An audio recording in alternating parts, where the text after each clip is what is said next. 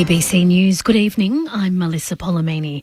It's a big night in both the AFL and NRL. Two clashes are about to get underway to decide whether a Melbourne team or a Western Sydney side makes it through to the grand final for either code. At the MCG, excitement is building as Collingwood takes on GWS in this weekend's first preliminary final. And there's plenty of support for the home side. I'm feeling very excited to watch Collingwood beat Giants, but I am a little bit nervous in case they lose. We've got a few boys. They're all passionate Collingwood supporters. They're definitely part of the Magpie Army. I am so excited. I'm just so revved up and ready to go. In Sydney, the Penrith Panthers are aiming to progress to a fourth consecutive NRL Grand Final when they take on the Melbourne Storm in tonight's preliminary final. Experts say a public apology issued by new Qantas boss Vanessa Hudson should now be followed by meaningful actions if the airline is to rebuild trust with Australians. Qantas is facing legal action from the consumer watchdog for allegedly selling tickets for already cancelled flights. The airline also recently lost a High Court appeal for illegally sacking 1,700 ground crew staff during the pandemic. In a video message, Vanessa Hudson has apologised for the recent scandals to the airline's customers and staff. But marketing lecturer at the Queensland University of Technology, Dr. Edwina Luck, says an apology alone will make little difference. It's going to take a very long time. Trust just can't be built overnight. So it's going to take a lot of actions and it's going to take a long time. I just hope the management of Qantas can really look forward and say, how are we actually going to be respectful and build those relationships again? Treasurer Jim Chalmers has called Rupert Murdoch a controversial and influential figure after the 92-year-old media mogul announced his retirement. Murdoch will step down as the chair of News Corp and Fox Corp, handing over to his eldest son, Lachlan. Mr Chalmers refused to share his views on whether News Corp's coverage has treated Labor fairly. I try not to go into whether or not I feel, publicly, whether I feel stories or coverage have been fair. I think the body of work is there for all to see. He has been in lots of ways a controversial figure, but an influential figure too, and this is an end of an era at News. A date has been set for war veteran Ben Roberts-Smith's appeal against a landmark defamation loss. Jamie McKinnell reports. The appeal will be heard before a panel of 3 federal court judges over 2 weeks from February 5. In June, Justice Anthony Besanko dismissed the war veterans' case against Nine Entertainment over newspaper stories published in 2018. The judge found there was substantial truth to allegations of 4 murders in Afghanistan and bullying after applying the civil standard of proof. In appeal documents, the veterans' lawyers question whether weight was placed on unreliable or improbable witness testimony. The appeal will be heard by Justices Nye Perham, Anna Katzman and Geoffrey Kennett. A motorcyclist has died after a crash in Victoria's north. Police say a car and motorcycle collided at an intersection in Nanilla just after 2 this afternoon. The driver stopped at the scene. Police say almost 1 in 4 drivers pulled over were caught speeding in a 2-day blitz in Melbourne's north this week. 200 vehicles were stopped between Northcote and Warrandyte. 34 drivers were caught on their phones and 3 drivers were speeding more than 30 kilometres over the limit. In sport, Lions coach Chris Fagan has tried to dismiss questions about his Blues counterpart ahead of tomorrow night's preliminary final against Carlton. Brisbane will face off against former triple premiership winning captain Michael Voss, who coached the Blues for a place in the grand final. Voss played 289 games for Brisbane and coached the club from 2009 to 2013 before being sacked by the club. Fagan says the story of Voss returning to the Gabba doesn't resonate with his side. I can understand people's interest in that. Yeah, that's something that might excite people's imaginations, I guess. But we're sort of playing Carlton, not Michael Voss, and he's a champion of our club, there's no doubt about that. And he's done a great job with that team this year, particularly with the situation that they were in. To the weather now. For the state tomorrow, the chance of morning frost in the north and patches of fog in the east. A cool to mild and mostly sunny day. In Melbourne, it will be mostly sunny tomorrow, a top of 19. It's currently 12 degrees. ABC News. ABC Listen. There is so much noise right now about the Voice to Parliament referendum. I'm sure you have many questions. I'm Carly Williams. And I'm Fran Kelly, and we're bringing you a podcast to make sense of it all. What the Voice is all about. What it could do and what it definitely won't do. And why is this referendum important? The Voice Referendum Explained. Find it now on the ABC Listen app. ABC Sport. We begin this broadcast by acknowledging the traditional custodians of the land on which this match will be played today and pay our respects to their elders past, present and emerging. We extend that respect to Aboriginal and Torres Strait Islander peoples listening.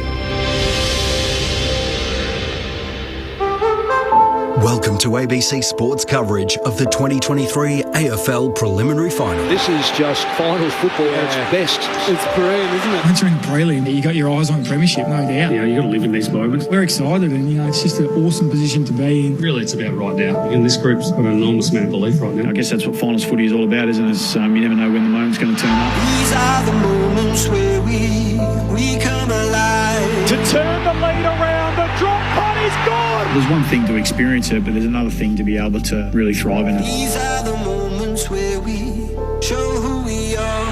It's through to Elliott. Of course it's Elliott. On the run. It's happening again. 14 teams are no longer in the season. There's only 4 lucky ones left, and we're one of them. Collingwood hang on, and they're still the team to beat. The Magpies through to a home prelim. Certainly don't take for granted when you get to opportunities like these. These are the days when the kings are crowned. Kicks inside 50.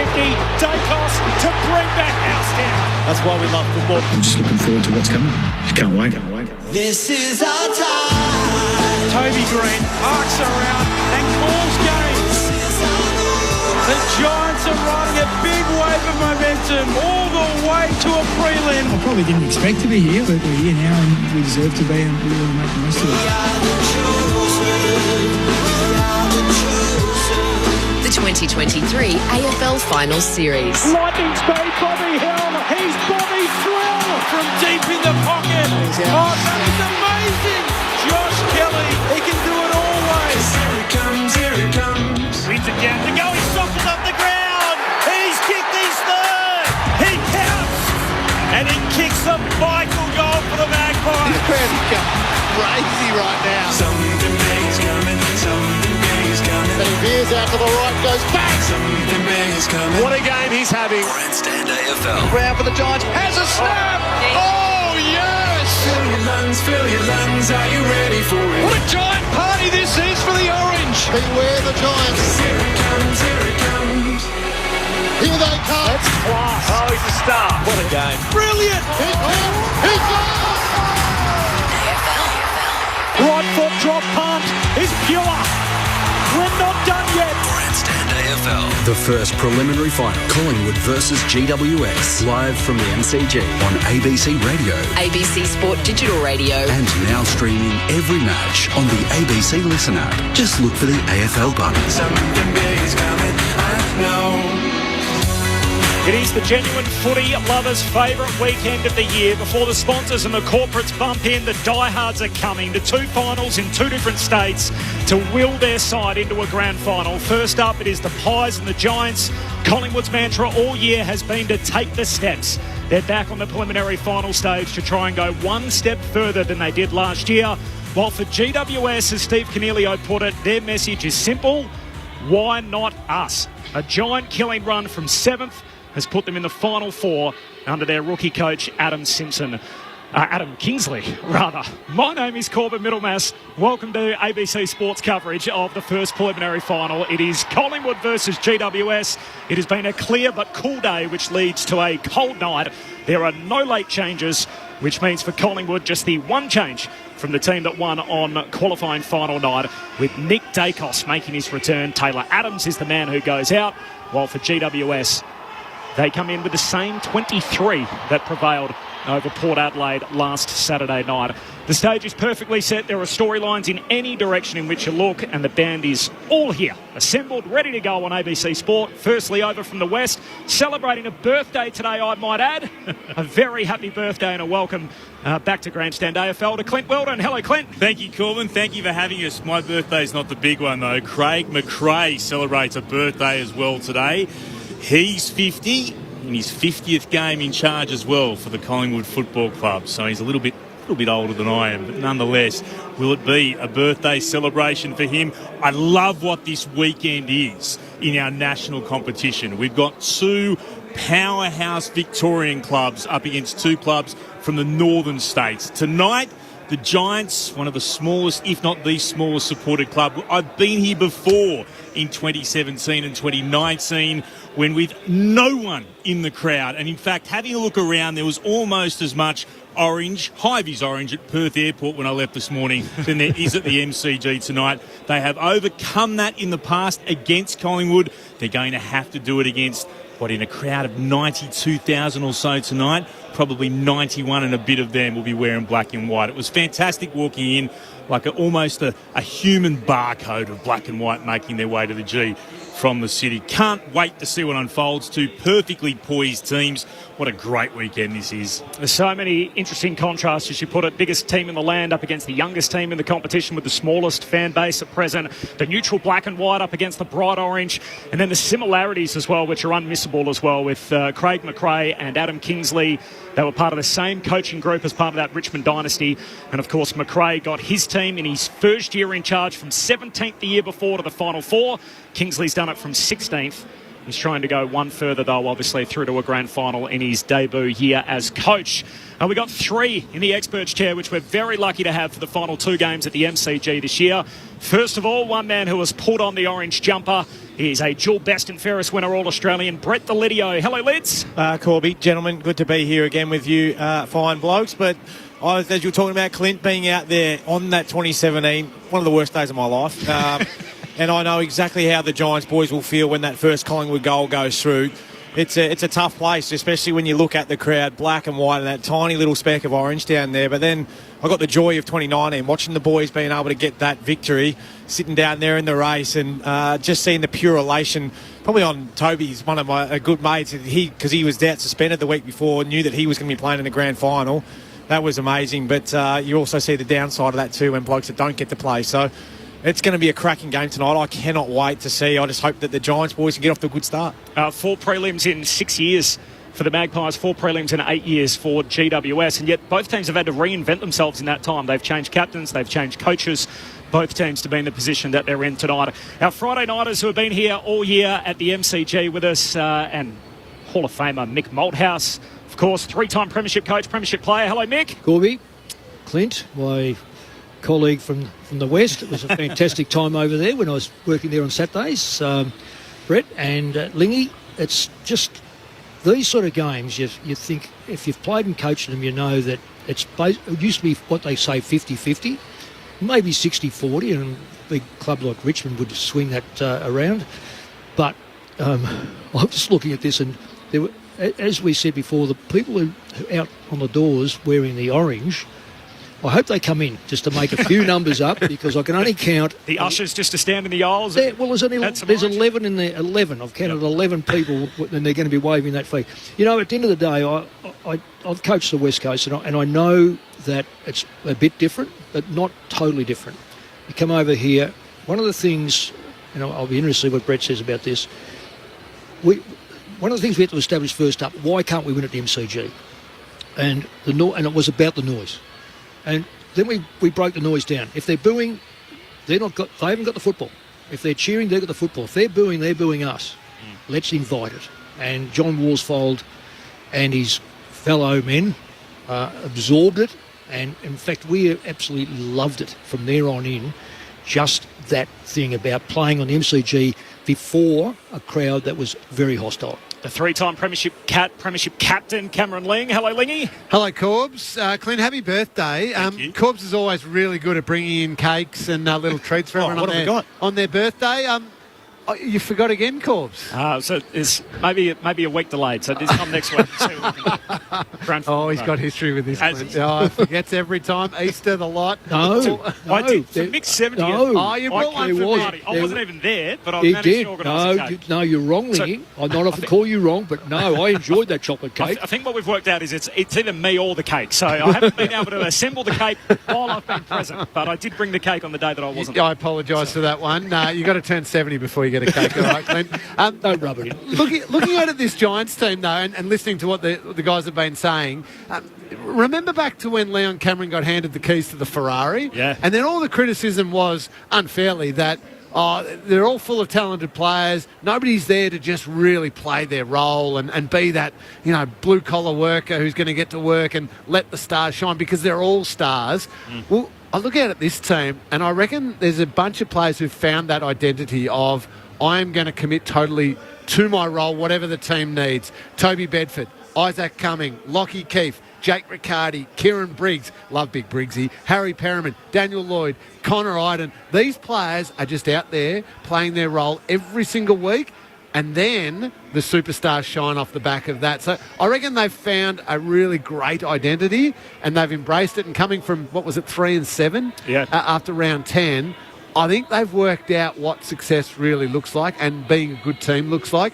They can take it up to Collingwood. I'm still, when you ask for tips later, I'm probably going to go the Pies, but this is a beautifully balanced team. Just repeating the team news, there is no late change. The two star players from Collingwood have been the injury concern. So wrist tendon injury for Darcy Moore, basically a spectator at practice during the week, but he's going to play and doing the preliminary warm-up at the moment. And Nick Dacos is back for his first game since round 21, had the hairline fracture in his knee.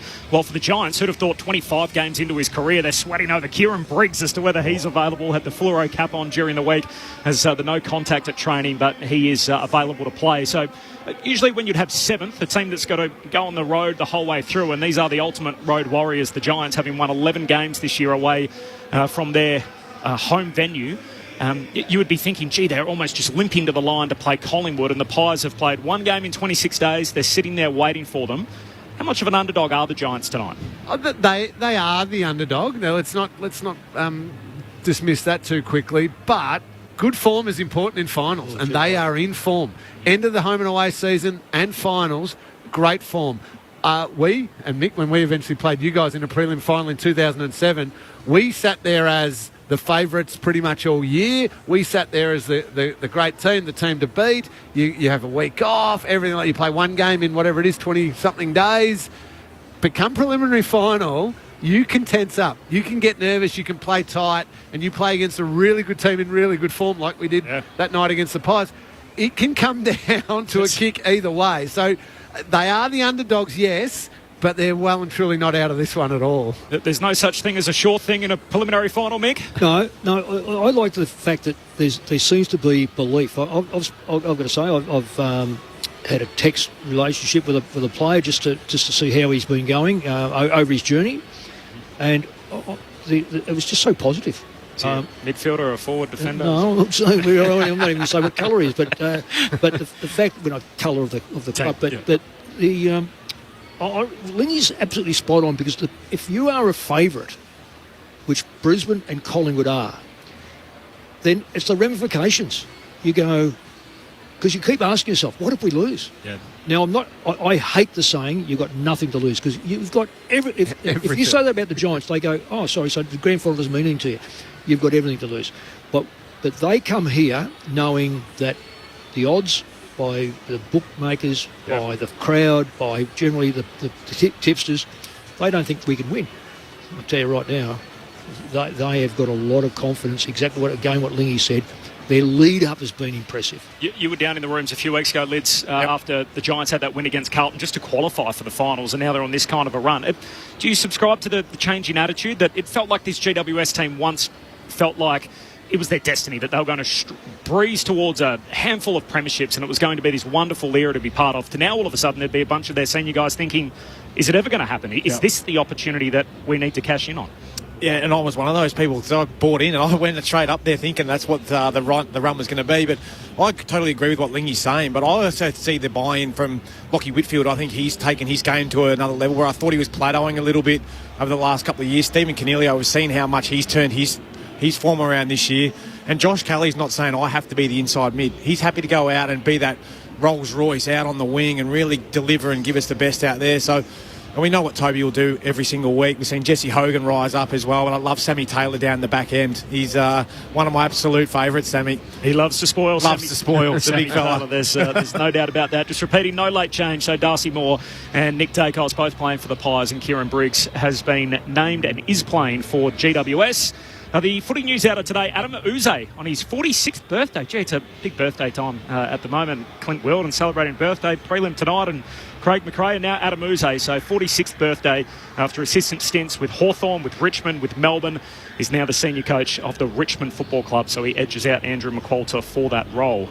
McQualter has also flagged, despite being on contract, that he'll be moving elsewhere, so he won't be staying on as part of that coaching staff. But that announcement was made today, so well done to Adam Uze. Straight to the Saints, you reckon, for Mini? Under Ross?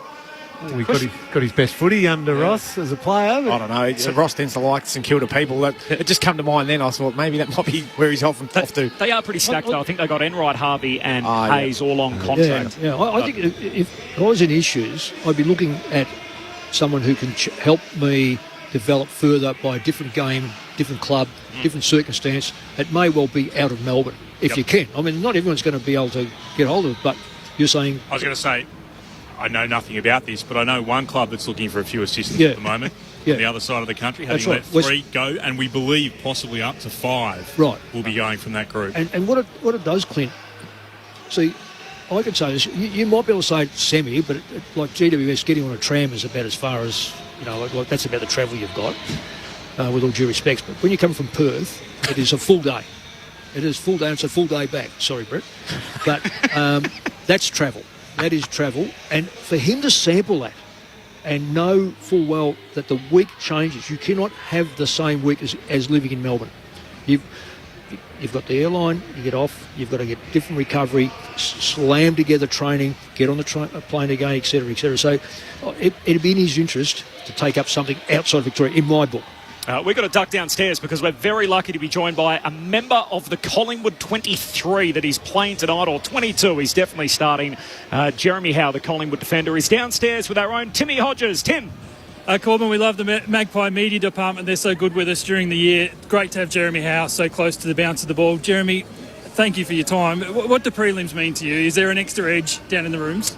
Oh, I think so. I think once you get to this stage in the year, it probably is that the result in the end. It's not a qualifying final. You get a second chance, but you don't want to look too far ahead, but you know what is ahead. But most importantly, it's a massive game for us tonight, and hopefully it goes our way. There are a lot of nervous Magpie fans around. Can I talk about your game day nerves? Are they there? Are they specific? Do you try and play around a golf or hang out with the young fella today to try and fill in the day? It's funny you mentioned that. I was driving into the ground with my old man today, and he asked me the same question, how I was feeling, and predominantly the home and away season I'm pretty good, but to say that driving in the qualifying final and then again tonight you start getting the butterflies, start feeling a little bit sick in the gut, but I suppose that's good energy. When the national anthem played a couple of weeks ago, I started feeling pretty crook, but look, it's a good feel. It means I'm excited, it means I'm ready to go. Is it a good sick in the guts, if there is such a thing? Are your confidence levels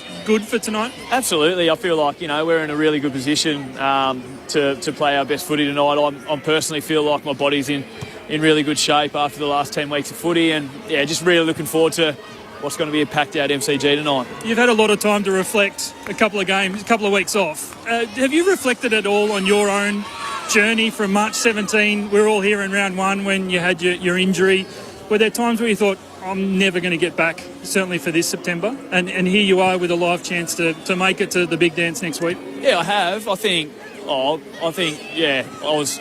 You probably saw me as bad as anyone, especially early in the year after the shocking incident in round 1, and you definitely have doubts in whether I was going to come back and was I going to play at all, and potentially was I going to retire. But all that kind of goes through your mind, and you fast forward 23 weeks now, and all of a sudden we're in a prelim in front of going to be 95,000 tonight, and playing Giants with a chance to get to a granny, and I've been able to get back and almost play a dozen games, which is, to looking back at it now, is I'm pretty proud of what I've been able to do so far this year. But I know it's a bit of a line, but the job's certainly not done, and I'm craving the ultimate, and we're in a really good spot to try and chase it.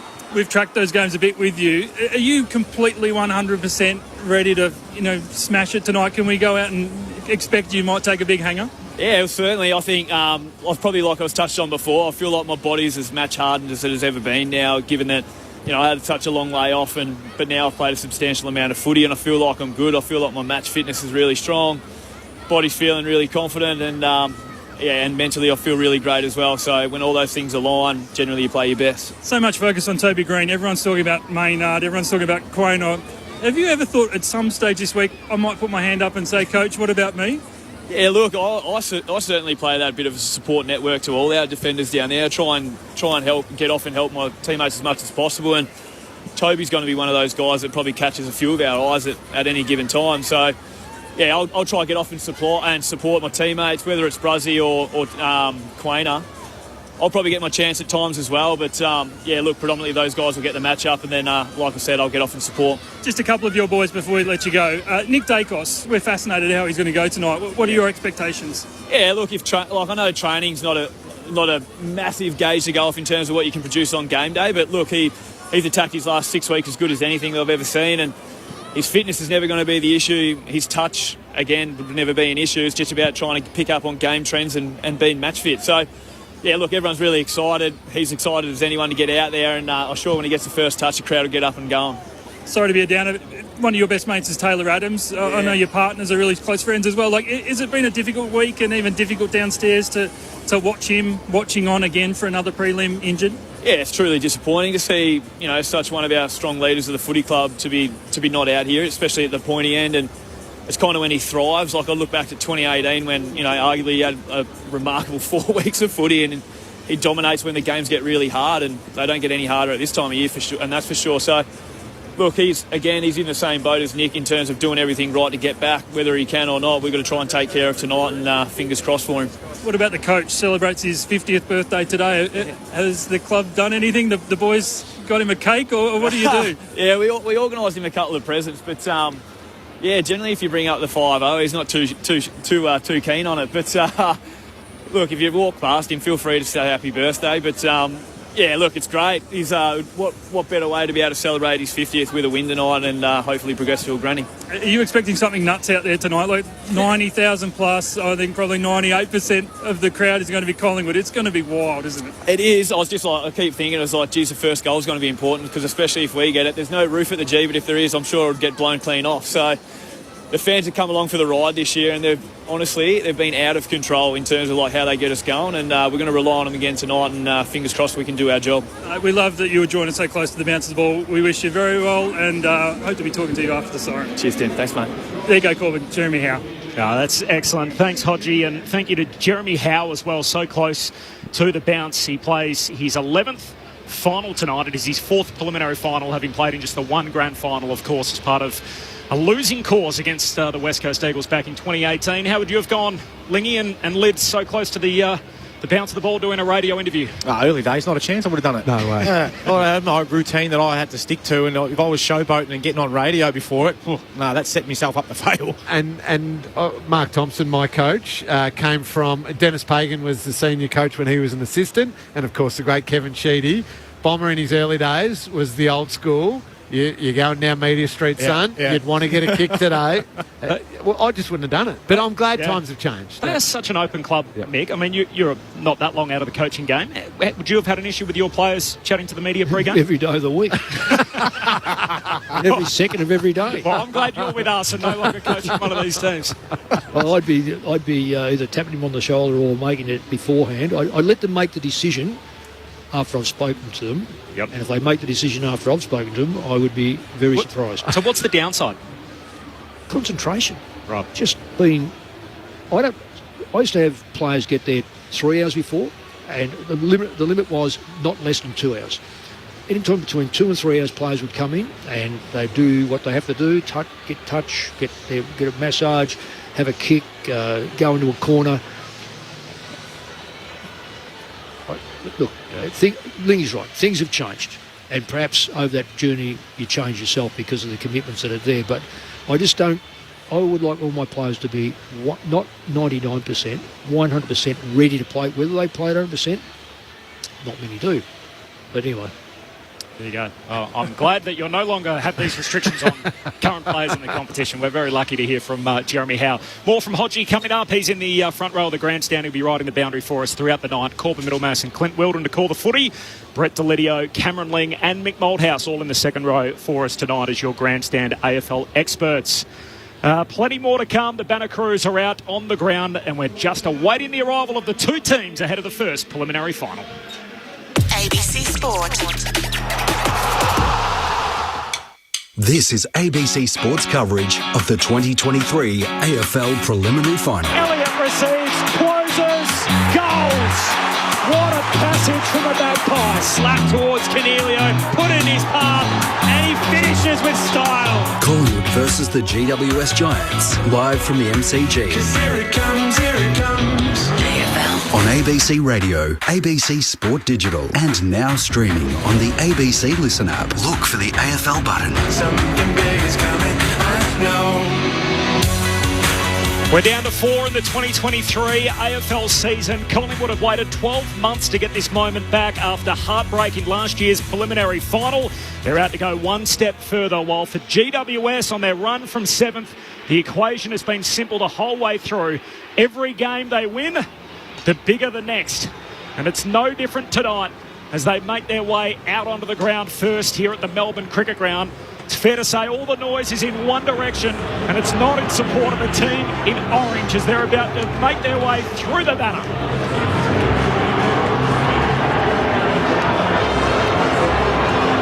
Just a few murmurs and a couple of jeers from the Collingwood faithful. We're expecting the crowd to be entirely against them tonight. A full house expected at the MCG.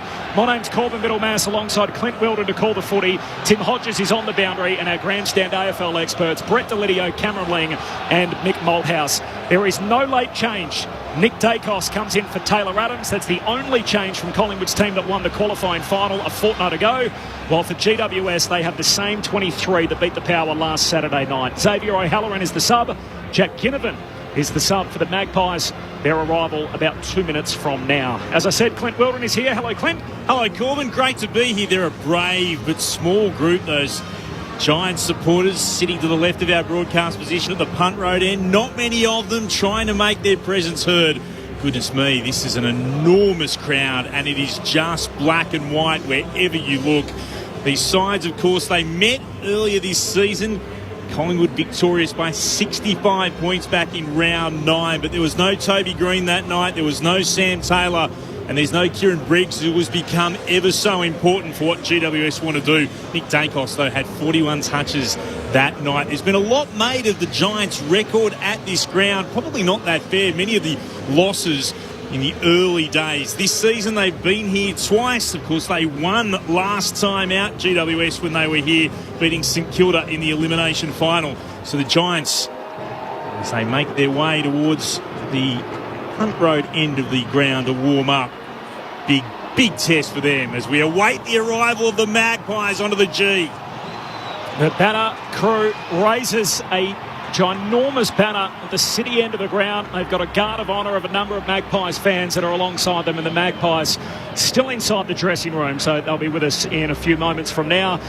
Collingwood, of course, finishing top of the tree at the end of the home and away season, trying to convert a minor premiership into a grand final. Both these teams have been a regular on the preliminary final stage in recent times.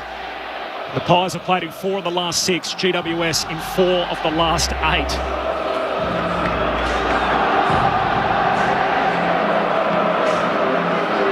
Collingwood chant already starting to ring around the MCG, as Clint pointed out, just a pocket of orange in the Giants cheer squad at the punt road end of the ground, and everybody else inside the stadium is just about decked out in black and white.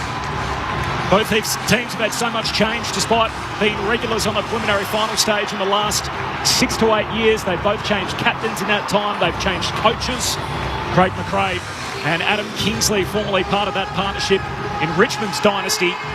McRae in his second season coaching his 50th game tonight, and Kingsley in year 1. Here come the Magpies onto the MCG, led out by Darcy Moore.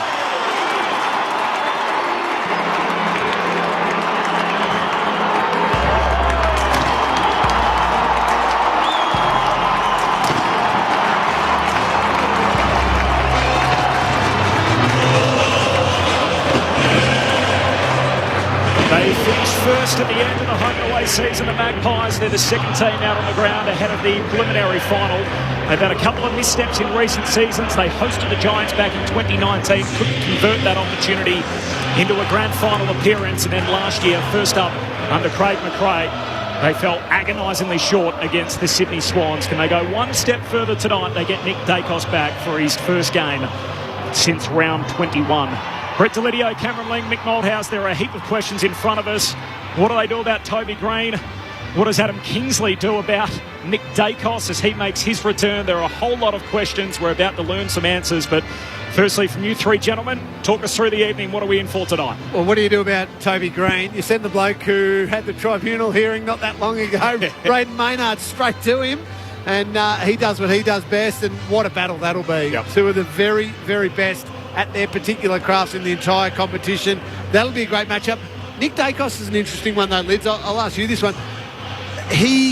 We know he's a superstar. We know he's had an unbelievable year, but he's had a chunk of footy missed now. The risk for him is that he runs around and tries to get a million kicks in the first 10 minutes, as opposed to letting himself settle into the game and just see the game, understand where he needs to run, understand where he needs to cover, all that sort of thing.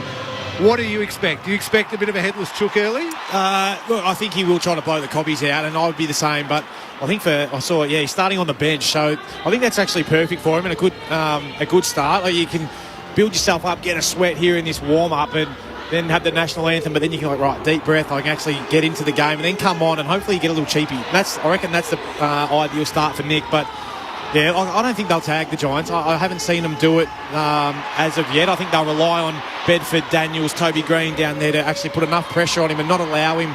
But that's where I think he'll play his half-back, to answer my own statement just there. But yeah, geez, it's just built up to be a fantastic night. We've already heard the crowd. My God, I've been on both sides of this, and I do not envy the Giants boys out there tonight. It must have been pretty special, Mick, having so much to do with Collingwood when you did turn up to games like this, knowing that your team's going to have that sort of support. It's got to lift the group. Is there any chance it ever has the opposite effect? They get two up too early and don't settle into the game? Well, Lingy, I've got to say that I've never coached a side that's predominantly, let's say it's almost 95%, if not higher, for one team. So I don't think it's going to have an adverse effect. Look, I'm going to repeat this. I really don't think. I think the Giants are mature enough now. There might be a couple of young blokes in there but they'll get rolled up with their captain. I just think their captain is just an extraordinary player. One, he's been booed from the day he put a pair of football boots on at AFL level. So I don't think it's going to be... It reminds me so much of a John Worsfold type mentality.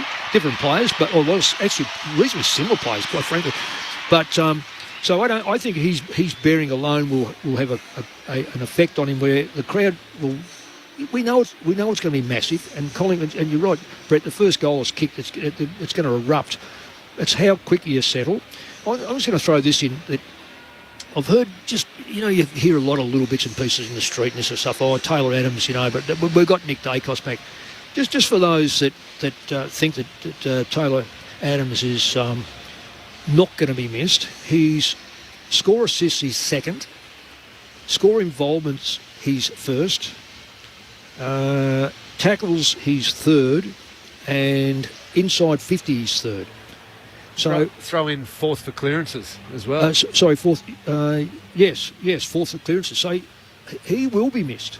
He will be missed because it's another. And we know that Nick could go into the middle, but I'm also aware that 5 or 6 weeks on the fence doesn't. And I don't care how much training you do, it will take it out. Both of you blokes have played in the middle a fair bit, so you understand what I'm talking about. But yes, it's a very good get to get Nick Dacos back, but Taylor Adams don't think for one moment that he's not going to be missed because it's going to force a Pendlebury type player to go. Now Pendlebury, I think will go and pick up Tom Green. Yep. Now that's up to Green now what he does. I know they're not big on tagging this stuff, but it's what Green then can do to take the wizard Pendlebury into another phase. Then Pendlebury then's got to break off that tag and then re-engage. It's going to be intrigue all the way through it. And Tom Green in his 67th game, still a very young man, young player. an absolute star. He is quality at what he does. The risk is when Pendlebury comes and stands next to him, you think, wow, I've got to keep him on the move. I've got to outrun him. I've got to outwork him. And then you end up running away from your strength. Yeah, exactly. Tom Green almost needs to just embrace the fact Pendlebury's going to be there, but I am elite at winning clearances, and go to work in clearances. Don't try and do that much more on the outside to Pendlebury. Go to work on the inside and beat him, and work Pendlebury over on the inside, because no, they don't have Taylor Adams to come in and help there. Tom Mitchell can come to the inside, yes, but if Pendlebury gets worked over on the inside of the contest, then a lot falls to Tom Mitchell, and I've got to say Tom Mitchell's probably battled a little bit for form later on in the year. There's no Taylor Adams, so that's one area. If Tom Green can just work him over a bit, that they might get a little advantage. Nick Dacos is a completely different player. His run and his ball use he won't get a grip. No, definitely not. What about the balance between rested and rusty? One game in 26 days for the Magpies. Big deal or no big deal? Oh, it can be a very big deal if you're not sharp and you're not ready. But we'll answer that at the end of the game, I think, won't we? and I think the other flip side of that is, what has it taken out of the Giants? Yep. They were here, did it reasonably well against St Kilda. When I say reasonably well, it wasn't. They weren't stretched out. They were stretched out in the last quarter and a bit at Port, but still had the game in control. If they pulled up well from that and got home the next day, they would have stayed that night and had a rest. It's only 6 days. That's can eat into you a little bit. Briggs is interesting with his shoulder. It'd probably be an AC joint the way I could see that. If they set him back on, it's certainly not a dislocation or whatever, an AC joint. Yeah. So that can be just jabbed up. That rested versus are they exhausted? No, not the rusty part. Comes out halfway through the last quarter. Yep. If it's tight. Yeah, if it's tight, you've been sharp all game and you worked and it's been a high pressure, high quality game of footy, then yes, the rested part can take over a little bit. Exactly. They might be a touch fumbly early. That is always a risk when you've had not much footy. But I think there's enough good players and super experienced players at Collingwood that they'll settle that nerves and maybe that rustiness pretty quickly. A bit like Animal Farm, where they're not all created equal. If you look at the preliminary finals, Mick, compared to just regular finals, so no one's playing their first final tonight, and yet Collingwood only have one guy playing a prelim for the first time. That's Oleg Markov. GWS have 12 guys who are playing their first preliminary final. How is this stage different from your run-of-the-mill first or second week final? I was trying to relate this side to the Western Bulldog side that come from 7th to win it. Yep. I'm not sure on those stats, but I do know that they lost their inspiration captain and still are able to deliver in a competition that was fierce. There were no duds in that competition going forward. Once they won their first final, they didn't have an easy draw. They had some. I think they may have gone to the West in one of the games. They had to win the first game in the West. The second one they had to knock off the Hawks, the champs, and get them out of the finals, and then go to Sydney and knock off the Giants. Yeah, so it's been done. And it's been done through a side that no one expected, not at Leicester, and nor did the whole year was one of those funny ones where all the underdog won. But this side, I don't want to compare the teams, but I can compare the occasion, and I reckon that they are on top of the ground. Yep, I'm talking about the Giants. They're on top of the ground. They don't look weary, and this is before the ball's bounced. But looking at the game last week, they looked like that they could run that game out. And I think they went to sleep. They were almost thinking the prelim final halfway through the third quarter. Yep. Went from 8 goals to whatever it was, and then had to fight a bit. And that doesn't hurt you to fight at the end, because it gives you that satisfaction to rest up for the next game. So I don't think they will win. And I was saying to Tim that I think that Collingwood will either be beaten narrowly or thump them. So you reverse that, and that's the way I'm seeing it. I'm not sure if GWS have mistimed their warm-up here. They've been milling around in a circle for about the last, really, 3 minutes. They were ready early for the Welcome to Country and then the subsequent national anthem. Now it's time to walk over, and they're starting to take their position on the members' wing while Collingwood have been doing their warm-up through those last 3 minutes or so. By the way, obviously the big subplot during the week that has really become a news story in the last 24 hours after Sam Newman's comments, life member, of course, of the AFL, encouraging footy fans to boo during the Welcome to Country on Grand Final Day. The AFL moved today to call on their supporters to show respect. But the MCC is pleading for respect today when people were making their way into the ground and hoping that everything goes off here without a hitch. It'll be the Welcome to Country first up and then the national anthem to follow. And then after that, the bounce of the ball, Collingwood and GWS in the first preliminary final. Here's Nat Edwards. To the 2023 Toyota AFL Final Series and tonight's first preliminary final between Collingwood and the GWS Giants. The AFL acknowledges the Wurundjeri people of the Kulin Nation, the traditional owners of the land on which we gather on today, and pay our respects to elders past and present. We acknowledge we play our great game on this land and respect the cultures of all First Peoples, the contribution to our nation and contribution to the game of Australian rules football. To conduct an official Welcome to Country, please welcome Uncle Colin Hunter Jr.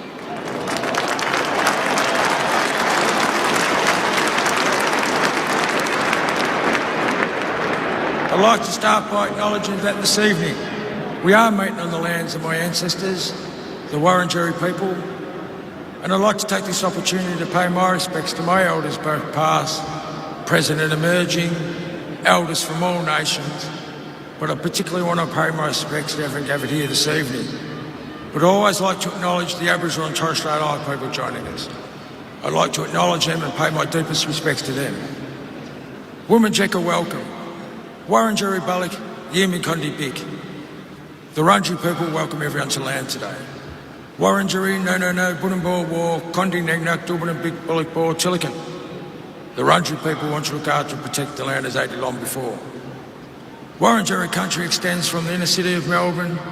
It goes across the mountains of the Great Dividing Range, west to the Werribee River, south to the Mordialloc Creek and east to Mount Baw Baw. And the Wurundjeri people are part of the Kulin Nation and of the Warrong language group. And while you're on Wurundjeri country, you're most welcome to the traditional lands and the waterways of the Wurundjeri people. So Wominjeka, welcome, enjoy the game. Thank you. Thank you, Uncle Colin. A beautiful welcome. If you are able, would you now please rise, remove your hats and join the coaches, players and umpires for the Australian National Anthem, tonight performed by Zandra Chavello.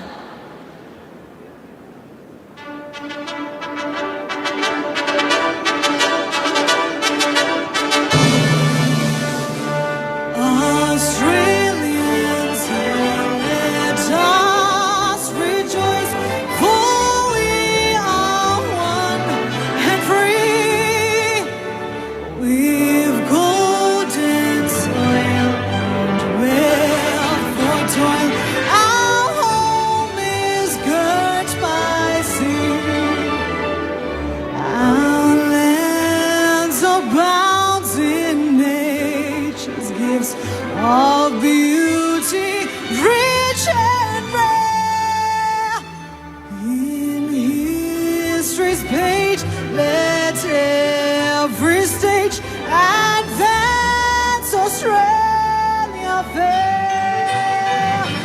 In joyful strains, then let us sing, advance Australia.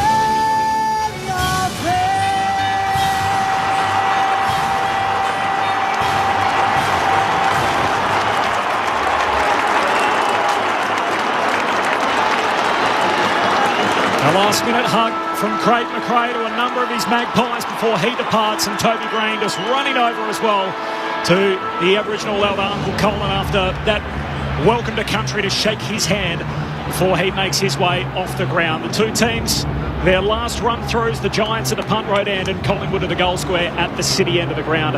The captains about to make their way to the middle. Final tips? Brett Delidio? I'm going with the G-Man, mate. I can't not. But it's not just purely biased. It's more to do with, I think they're in form. They're going really well. Cameron Lee. Pies for me, please, Corbs. Yep. Been the best team all year. I reckon the rest will do them some good. They'll be fine. Yeah, I'll go for Collingwood. Like Ling, the rest is important, but I think it'll be tight. Who do you like, Clint? I'm on the orange. I think they like playing the villains. I reckon this is just the stage for them to do what they did a couple of years ago. I've loved their form of lane. So 2-2 up here. I dare say we're going to get this split in favour of black and white as the crowd is as we head boundary side. Tim Hodges is down there for us as the captains meet in the middle. Hello, Hodgie. Hello, Corbin. Hello, team. The toss of the coin is just taking place as we speak. And Toby Green has won the toss. The Giants will kick to the city end. That's the right of screen if you're at home watching on the telly listening to us. This crowd is big and it's wild. It's a little bit feral in favour of the Pies.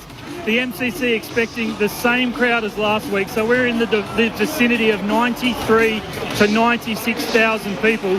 Just for instance, the MCC guys already at capacity, so they really only ever achieved that certainly last Friday night and on grand final day, so that's the kind of crowd we're looking at today. The Collingwood Army hoping to be louder than the Blues last Friday, so it will be an atmosphere, honestly, to savour tonight. It's been the perfect Melbourne day, a lovely night, a little bit chilly, Mick, just 12 degrees at the moment, but it's clear, no sign of any rain. The ground is in brilliant nick, just repeating, no late change. The subs for the Magpies, again, it's Jack Ginnivan, and for the Giants, again, it's Xavier O'Halloran. And I'm firmly in the Magpie camp, Corbin. As I send back to you, I hope it's a great game of footy. Nick Dacos coming your way. He's going to start on the bench, but makes his return tonight for the first time since round 21. GWS predominantly in orange with the charcoal G, a white shorts on, and Collingwood all in black and white, the black shorts and the stripes on, as is customary, as is the majority of this crowd. A full house at the G. So rarely we see it so partisan in domestic sport. The umpire holds the footy up. The first preliminary final. The biggest club in the land up against the giant killers from Western Sydney. There's room for only one in the grand final. You're with Clint Wilden. Here we go, and Cox wins it down straight away for the Magpies. Ward out there for the Giants. Going to hand pass out the bat to Cornelio. Kick was smothered, but it came to Green. Tom Green gives it again. Through Whitfield, now to Cornelio. Kicks the Giants in the direction of left half forward. No mark taken. Josh Dacos back there for the Magpies. Hands it off to Howe. Kicks in the direction of McStay and stretching. He marks on the outer wing. He's dropped it. He had a fair piece of it, Clint, as you called, and then at the last moment just came out of his hands and a boundary throw in on that southern wing. Didn't have it for the third Mississippi. I think he had it for the first 2.5. Yes, he did. As expected, the two number fours on each other. Braden Maynard on the superstar Toby Green. Shallow boundary throw in. Cox works his way to the front. The starting ruck for the Pies. Wins it down to DeGoey. Hand pass to Josh Dacos. Kicks to half forward. Sliding through Perryman. Takes the intercept mark for the Giants. Just repeating, Nick Dacos starting on the bench in his return. Perryman cops a few jeers as he kicks long to a pack on that southern wing. Moore in the box seat, brings it down for Collingwood. Cox, a hand pass out to Josh Dacos, gives it to Crisp on the wing. Crisp cuts inside, stepped around one and finds Pendlebury, who marks on the outer edge of the centre square, runs towards the middle, and with the left will send it inside forward 50 for the Magpies. Their first mark taken. McStay up and marking. He'll go back and have a shot from no more than about 40 metres out. He'll start just in line with the left hand behind post. Yeah, well, as expected, I think, Sammy Taylor, disappointing that he fell over there because he's been so good one-on-one, but little Fox Terrier, Bobby Hill playing against his old side, straight in there to give him a little bit of lip. Listen to the roar if he kicks truly. McStay's in. It was a horrible kick, but an enormous reception because it's through for the first of the night. It comes at the 2-minute mark. Collingwood 1 straight 6. The Giants yet to score as the Pyrotechnics explode over the top of the Shane Warne stand. Didn't know we were going to get fireworks over the top of the Shane Warne stand. I had to look for where that was coming from, but good start by the Pies. Composure to look through the middle of the ground. Found Scotty Pendlebury. And then a good kick inside forward 50. And you're right, Lids, just a little slip from Sam Taylor. That would annoy him. He would have loved to have got to Dan McStay then and given the big spoil, but perfect start by the Pies. It was Jack Crisp getting out the front of that little stoppage, wasn't it? His ability to change angles, get it inside, and then the Pendlebury kick inside to McStay. Good change of direction from Crisp. Cox, he's been the informed ruck in recent weeks and again takes this centre bounce opposed to Briggs. The rucks wait for it. Cox wins it down to DeGoey. Hand pass to Crisp for the Magpies. Hands it out to Pendlebury. Sockers it into open space. Members win. Kelly collects for the Giants. Hurried kick forward. Hoskin Elliott. Deft touch. Through to Lipinski trying to claim the mark as his jumper split. Ball goes back into dispute. Tom Green collects for the Giants. He's tackled and taken to ground. We'll have a ball up just inside the centre square. And now Lipinski just hanging by a thread, sort of Devon Robertson-esque. Briggs wins it down. Comes here for the Magpies. And Sidebottom gets a kick away towards centre half forward. McStay there, couldn't mark. Surrounded by Giants. Comes out the back. Ash tried to work his way through. It's been held to him. Umpire says we'll ball up. Attacking edge of the centre square for the Magpies. I think if Collingwood will win, if they dominate the corridor, which right now they're really putting mass numbers through there. Magpies won the tap down, but it came to Daniels. Comes again through the Giants. Kelly to Cornelio. Kicks towards right half forward. Good work here from Morgan in front position. Couldn't pick it up though. Taken to ground. Over the top of it, the 2-4s lock arms. Maynard and Green both appealing for a free kick. Pull up the goal instead. What a battle that's going to be tonight. Right half forward for the Giants. Cox again. Palms it down with the left. Not a telling tap. Picking it up, Tom Green, hand pass over the shoulder, inside forward 50. Plainall was lurking, couldn't gather it, spills behind him, ball's been locked in, penalty with the last man up. Ball to be thrown back to the umpire. Collingwood lead, 1 straight 6, Giants yet to score, 4 gone first term. Centre half forward for the Giants. Briggs moved out of the way by Cox, got his knuckles to it, spills to centre half back, Steele, side bottom, knocks it away to DeGoey, pushes in the middle of the ground, there's a whistle on the play, it's a free kick coming back to DeGoey. Just back to the stoppage there. The size of Mason Cox is worrying Briggs with that sore shoulder. He's getting a real advantage in the ruck. 4.5 minutes in, first score for Collingwood. They're 1 straight as DeGoey shares it to Maynard. And there's the response, but he's 3-game sanction to be here tonight. And standing Toby Green early after that collision with Angus Brayshaw just over a fortnight ago. Short kick to side bottom, still at half back. Sends the Magpies down the northern wing. Hands to it from Cox. Spoiled away late by Briggs. Cox puts his boot on it. Just knocks it out to DeGoey. His hand pass missed his intended target. And Taylor scripts it up for the Giants. Hand pass away to Daniels. He pushed as he kicks. It's not out of bounds on the full. In fact, it's Sidebottom who marks right on the boundary line, northern side. Tim Hodges on the boundary. Hodgie. Just fascinating watching Nick Dacos, who has been on the bench for 5 minutes now, guys. He just tipped a bucket of water on his head, just almost a reset. I don't know, Lingy and Lids, what he would have been thinking there, but he's ready to come back on. Kick towards left half forward, it's spilled down to McCreary, worked it inside to Lipinski to the Goey, run down by Cornelio.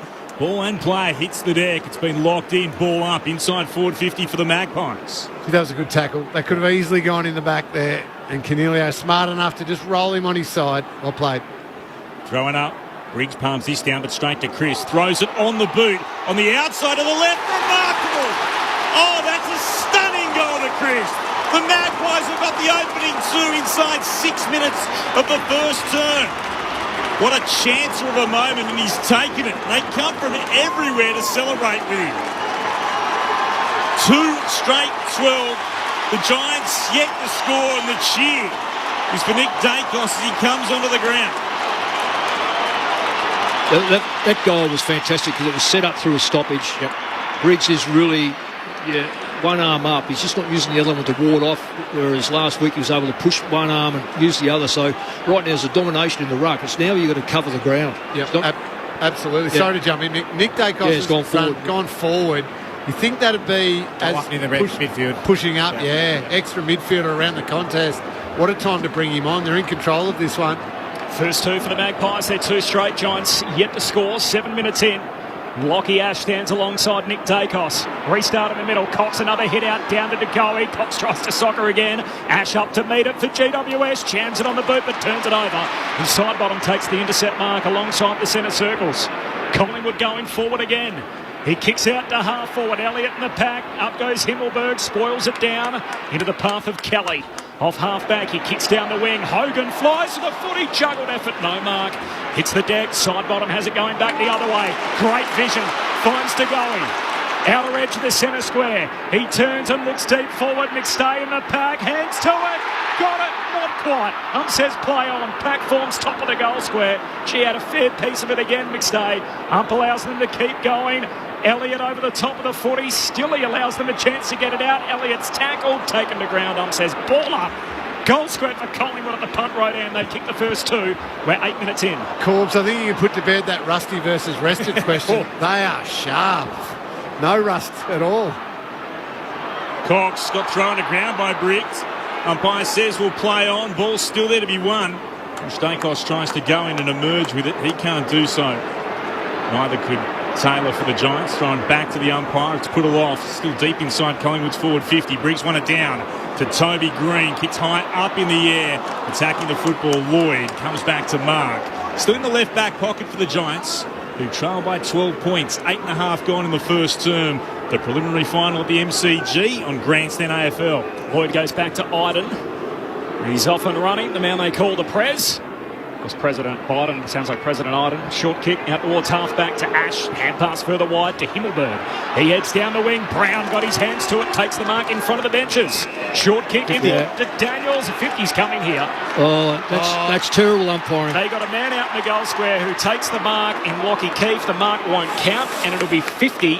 And after the Collingwood player in side bottom went through the protected zone, means that Callum Brown is going to have a set shot 30 out right half forward. Well, I'll just explain that. There was a play on by the Giants who took the advantage, kicked the ball to a Giant player who was, 15 metres out. You've got to allow, if they've elected to play on, you play on. It would have been a walking goal for GWS at the city end. Now Callum Brown has to convert. 45-degree angle, skips in, sprays it. It's cost them 5 points. That will not quieten down the Magpie army as they erupt on the Giants' miss. It's their first score, a behind for GWS. Collingwood are 2 straight. We're 9.5 minutes in on Grandstand AFL. So Howe, the kicking, goes long towards left half back, and Cameron is up to Mark. Pauses for a moment. Just to go short back to Howe, standing with a 50s marked on the ground. Stabs it short to Mitchell, marking on his chest between left half back and centre wing. Commentary side. So they're just giving them a little buffer at the moment, the Giants. They're able to move that pretty easily to this part of the ground. Mitchell towards left half forward. Flying was Elliott, couldn't mark. Spilled down to the go. He dumps it inside forward 50. Will tumble over the boundary line. It'll be a throw-in. 20 out from Collingwood's attacking goal. The Magpies lead by 11. Explain that why that's not deliberate. If it's in the back line, it's deliberate. I've spoken about this before. Well, they get a charm running forwards. They certainly do. Cameron does the ruck work for the Magpies, punches it back towards the boundary line, where the umpire says we'll throw it in again.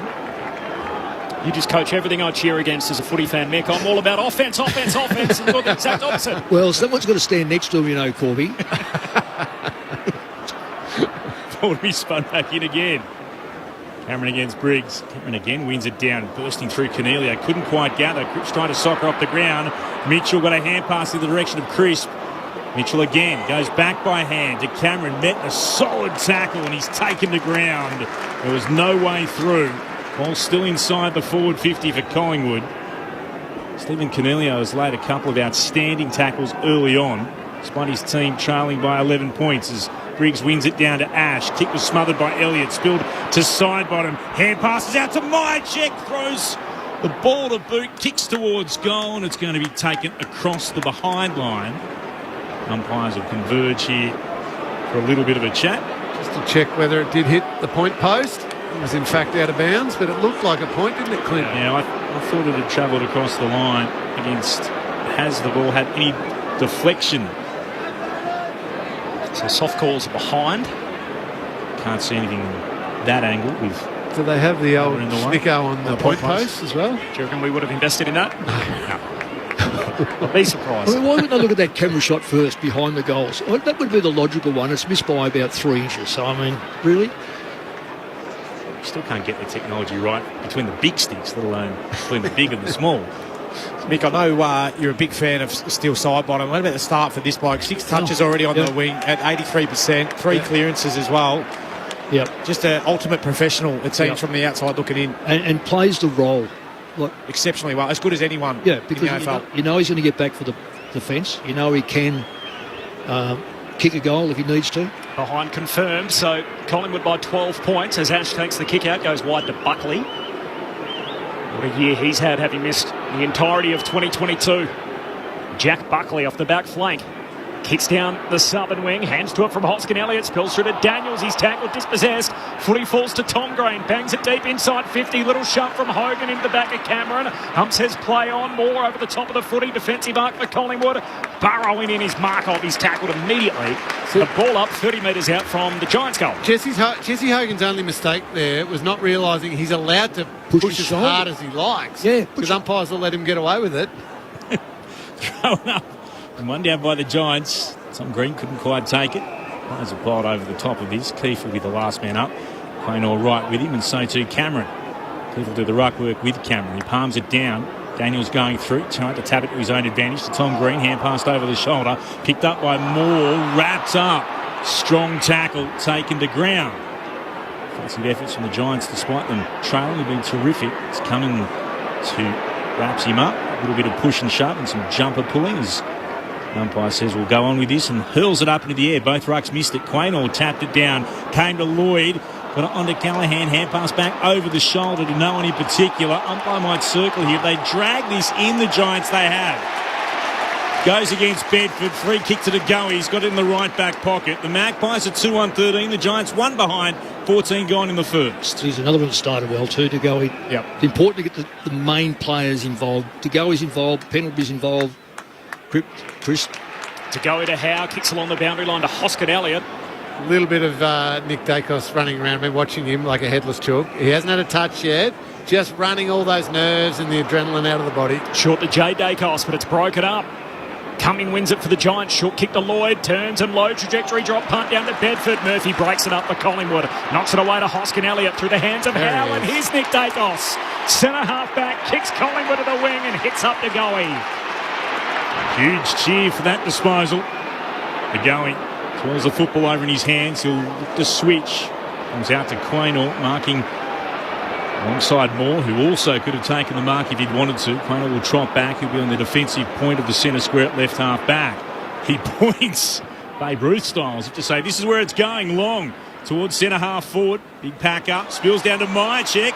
Kicks around the body towards full forward. It's allowed to bounce. Taylor can't quite gather. Hill can. Hard up against the boundary. Somehow works a way through, but the kick is towards the goal square, and it's marked there by Cumming. And he has it for the Giants, and will flare it out towards left half back. Lloyd takes the mark, turns and kicks to Riccardi, but kicks it over his head. It'll favour Murphy of Collingwood. Intercepts on the bounce. Hand pass away to Markov. Markov lifts a hand pass to Nick Dacos. Over his shoulder, feeds it back to Markov, who's off and running. Kicks down to half forward. McStay has it scored away by Buckley. Giants win it back. Tom Green, short kick to Keith.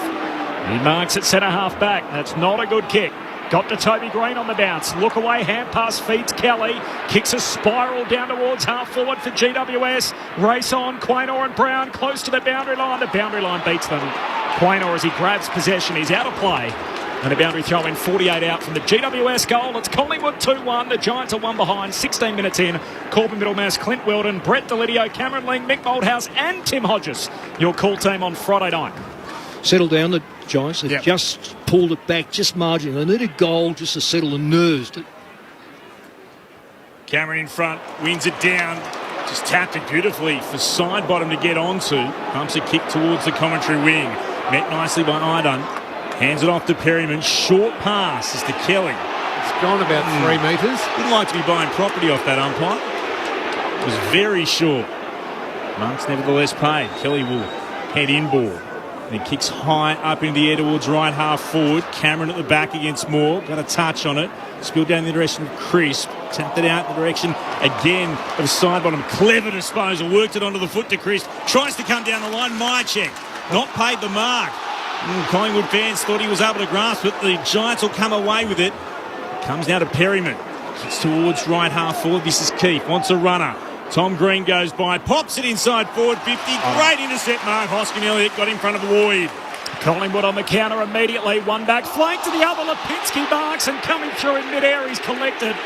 It's Riccardi who got him on the way through, and the umpire's going to say that's 50. Stiff. Oh, I think he's real stiff. Yeah, I thought he was well with his rights there to try and fly with that. Oh, he didn't quite have eyes on the footy though, Mick, when you look at the replay. Lipinski already onto his second jumper. He rides that bump there, chips it short to Josh Dacos between wing and half forward. Once you're in the air, though, you can't stop yourself. Well, apparently we learnt that last week, didn't we? Or 2 weeks ago. Short kick to Pendlebury. The left-footed veteran kicks to the top of the goal square. McStay rips it down. Yeah, the reason why he marked that was because of movement.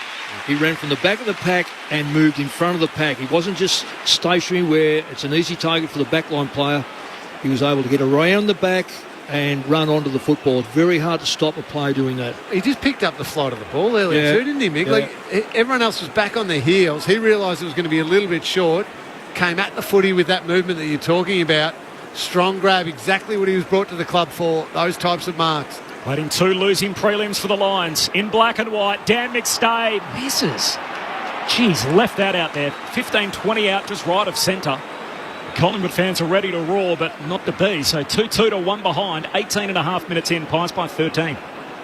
Whitfield to Iden, who turns and runs for the Giants and sends it towards the Shane Warne wing. Good mark there by Riccardi. It's a great mark. To it, was able to drag it in. The spectacular sight, 90,000 plus in at the MCG. The Giants towards left half forward. Howe won it down. Came to Nick Dacos, the Pendlebury. Strong tackle by Bedford. Ball jars free. Howe to go. He still continues to battle through. Buckley's there to intercept for the Giants. Gave it off to Whitfield. But to move it short. Trying to dive over the top of this. The Giants have got some trouble here, and it's going to be holding the ball again. Free kick going the way of Collingwood, and they've got it on centre wing out of side. Josh Dacos gets the hand pass, kicks down to half forward, and Cameron marks. He's about 60 metres out against the boundary line southern side. Wants to go the short kick inboard. The Giants aren't allowing that. So it's just a high bomb to the hot spot. Good luck marking that. Buckley says, I'll have a go. Stands at the front of the pack, takes the intercept mark for GWS. It's the worry for the Giants, though. When he marked that, 3 players all running back to the goal square to get the switch. No one's forward of the play. Short to Iden. He goes long to a 2-on-1, and Callum Brown wins it. Gee, that's a good mark. Outnumbered for the Giants, comes inboard to Whitfield. And a runner in Cornelia. There's another at centre half back. That's ignored. Looks to play on him. Just gets the kick away against McCreery. Keefe couldn't mark. Tried to tap it forward. Met by Markov of the Pies. Gave it to Pendlebury, then to Mitchell, hand passing it forward. Maynard wanted it to go. He decides to kick again towards McCreery. McCreery couldn't mark, was able to see it to the ground though. And then Brown again did well. Iden actually got it back towards Tom Green. Tried to hand pass inboard again.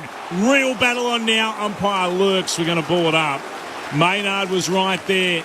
So too McCreery. To rip it away, Iden. And Bobby Hill's got a bit to say to Iden as well. It's thrown up at left half forward for the Magpies. Neither ruck got a touch. Down to Mitchell, then to Maynard for Collingwood. Kicks inside forward 50. 2-on-2 battle in the left forward pocket. Spills out here to Callaghan. Gives it to Ward. Hand pass beyond the 50 at right half back. Himmelberg had it. Got bumped over. Lost it. And then Hill has just been pushed over. Shoved over. That's ridiculous from Whitfield and gives away the free kick. Himmelberg, Clint. Himmelberg, sorry. Yeah, he's got a tendency just to be a bit of a hothead sometimes.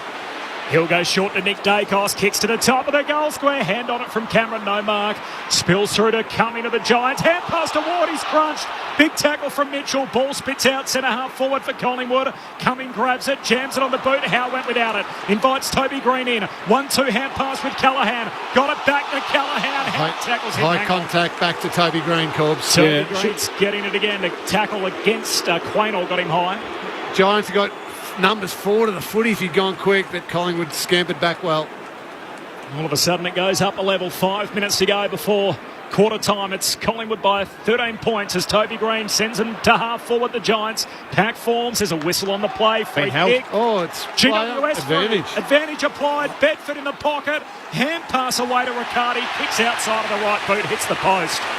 Bedford stopped to a walk when he heard the whistle. The umpire said, keep going, you've taken the advantage. And Riccardi from the sharp angle hits the post. So 2-2 to 2 behinds. Collingwood by 2 goals, 22 in. Giants' advantage has been no advantage Well, so there's far. been 2 advantages, and they've used the wrong one both times. That was so quick. Player had to play on.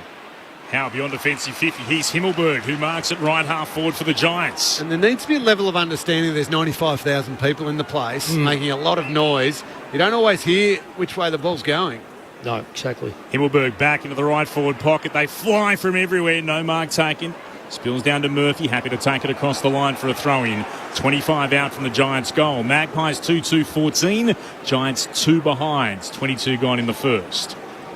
That Himmelberg, Bobby Hill incident, the former teammates who got Bobby Hill just fronted up to him, put the chest out, and he bought what he sold, didn't he? Yeah, he did. No one was buying it before down in the pocket, but he bought that one, that's for sure. Boundary throw-in.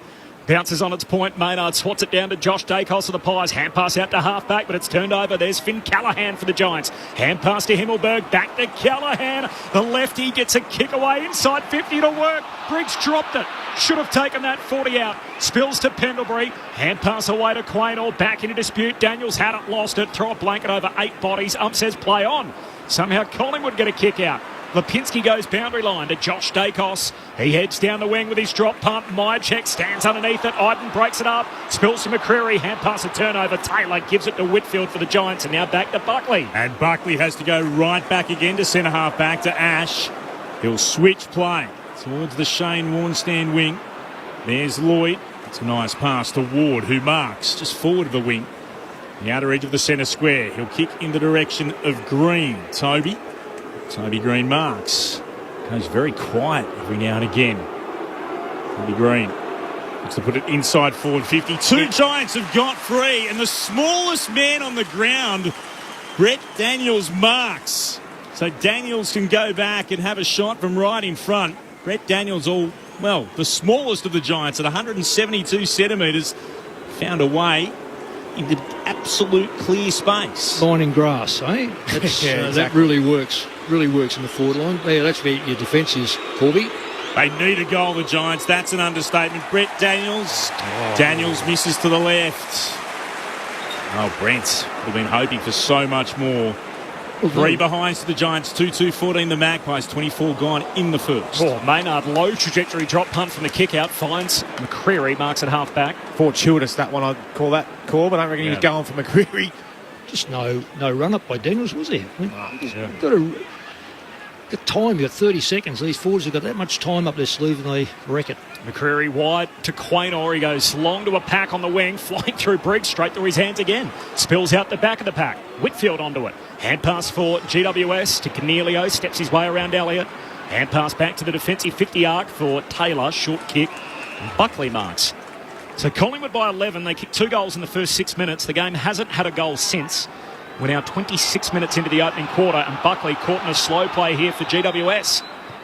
So he'll head towards where the logo's on the ground. Commentary wing, mark off at the back, got a hand on it. Going through the go, he might have been taken without it. Umpire says he was. It's a strange place to kick the ball to a 50-50 there. Collingwood want to whip it off this part of the ground, just get it moving. They're not going to get a chance to now, but that kick was an interesting one from Buckley. It's Perryman who gave away the free kick as DeGoey goes short to Crisp. Marks on the logo. Takes a couple of steps to the left and then sends it towards left half forward. Myercheck has got free. He'll mark up against the boundary line. 55 from goal. Left half forward, Brody Myercheck has a little look inboard for a moment. Chested forward line. Myercheck runs inboard. He'll send it towards full forward. Big pack up, off hands, no mark taken. Trying to get it out then was Cameron, surrounded by players. Eventually the umpire says, I'll come in and ball this up. Deep in the left forward pocket. Magpies lead by 11, 27 gone in the first. And this part of the game has not been good for the Giants early on. 10-4, the clearance is Collingwood's way. Can they get a stoppage goal here? The Pies before quarter time. There's a free kick, a ruck infringement. It's against Cox, holding out Briggs. Free kick for Briggs, back pocket, GWS. Forget the descent rule's definitely gone. Did you see that from Mason Cox? Mason Cox went nuts. 15 metres is a finals 3 metres tonight. It's a different unit of measurement as the long kick out to half-back for the Giants. Eventually extracted by Cornelio. Bombs it away, turns it over. Pressure too good around the footy then. Well, Great setup by Collingwood outside, though. Yep. Moore with the intercept mark, kicks to centre half forward. Cameron falls down in front, no free kick, spills to Hill, threw his head back in the tackle. Says all okay. Now we'll have a ball up. 45 metres out from the Collingwood goal at centre half forward. They've got 16 ticks of the clock remaining before quarter time. They lead it 2-2 to 3 behind. Mychek threw Ward to ground, and then Ward responded with Mychek on the deck. It's throwing up. Cameron off the fingertips. Hill couldn't gather for the Magpies. Mychek does. Slung to ground. Well, that's the old WWE backflip, Corbin. You'd have been delighted off that. Someone need to be jumping off the ropes. Is that Goodness me. That's very good, Ling. It is a suplex. That is the suplex from Lloyd on Mychek. And, that could have been horrible. Well, you know what? I don't reckon that's a dangerous sling. Because he's holding his head. Yeah. And I have a feeling that Mychek might have helped that a little bit. They looked the play on, they threw it up in the air, so the umpires didn't think there was a free kick. Certainly the Magpie fans think they did.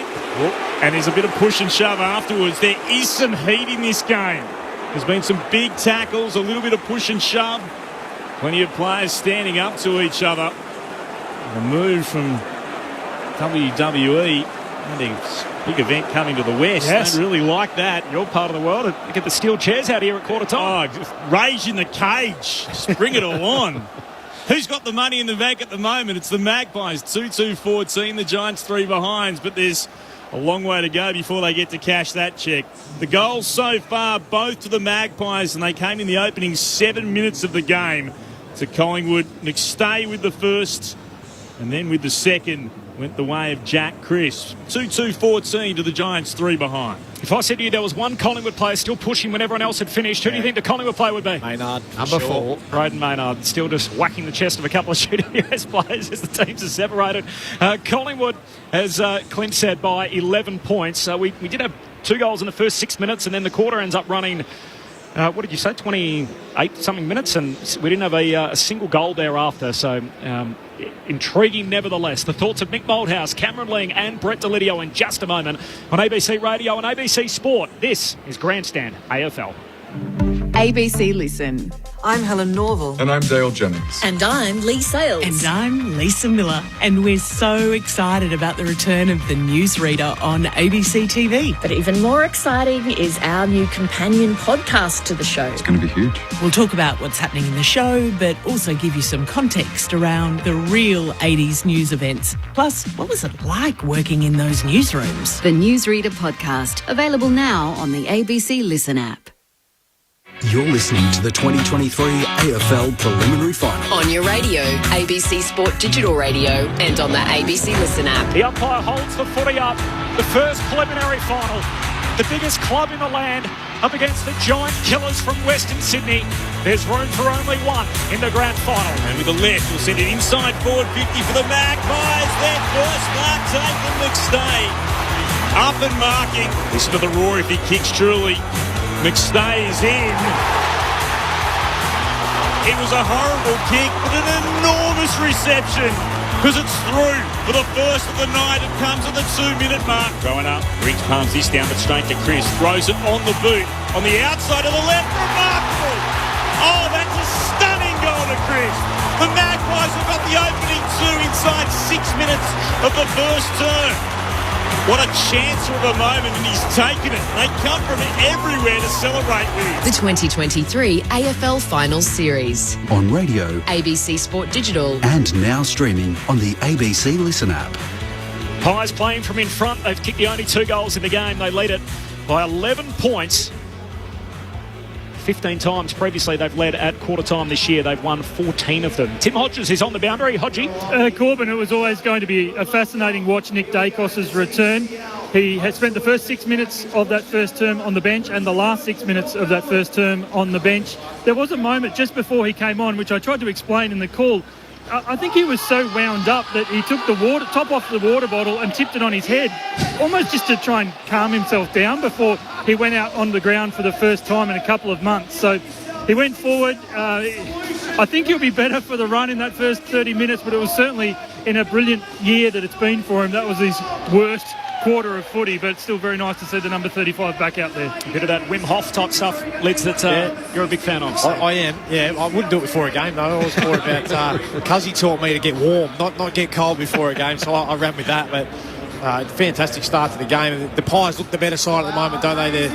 They've calmed the nerves, I think. There's a few fundamentals that I've just seen from the Giants. They've let slip. The Briggs mark going inside 50 there. The Brent Daniels shot on goal.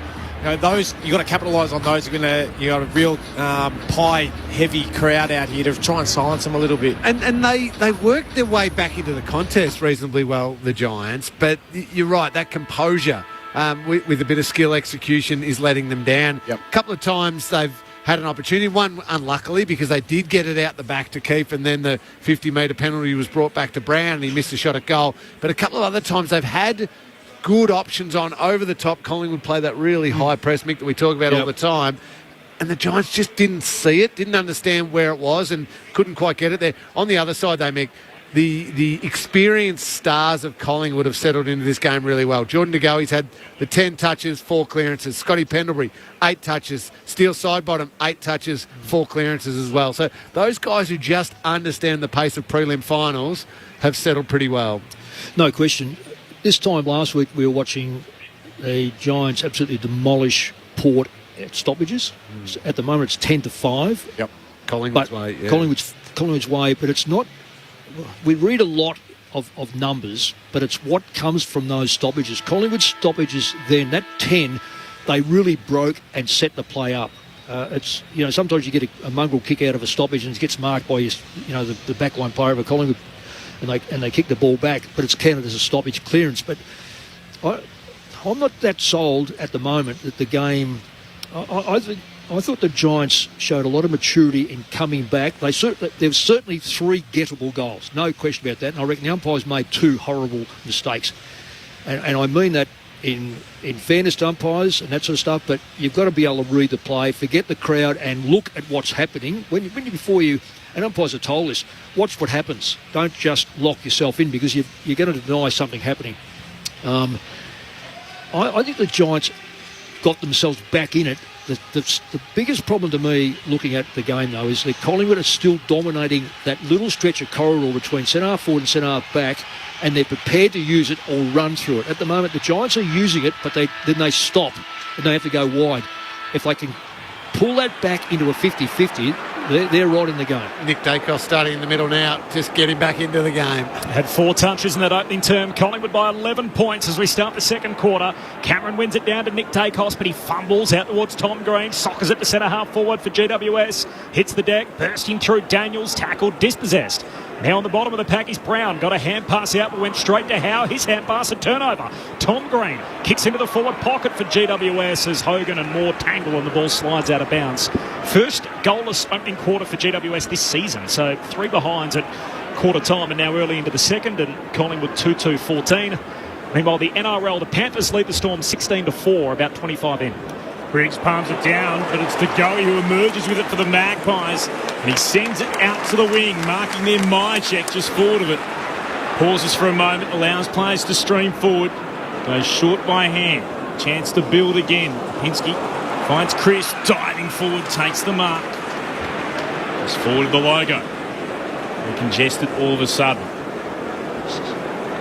2-2-14 to 3 behinds. Collingwood in front.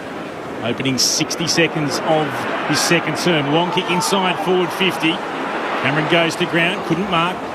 Dacos hand passes over the shoulder to Myercheck. He's set upon immediately. Buckley got him. Takes him to ground. Ball up inside, forward 50. That's 0 in the goals column. Starts playing with your head eventually, though, in a big game like this. The Giants need that goal, just for their own nerves. Briggs, in the end, he's hit out as a soccer as he kicks a half volley out towards Whitfield. Hurried ball under pressure out of the defensive arc, and Markov takes the intercept mark. So Collingwood can dump it back inside 50. Pies by 11. Haven't had a goal since the 6-minute mark of the opening term. Now 2 into the second. Kicks to the top of the goal square. They all miss it. Cameron gets a second go. Tackled immediately. Hand pass out to Elliott. Hits the volley but misses. Near side of behind. So Collingwood move to 2-3. GWS are 3 behinds. 2 minutes into the second quarter. Collingwood by 2 goals. That's Elliott's first possession, I think. This is Whitfield going on a run. Long kick beyond defensive 50 and a good mark to Hogan. Markoff made sure he earns it. That's important for him too, Clint. That's his first touch of the game. Hogan. Not a good one.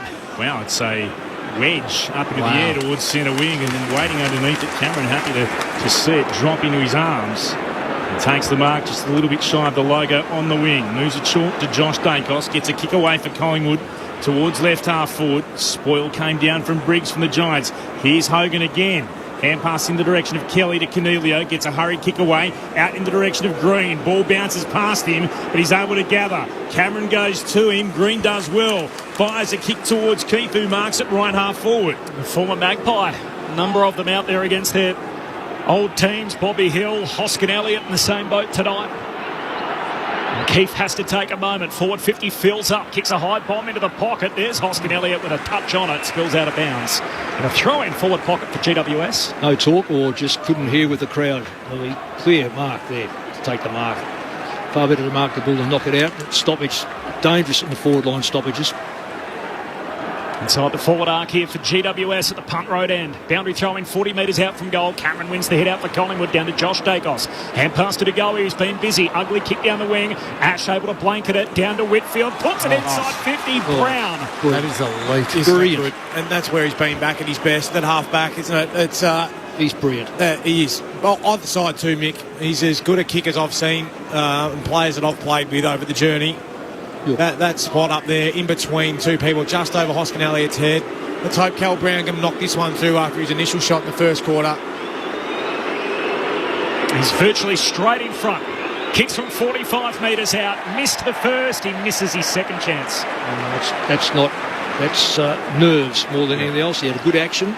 Giants still without a goal. They've had 4 looks, 4 scoring shots, all behinds. Collingwood 2-3-15. Pies by 11, 4 minutes into the second. Darcy Moore takes a few steps beyond the defensive goal square and then stabs the pass to Howe, who marks hard up against the boundary line in the right back pocket.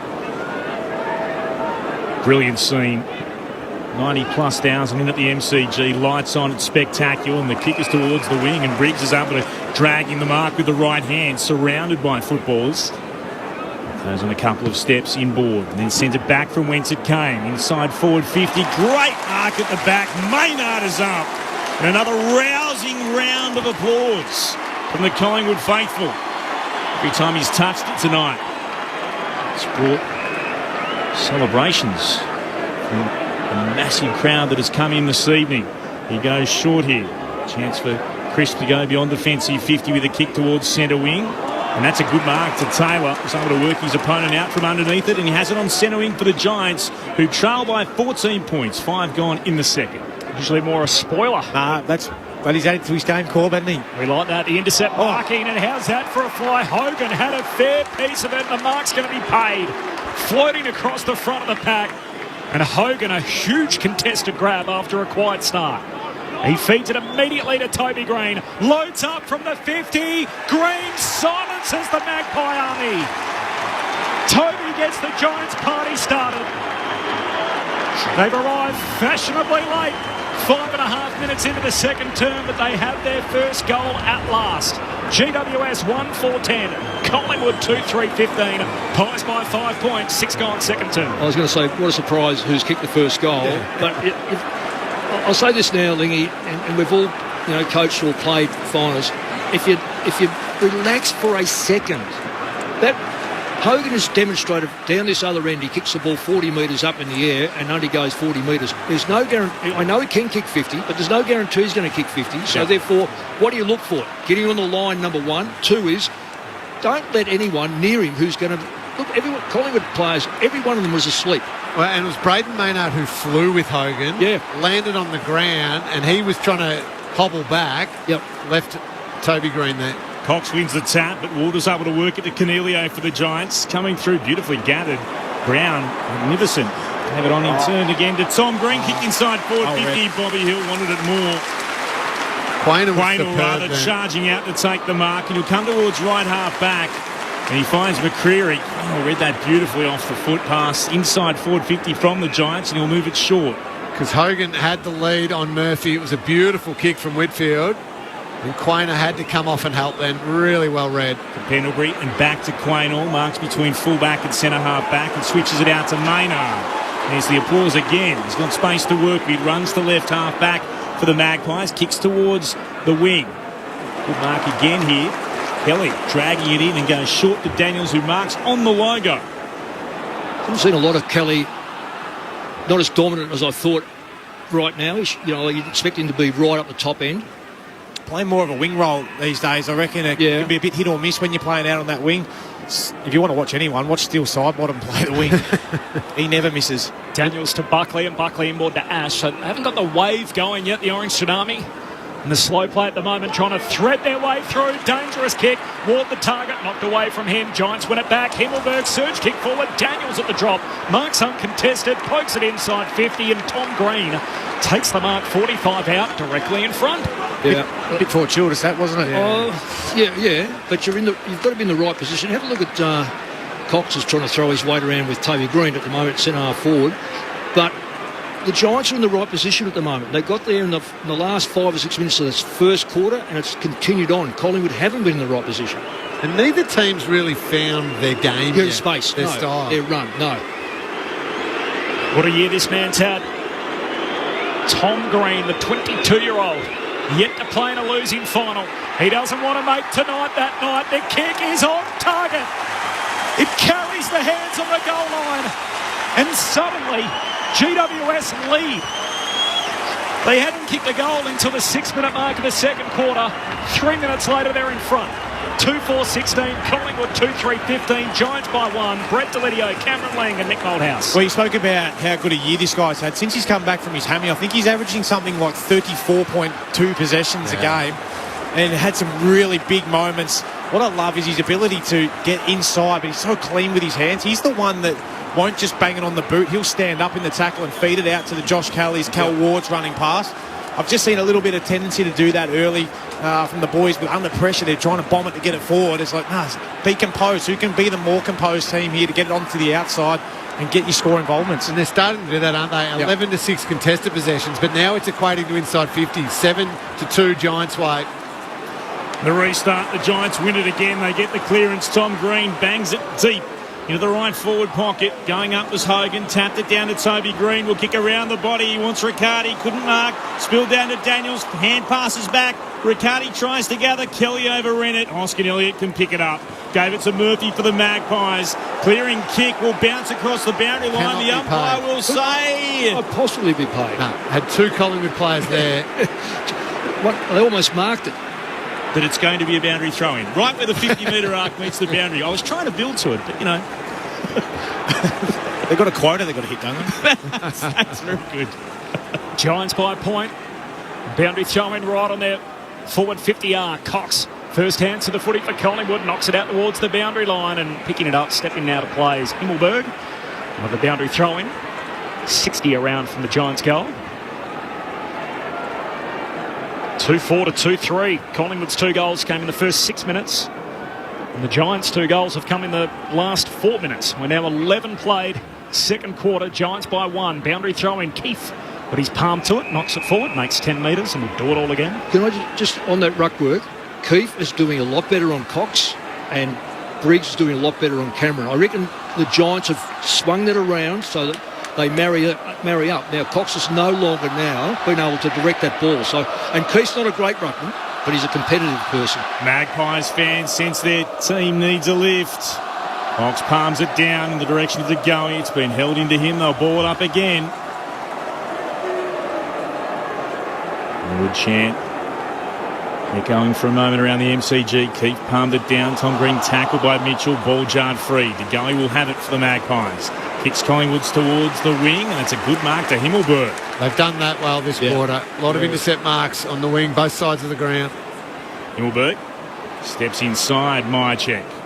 Puts it into the right forward pocket for the Giants. Front position was Keith. The back, though, Brown, his hand pass up into the air. Only found Markov. Tried to shovel it out. It's come here to Hogan, who's been locked in by 2 Magpies. Still in the right forward pocket for the Giants, who lead by points. 12 gone in the second. Umpire tosses it up. Cox wins the hit out just wide of DeGoey. Under pressure, back pocket for Collingwood. Hand pass to Josh Dacos. Comes out of the defensive arc. Kicks to the wing. Bobby Hill's got to go. Iden in the other direction. Takes the intercept mark. Knew the pressure was coming front on. Keeps it in the front half for GWS. Winning the territory battle at the moment. As Iden sends it down to the pack at half forward. Big leap from Brown. Moore. It's the telling spoil end. Markov knocks it forward. DeGoey had it, lost it. And his pocket picked by Cornelio. Hand pass to Tom Green for the Giants. Handball away to Daniels. Look away, hand pass over his shoulder. Forward pocket, Toby Green. Outside right boot. Kicks to the hot spot. They've got it again. Mark back inboard.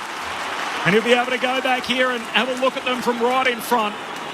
Good play. Isaac Cummings a good player too. He's a good kick of the footy, good use of the body, taking that mark on Steele side bottom. Played the wing roll perfectly. Yeah. Closed down that exit. Absolutely. And the side bottom's no mugging, but his one weakness is in the air. Yep. But it was Green again that set, and I'm talking about Toby Green here, he set that up through just really willing to kick that football. He's not the guy you ordinarily see take a mark. 15 out at full forward for GWS. Here's a perfect 5 straight this year, though, in his goal kicking. Isaac Cumming remains perfect. GWS 3 in a hurry.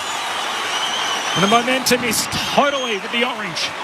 3-4-22. Collingwood stagnant. 2-3-15. Giants by 7 points. 14 gone second term. Okay, so now as a Collingwood player, it's starting to feel a little bit tight. A little bit, just that feeling of we can't move the footy. They're winning the ball back reasonably well deep inside forward 50, but then they're kicking it, it's getting to the wing, and the Giants are intercepting everything, and it's coming back at them. So as a Collingwood defender, they'd be feeling on the back foot, the ball's living here, we need a break, we need to get something going. 10 inside 50s to the Giants this quarter, only 2 to Collingwood. So that tightness of a big preliminary final would be starting to weigh on the Collingwood players' minds. They're throwing all their big guns into the middle. As the bounce is up, but it's Briggs who wins it down. Bounced off Mitchell. Here's Nick Dacos. Goes back to Pendlebury. Collingwood will get the clearance. Pendlebury deep inside forward 50. Backing back Buckley. Punch came from Taylor. Little nudge from Hill into the side of Himmelberg. And then the ball. It's a push being called. Push in the back. You don't see that paid enough, I don't reckon. No, you don't. And I'll see it. I mean, if you put your hand in someone's back when they're going for the football like that. Very rarely see it paid, but on this occasion it was. So Himmelberg can go on a run and then thump it towards the wing. Punch came from Moore over the side and he spoils it across the boundary line between right half back and centre wing for the Giants, who lead 3-4-22 to Collingwood 2-3-15. 15 gone in the second term. The Magpies' last goal at the 7-minute mark of the opening quarter. Interesting, Toby Green's the second highest inside 50 player for the Giants too, so he comes a long way up the ground, Toby. For the boundary throw in, Cameron wins it down to Crisp. He's tackled and a ball up again on the wing. Oh, you love that from your ruckman. Yep. Briggs just nailed, straight after that ruck hit out, nailed Crisp in the tackle. His bung shoulder going okay. Wins the hit out here down to Tom Green. Sweeping hand pass forward. Josh Dacos as his jumper toked and he's getting a free. Yep. Southern wing for Collingwood. Giants by 7 points. Pies with the first 2 goals, Giants with the last 3. We're now 15 and a half into the second term. Josh Dacos points forward and then kicks to centre half forward.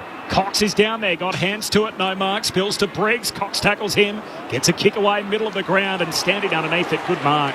The veteran Pendlebury comes up with it inside the middle of the G. Good space in this forward line at the moment. If they'd gone there, Elliott on the lead. No. 30th final for Pendlebury, short to Markov. Possessor of the best moustache in the competition. He points towards the top of the goal square and he kicks in the Myercheck direction. Spoil came at the back. He's looking to work it out. It's been held in by Collingwood. They wrapped it up. Iden will climb up off the deck. And then Elliott, who is the tackler, last man up. Giants are giving a few plays outside 50, which is encouraging. Cameron tapped it to himself. Hand pass over the shoulder to Myercheck. Tackled by Buckley. Holding the ball. He lost possession of the football. Free kick for the Giants in the right back pocket. They lead by 7. 17 gone in the second. Buckley goes short. Out the right half back. Mark taken by Perryman against the boundary line. He loads up and kicks it to a contest on the wing. Darcy Cameron in the box seat. Little bobble, but takes the mark eventually. Nice protection by Darcy Moore there. He's had his back beautifully. got between Darcy Cameron and his opponent, looked after his teammate. Well played. The Pies keep it in their front half. He goes back and across though to Murphy. Spots Hoskin Elliott right in the middle of the G. Continues the shift forward. Short pass to Crest. Drills in a one-hander. Decides to go. Kicks wide. McCreary marks. 45 out right half forward. And kick from about 10 or 12 metres in from the boundary. How seamlessly is Will Hoskin Elliott fitted into that back line at Collingwood? I thought it was a strange move when they put him down there, took John Noble out of that team, but his ability to be off there and really run and create, I love. I'm not sure about that kick to Chris. He was a bit in between 3 or 4, but he made it work. Big kick this one from McCreary. His mum's made the long trip from Darwin to be here. McCreary shoots goal, and in the end he's lucky to sneak that in from behind. Of course, the last time these two teams met was Mother's Day, and Julie McCreary gave a passionate rev up to the Collingwood team. Got him a 10-goal win, didn't it? Yes, absolutely. But she's here, made the drive from Darwin down to Adelaide and then across to Melbourne to watch Bo play tonight. Giants by 6 points with all the momentum, 18 goal on second turn. Whitfield runs to the right back pocket, then kicks towards the wing. Spills down off hands, met by Hill. They've got it at left half forward, Collingwood. Josh Dacos inside forward 50, and Perryman takes a good defensive mark, diving backwards. 50. Nick Dacos was on the mark, standard being called, and he tried to peel off and get the runner. Clear 50. So they'll bring it right up into the centre circles here, the Giants. It still seems harsh though when it's called. You've got to play a flashing pass and you happen to move. Perryman plays on. It's towards right full forward. Hogan flew, couldn't get to it. Spills down at the back. Riccardi tried to soccer it up into the air. Knocked away by Markov. Only as far as Brown, but he worked towards the goal square, and side bottom looks to clear. But Barkley then marks, and he has it in the left forward pocket up against McCreary. Strange kick by it was. Side bottom. Really just... Buckley hands it off towards Toby Green. He goes long towards goal, won't quite have the carry. Punched through by Collingwood for a rush behind. It's a free kick, I think, to Moore. Been held? Well, one of them got held. Markov, I think. Markov will be the player that receives it, so no change to that score. The Giants 3-4-22. Collingwood 2-4-16. 20 gone in the second. Giants with the only 3 goals in this second quarter. Markov is off and running. Kicks to a contest involving Myercheck on that southern wing. Spills down to Josh Kelly. Somehow got his left leg free. Kicks it forward off his knees, but straight to Nick Dacos. Hand pass releases Bobby Hill. Up over halfway. Looks inboard to Quaynor. Takes the mark. Pies on the counter-attack. Kicks long to McStay in a 2-on-1. It's out the back. Elliott keeps on running. Forward pocket. Can't trap it. Overruns it. Hand pass off his knees. Elliott back to Lipinski under pressure. Hand pass. Yeah, it won't count. He's caught holding the ball. Free kick for the Giants in the back pocket. Well, great scrambling defence from wasn't the Giants. That was outstanding because it was virtually one-on-one too. There was no extra numbers there. It was a matter of just getting your hands dirty, and they did it. Taylor, the tackler awarded, takes the free, pokes it to Ash, chips it to Whitfield. Whitfield, dangerous, short. De Goey breaks it up. He knocks it away, but straight into the path to Kelly, who can kick in hope down that wing. Finds Brown, who takes the mark backwards of the logo. He's got options inboard. Finds Cornelio, who marks. It's the play on by hand, sweeping it forward to Kelly. 55 out from goal, looked to go short. Tapped away from Briggs, well read by Howe, but then he loses it. Cornelio gathers and spears the pass towards full forward, and marking is Riccardi, who should go back and kick this from almost right in front. He'll start in line with the left-hand goalpost. If you're good enough and you're brave enough with your ball use, you can get out the back of Collingwood. Absolutely, because they're so aggressive, Lingy. You're spot on. We've been watching this for a long time. In his 50th game, he gives the Giants their 4th. They've kicked 4 unanswered goals, GWS. And they've kicked every goal in this quarter of football. They're 4-4-28, the Giants. The Magpies 2-4-16. 22 gone in the second on Grandstand AFL. We're just talking briefly off air. They were just saying, with Fingers, were saying that the Giants had 2 players in the goal square. Yeah. And that was because it wasn't only just bravery. To be brave, you've got to be smart enough to be able to use the football. So just being brave and you can't kick the football. Those kicks and those hand passes, they were elite, and they found space. They backed each other, and Collingwood, because of their aggressiveness, they were up the ground, ready to run onto the ball. Unfortunately, they left two Giants in the goal square. Goalless in the opening term. They've kicked the only 4 in the second. GWS up by 12. Back in the middle. Briggs wins it down. Pendlebury's been tackled. Trickles a kick forward. Here's De Goey. Hand pass releases Nick Dacos. Jinking run. Hand pass goes back to Hoskin Elliott. 60 out. Tumbles a kick inside 50. Kind bounce for the Powers. It'll sit for Myerjack. He snaps goalward but misses. And the unlucky to sneak it through for a behind. Collingwood, they were 2 straight. Their last 5 scoring shots have all been behinds. They're 2-5-17. GWS 4-4-28. Giants by 11. Time on second quarter. That's what they've got to do through the middle of the ground, though, Collingwood. It was De Goey first, surging onto it. Then Nick Dacos, and just getting that run through the middle of the ground. They've got to continue to be bold under pressure. Himmelberg to Ash. And then he spots Bedford, who can't mark. And Sidebottom just was able to put him off. So he came back towards the football and where Bedford was, and the ball across the boundary line for a throw-in. Collingwood led by 12 points, the 7-minute mark of the opening term. Giants have been strong since as Briggs wins it down. Here's Bedford, now Ward for the Giants to Lloyd, gets the kick away. Comes down the commentary wing. Murphy got in front of his opponent. Was able to win it and gave it to Quaynor in front of the interchange benches. Kicks the Magpies towards right half forward. Taylor came out to it. Great Mark McStay, now a push. Wow, that looked like the body use. Well, a little bit of hands, but looked like on the side, didn't it? Yeah. Sam Taylor takes the free. Short kick to Lloyd. Giants all in orange with the big charcoal G and the white shorts. Collingwood in the black and white with the black shorts. Tom Green just takes a moment. His 8th disposal of the quarter, which includes a go-ahead goal. Sends it down to his namesake, Toby, but he's caught at the back, and Darcy Moore takes the intercept mark, and immediately he's off. The Pies trying to switch. Hand pass away to his mate Murphy in defence. Kicks out to half-back. Howe takes a chest mark. The shooter's sleeve on, protecting that broken arm. Hits up to go. He's centre half-back for Collingwood. They get some go-forward here, the Magpies. Crowd trying to Wilden. 90,000 plus cheering the Magpies in the house. Comes out wide to Sidebottom. Short kick to Cox. He marks forward of the wing. Hands it back to Sidebottom. Now the kick to come inside 50. Bobby Hill leaps up, no mark. Spills down to McCreary. Hand pass inboard. Nick Dacos snaps goalward but misses to the left. A few with an obstructed view thought it was a major, not to be. Missed significantly out to the left. Trying to kick on the outside of the right boot. 6 straight behinds for Collingwood since their last goal. They're 2-6. GWS 4-4. Giants by 10. Approaching half-time. There's your rustiness call. Yeah. Earlier in the year, that's going through. And only put in the book straight away. But well, it's almost left foot. Yeah. Look, he's so talented on that right, though, Mick. I don't mind it, but you usually see him kick those. Whitfield long towards the wing. Going up then was Brown. Was able to get a fingertip on it. Come down to Riccardi. Couldn't quite find Cornelio. Magpies will emerge with it. Hoskin Elliott to Mitchell to Moore. Back to Mitchell. Kicks Collingwood towards left half forward. Here's Nick Dacos again. Standing on the boundary line. 2 kicks from goal. Goes inboard. Puts it inside forward 50. Cox waits. Got a hand on it. Couldn't mark it. McCreary overread it. Mitchell goes through. Sidebottom off the right.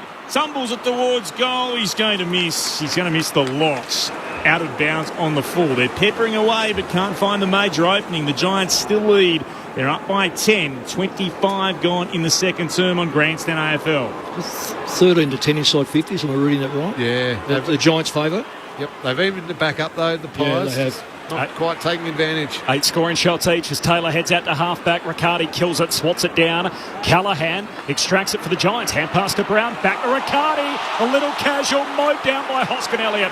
Says play on, got a kick away. Moore, one along the ground, just squibs it straight to Brown of the Giants. Hand pass away to Callahan, gives it to Cornelio. Short pass out to half-forward. They're on downhill, the Giants. Picked up by Tom Green. Shoots Colwood, he's missed everything, Tom. Yeah, it's bad play by Green. I know he's a young player, but all he needed to do was look up. Hogan's going to let him know, and probably rightfully so, because he's not quick, but he needed to steady and perhaps pull that kick back. Never been shy of letting teammates know he was available. No, that's Hogan. exactly right. Kick from the Magpies is long towards left half back. It's off Nothing wrong with that, Clint. I'm not suggesting otherwise. And you can point it out quickly, but I love what Toby Green did. Toby, instead of going and like talking, and just pointed straight away. Here's where you need to be defensively. The ball's coming back. Yeah, exactly. Move on from that. Get on with the next moment. There's the two different personalities, Anthony. One's team, one's full forward. Throw it in. Keith won it down. And Dacos had it. Ducked the tackle. Got it to DeGoey. Tackled by Whitfield. Got the arms free and the hand pass out. Knocked forward by Mitchell for the Magpies towards the logo. Slapped on again. Mychek tries to get there. Himmelberg got there first. Hand passed out to Buckley. Kicked high up in the air. Still on the wing. Underneath it, Keith. Spoil came from Cox. Spilled down to Ward. Has it for the Giants. Again, kicks high up in the air towards right half forward. Darcy Moore saw it well. And he took the mark for the Magpies at left half back. The Giants' lead remains 10 points, 27 gone in the second. Moore goes back to Howe, still inside the defensive 50. He's had time for a late Collingwood major. They haven't kicked one all quarter at centre half back. Hand pass out to Murphy. Off the back flank, kicks down the wing. Quaynor stands in front of Ash, spills the mark last moment. Pat forms behind him. Hump says play on. Whitfield hands it out. Riccardi, clever, deft touch out in front of Bedford. Sockers it forward. Here's Markov, grabs it for Collingwood. Bedford's got him. Wow. And now a big ball up. That is just for the public's point of view.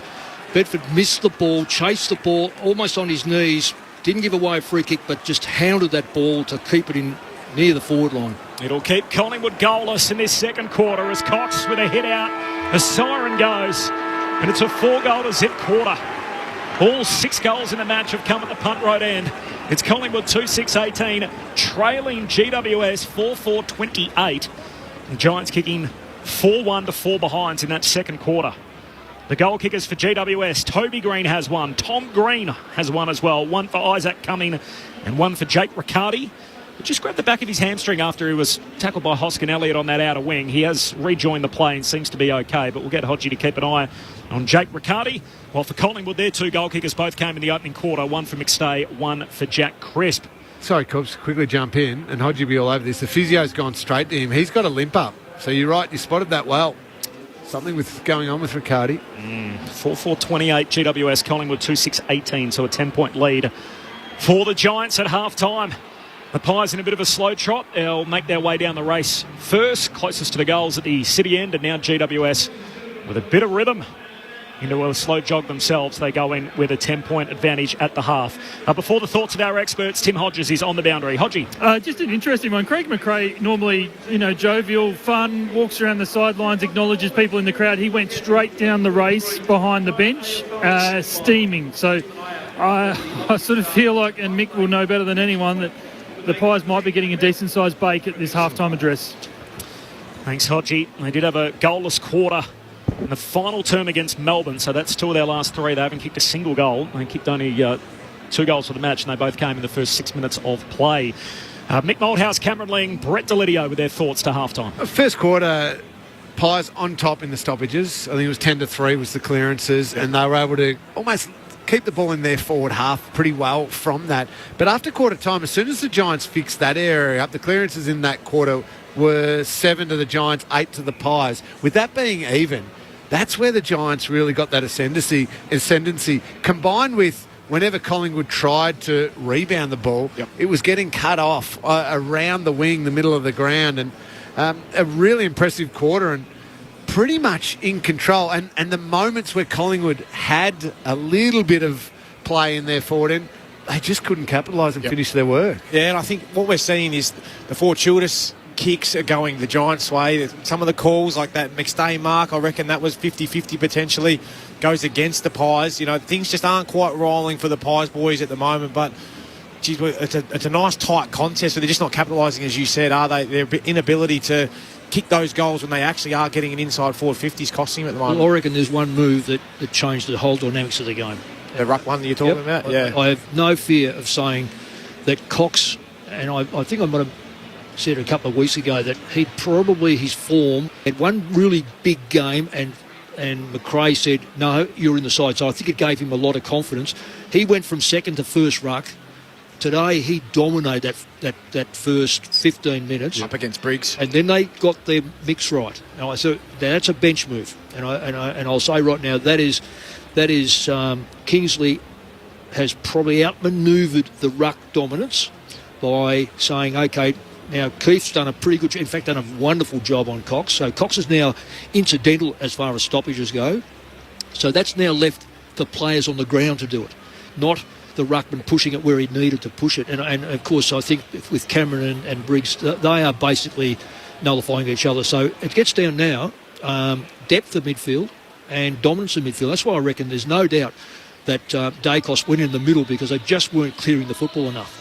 At no stage in that almost entire first half did we see the Collingwood extreme bounce off half-back. And that front, that slingshot type play where it's just bang, lightning fast back through the opposition. I'm assuming that's... Timmy Hodges just told us that Craig McRae didn't look real happy and was heading down there. I'm assuming that's going to be his key message. Why have we gone away from playing the way that makes us a good team, a dangerous team? Now... Can they do it though, Liggy? Have they been able to do that? I think it's been taken off. That's what I think. That's a great point, an absolutely valid point. But if you're a really great team, it doesn't matter if the opposition know where you want to take it. You still got to get it through there. And you've still got to be able to run. How many times have we seen a mark taken from the pies and a player flying past a handball receive? Not too often. So I reckon Craig McRae will be saying, yeah, I know they're defending it well, but that doesn't mean we just give up on it. We've got to still be prepared to get quick because we play well when we get quick through the middle of the ground. Yeah, I think they're a bit gun-shy because of the speed of the Giants forwards. Bedford, electric. Daniel's the same. Cal Brown is the quickest player on their list. So that's why I think they're a little bit gun-shy. Watching Toby Bedford this final series, someone needs to tell me how he's not still at Melbourne. What were they thinking letting him slide away? That is just unbelievable, isn't it? How quick is he from a standing that little bit of play in front of me, or in front of us here, just to recap it, there was I might have got it wrong, but there was a contest that fell out. He was on his knee, he was on his stomach, got up onto his knees, the ball trickled out. I think it was Quainar. It went into his hands, or certainly a backline player from Collingwood. Markov. He was able to get there in the space of what appeared to be a second. Markov didn't even have a chance to pick the football up and get away with it, and yet Bedford was on his knees. It was just a remarkable piece of play. Just recapping half-time, 4-4 to 2-6, so both with 8 scoring shots. We've seen accuracy decide a couple of finals already this September. A 10-point lead for GWS at the half. The thoughts of Brett Delidio, Cameron Ling and Mick Moldhouse.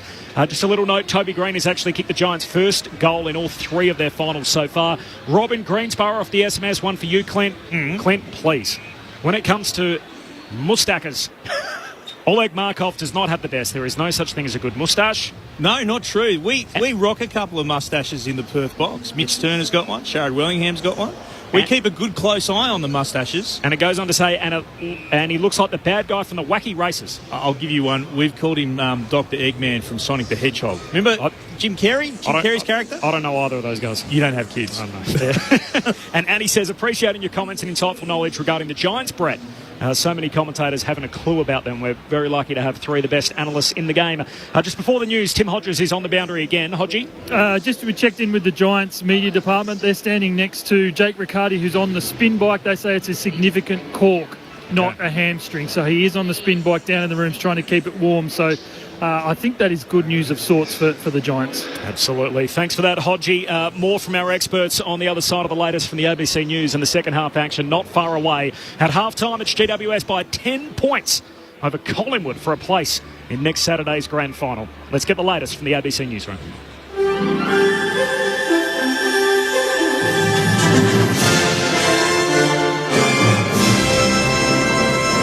ABC News with Glenn Lauder. The new chief executive of Qantas has issued an apology to Australians over a spate of scandals which have damaged the brand's reputation. Xanthi Gregory has the story. Vanessa Hudson only just took over the top job from former CEO Alan Joyce. Today, she's apologised for letting the nation down. Qantas is facing federal court action from the ACCC for selling thousands of tickets on cancelled flights. The airline also recently lost a High Court appeal for illegally sacking 1,700 ground crew staff during the pandemic, and it's been accused of having too much influence in Canberra after Qatar Airlines' attempt to get extra flights was blocked. Ms Hudson said it had been a humbling period and she's confident she can rebuild Australia's trust. The Treasurer, Jim Chalmers, has called Rupert Murdoch a controversial and influential figure after the 92-year-old media mogul announced his retirement. Murdoch will step down as the chair of News Corp and Fox Corporation, handing over to his eldest son, Lachlan. Mr Chalmers has refused to share his views on whether News Corp's coverage has treated the Labor Party fairly. I try not to go into whether or not I feel, publicly, whether I feel stories or coverage have been fair. I think the body of work is there for all to see. He has been in lots of ways a controversial figure, but an influential figure too, and this is an end of an era at News. Federal budget figures showing a surplus of over $22 billion last financial year are sparking suggestions of another surplus this year. It's the first budget surplus delivered by a federal government in 15 years and is partly due to strong commodity prices. The government says it's also a result of responsible economic management. Economist Chris Richardson says it's unclear how long it will last. There is a solid chance of another surplus this year. But the basic story that the budget news is good but only temporarily good before the challenges become more obvious is true. It's just that the extent of the good news and how long it is lasting for keeps being longer than the Treasury and the Treasurer expect. A man's died after being shot by police in Kalgoorlie in the West Australian goldfields. Brianna Shepherd has the story. Police were called to reports of a man armed with a firearm in an alleyway near Whitlock Street just after midday. One local resident said they saw police vehicles flying by, while Len, who lives in a nearby house, said he didn't think they were gunshots at first. Heard noise, it could have been 2, could have been 3. Police have now confirmed the man has died, describing the incident as tragic and saying his family has been informed. Major crime detectives have been deployed to Kalgoorlie to investigate along with internal affairs officers. The officers involved are being provided with health and welfare support.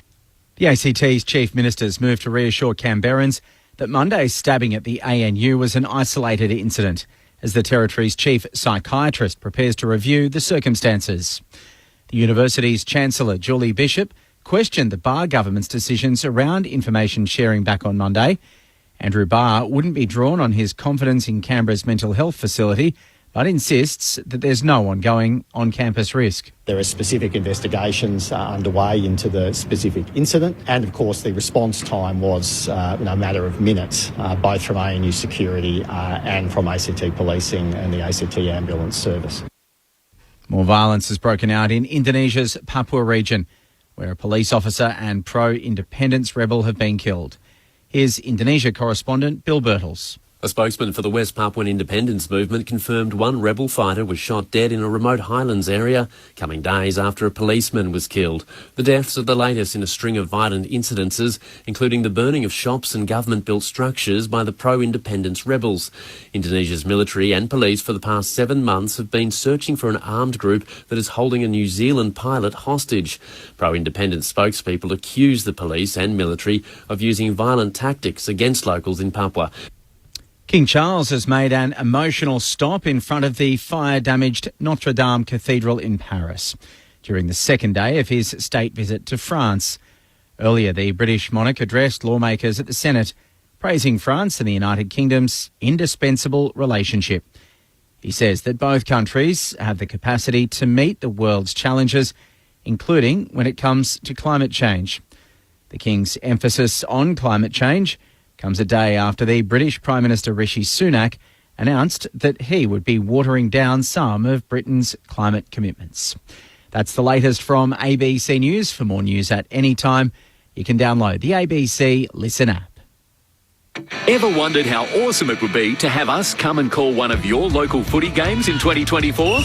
ABC Sport is celebrating local footy legends. Head over to abc.net.au/footy legends and nominate someone by sharing a photo and telling us what makes them a legend. Maybe someone at your club scored 14 goals or had 40 plus possessions. Every club has an unsung hero. On AFL Grand Final Day, we'll announce the winner of who will have their match called live on the ABC Listen app in 2024. Who's the heart and soul of your club? Share their story now. Visit abc.net.au/footy legends to find out more. Terms and conditions apply. Step into the heart of creativity on ABC iView. a place to embrace a national treasure with inside the Sydney Opera House. Opening nights are always stressful. It's ridiculous how emotional it makes me. We just need to make sure we get it right. And enjoy artworks, last night of the proms, knowing the score, and so much more. Do you expect to be that mood? I didn't. Your heart's desire in arts, music, and culture. It is magic. All streaming for free on ABC iView. You're listening to the 2023 AFL Preliminary Final. On your radio, ABC Sport Digital Radio, and on the ABC Listen app. The intercept marking, and how's that for a fly? Hogan had a fair piece of it. The mark's going to be paid. He feeds it immediately to Toby Green. Loads up from the 50. Green silences the Magpie Army. Toby gets the Giants party started. They've arrived fashionably late. 5.5 minutes into the second term, but they have their first goal at last. Giants win it back. Himmelberg surge kick forward. Daniels at the drop. Mark's uncontested. Pokes it inside 50, and Tom Green takes the mark 45 out directly in front. Yet to play in a losing final. He doesn't want to make tonight that night. The kick is on target. And suddenly, GWS lead. They hadn't kicked the goal until the 6-minute mark of the second quarter. 3 minutes later, they're in front. Forward pocket, Toby Green. Outside right boot, kicks to the hot spot. They've got it again. He's a perfect 5 straight this year, though, in his goal kicking. Isaac Cumming remains perfect. GWS 3 in a hurry. And the momentum is totally with the orange. So now, as a Collingwood player, it's starting to feel a little bit tight. 10 inside 50s to the Giants this quarter, only 2 to Collingwood. So that tightness of a big preliminary final is starting to weigh on the Collingwood players' minds. Canelio gathers and spears the pass towards full forward. And marking is Riccardi in his 50th game. He gives the Giants their 4th. They've kicked 4 unanswered goals, GWS. The 2023 AFL Finals Series. On radio, ABC Sport Digital. and now streaming on the ABC Listen app. All 6 goals at the punt road end of the ground. Collingwood kicked the first 2 of the game in the opening 6 minutes. It was 2 goals to zip at quarter time, and then GWS, after their first goal at the 6-minute mark of that second quarter, they kicked the only 4 of the term. So 4 goals for GWS in that second quarter to the Collingwood 4 behinds. At half-time, it's GWS by 10 points. This is ABC Sports coverage of the first preliminary final. Corbin Middlemass and Clint Wilden calling the footy. Tim Hodges on the boundary. And our grandstand AFL experts, Mick Moldhouse, Cameron Ling and Brett Delidio. Just repeating the news from Tim Hodges downstairs. The Giants medical staff saying that it is a corked right hamstring for Jake Riccardi. So he spent the half-time break on the exercise bike in the rooms, but good news that they don't have any fears of a strained hamstring at this stage for Jake Riccardi, just with the cork. 4 goals to 2. In the NRL, the Penrith Panthers are a significant favourite against the Melbourne Storm, and it is going the favoured way so far. So 18-4, the Panthers lead the Storm. Half hour to go there in their preliminary final at Western Sydney Stadium tonight. Half-time adjustments, Cameron Ling, Brett Delidio, Mick Moldhouse. What are we looking for here early in the third?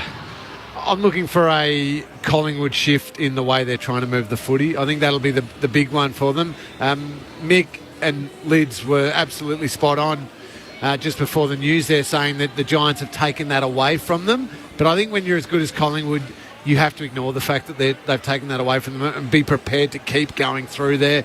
The work around the contest, the Giants got back that part of the game back in their favour, so that's a part that Collingwood will want to fix up. But I reckon just the way Craig McRae coaches and all that, how many times have we said to him, or heard from him, that he says, don't be boring. You know, I don't want you playing boring footy. I want you to move and take it on. So I think he will have spent most of the halftime break trying to fill them with this idea of take the game on, be bold, be brave, play our way, and let's see if they can stop us for the entire game. You know, I'd bring Ginnivan on for a start off. Who are you sacking? I don't care who you sack. Babinski, I don't care. You know, it might even be a tall. Yep. Because right now, 5 players on the bench is a waste. You only need 2 or 3. And they've got the 5th one there just sitting there who can excite the crowd, can excite the forward line. The ball's been in there same number of times, 40 times each or thereabouts. Is that right? No, 24. No, sorry, 24 odd. They're getting nothing from the ground. So we know how good the Giants are in the air, so they'll just smash it down. I know that McStay's taken 2 marks and had 1 shot. He's kicked 1 goal, 1. So he probably has to stay, but double up the ruck. So maybe take one of the ruckmen. I don't know, but I'm sure that with the numbers you've got on the ground, even if you lose another one, you've still got 3. So as if you're back to that old 2 and you lose 1, you go, oh, maybe we've only got 2. They've played half a game of football. Anyway, that's what I'll do. We heard from Tim Hodges about Craig McRae and how he sort of looked a little more serious than he ordinarily does going down to speak to the group at halftime. Nick, if you're usually sort of very jovial and very up and about, how would the group react, do you think, if he went in there and went them pretty hard? No, it's funny because I was just talking to, I can't remember who I was talking to off the air before in the other room, and I said the same thing, that if you're a nice bloke all year and then it gets to you in a final and all of a sudden you don't know how the players react, because he's had them for 2 years. They've been very, very good for 2 years. So which one isn't going to react? So you've got to be very careful about changing your demeanour. That's why it's important to be able to shuffle it around at different times. So you wouldn't have waited to grand final day, Mick. You would have made sure you had a couple of sprays during the year. Oh, you would have had to have. Yep. Yeah. Oh, well, probably more than a couple too. Yeah, don't be surprised by his demeanour on the outside, though. I know. This bloke can eyeball with the best of them. I've been under him at the development level, but also at Richmond before. I'm not doubting that. But when you've had such a really good run at it for a couple of seasons, quite often you don't have the capacity, because you don't want to. You just don't blow up for no reason. But this is probably a reason. But again, you don't have to be stupid about it at half time. They're under, what is it? They're under 2 goals. Yeah, 10 points. Yeah. 10 points. It's only two kicks. So it's not as if they're 5 or 6 goals down. They've won 6 games this year, trailing at half time. Cork's hamstring lids. Is that a concern for Ricardo? As long as he keeps it moving, I think he'll be okay. All right, here we go. The stage set. So rare do we see a partisan crowd like this for a game of footy at the MCG. It's GWS by 10 points. Collingwood playing catch-up. Third quarter upon us on ABC Sport. You're with Clint Wilden. Briggs faces Cox across the centre circles. Good bounce from the umpire. They go at it and Cox gets clean possession. Kicks off the outside of the right boot, looking to curl it around. Sent back from whence it came, and Daniels able to gather. Kicks the Giants inside forward 50. Coming out to try and mark was Keefe. Moore's able to knock it away. Cumming gets to it first. Goes off the side of the boot and puts it out of bounds on the full. Collingwood will get the free kick deep in the right back pocket. I'm just surprised about the rucks, that they don't change that straight away.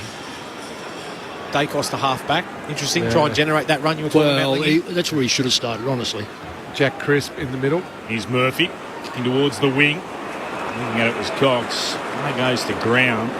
Smychek. Behind the maul, it's been marked by Briggs, who kicks the Giants back inside forward 50. Hogan got 2 fingertips to it. Spilled out the back. Here's Toby Green. Runs it along the ground. Last player back. Waynor. Just outside his defensive goal square. Gathers for the Magpies. Kicks towards right half back. That's a good mark. Really good mark from Riccardi. He sends it inside forward 50. And then a mark again. Taken by Daniels. Wow, that's a good mark. That is a great mark. Who took Brave. Not so much the Daniels one. Cumming. Cummings. That mark in front of a pack. That's coming 100 mile an hour at you. And a great kick to finish it off the back of that too, Mick. Daniels. He's a good kick of the footy normally. Well, he's got a better run up this one. Yeah, his run-up's different. It's already longer.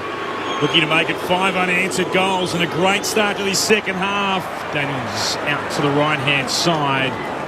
Taking on a battle there. That's not what he would have been hoping for. It's going to be a throw-in at right full forward for the Giants. Their lead is 10 points. Minute 40 gone in the third. Well, that answers that. He can't kick 50 metres. He's done it now twice, so one would suspect that's where his limitation is. Boundary throw in. Cox pumps it down straight to Toby Green. He snaps it through for a goal. A second for Toby, and the swell is growing. GWS have kicked the last 5 in the game. 2 gone in the third term.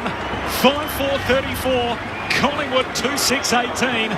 And as he did to start the game, Toby Green starts the second half with the Giants' first goal. 2 gone third quarter. GWS by 16. The term superstar is thrown around far too much in this game. Like confetti sometimes. But he is just a genuine superstar. I mean, he had half a second then leads and on his left. Do you want to know why he kicks so many of those sort of goals? Because he practices it over and over and over again. Grabs it real quick, slam on the boot. Just It's an innate ability, but he works on his craft so much. Well, Maynard was wearing him like a jumper, so no fault to Maynard. It was just pushed him in the chest, pushed him off enough. Look at that, it's unbelievable. They're up and about, the Giants. They win the footy again here through Ward, intercepting Collingwood's foray forward, gave it to Cornelio, kicks up the corridor. Maynard got a fist to it. Lipinski goes to ground. Here's Nick Dacos, hand pass straight to Whitfield though. For the Giants, he measures the kick and goes short to Daniels. Pauses for a moment. Whitfield runs by on his outside. Stabs it inside forward. 50. Lloyd marks. 45-degree angle to the left. He'll put boot to ball from about 47 out. Is that Nick Dacos on him? It was then. He's standing the mark. Yes. I'm interested to see this. I reckon they've been ready for Dacos to go back, and I reckon Lloyd's job is to play on him and just make him work for every possession. This bloke won't struggle with the distance. Beautiful kick. 11-14 for the season. Hit the score tonight from 51 out. Kicks on its way. It's across the face. Of course. It's punched through. Don't you love that? Don't you love it? 5:35, the Giants. The Magpies at 2-6-18. There's another ball on the ground. I'll have to do with that. In the meantime, the Australians are 5 for 203 after 42 overs in the first one-dayer against India. Is that the short end as well, Lids? Yeah, it is usually, yeah. Misread that. Maynard goes on a stroll in front of the behind post. Long kick to half-back, and Mason Cox pulls it down. The Collingwood 7-footer, hand pass away to Crisp. Takes a bounce, the ball doesn't come back to him. That kind of night so far. Side bottom, hand pass knocked down by Kelly. The two number 22s bang bodies. The ball spills out of bounds. A throw in on the wing. Brett Delidio has a theory that the set shots carry further at the city end and land a little shorter. Only personal experience, Mick, because I've knocked a few through from 60. That's why. Not against myself. I'll get you the vision. Comes down to go in for the Pies. Hand pass away to Josh Kelly. His hand pass knocked down by Nick Dacos. Collingwood win it back. Hand pass to Lipinski to DeGoey. Does a U-turn. Goes back to Chris by hand. Giants by 17. Kicks down to half forward. Buckley can't collect the half volley. Spills to Kelly for the Giants on half back. Gives it to Ash. Hand pass to Callahan who goes inboard. And he's able to find Briggs running by Ash. Arched the back and got a kick away. Marked here by Cornelio. Thought he was being infringed in by Josh Dacos. Umpire says play on. Cornelio does so. Puts the Giants to the outer side. He's Perryman. Marking just shy of the logo. Steps back inboard. Kicks up into the air. Underneath it and flying. Oh, Hogan got to a good spoil from Moore. Landed awkwardly though. He limps away. Collingwood try to deal with it through Murphy. Hand pass into traffic. Again Cornelio. Hand passes off to Hogan. Got a hand pass to Cumming. Grubbers it along the ground only as far as Quaynor. The suggested kick that you probably want. Came towards Perryman. He's taken by Hill over the boundary line at left half forward. And he's tackled across for what will be a throw-in. It was an intriguing way to try and go inside forward 50 a moment ago. The Giants lead is 17 points. 6 gone in the third. You can't underestimate Quaynard's two touches, single touches, were able to clear the ball both times. No fumbling, whatever. GWS by 17. Both rucks miss it from the boundary throw in to Goey. Hand pass away to Maynard, who's got the blue paint all over his leg. Gives it to Lipinski. Floats a kick down the wing. It'll sit right in front of Elliott and Taylor. Taylor wins it. Hand pass, though, went straight to Crisp. Now Taylor tackles him. Taken to ground. That can't be holding the footy, can it? Oh, yes, it can. You put the arm out. Try and fend. Yeah, fend. Once you fend and you get caught, you're gone. So tried to run the gauntlet, caught the second time, and Taylor, who coughed it up originally, wins it back and now switches play to the opposite back flank for Buckley. And Buckley hobbles after he got the kick away. He's okay. Comes in the direction of Bedford, battling with Howe. Trying to soccer it forward was Kelly. Straight into a pack back to Bedford. He's tackled. Taken the ground. Sorry, Clint. Buckley's been hobbling for a while now. He finally gets to the bench. Timmy Hodges will be all over it in a second, but he comes off the ground. Himmelberg comes on. He's been sore for about the last 3 or 4 minutes. He's gone straight to the rooms as well. Probably tape up, I'd say. Ball up. Oh, that was down from Keefe and then socket, unfortunately, away the boot of Callahan. It comes to be a free kick here for the Magpies through Mitchell. Have it at left half back. Giants have kicked the past 5, the last 5 goals of the game. It kicks towards left half forward. Himmelberg knocked it down. It came to the Goey, now to Quaynor in the centre square. Grubbers a kicker on the ground. Might have got a touch on the way through. Elliott can't mop it up. Comes again to the Giants. Whitfield, Idun, Daniels, and now out into the left-back pocket to Cumming, who has it. Covered a fair bit of ground already tonight, Isaac Cumming, as he sends it down down the southern wing. Going up is Lloyd. Can't take the mark, and in the end the spoil from Murphy finds the boundary line. Throw in on that southern wing. So Giants by 17. They've kicked the last 5 of the game.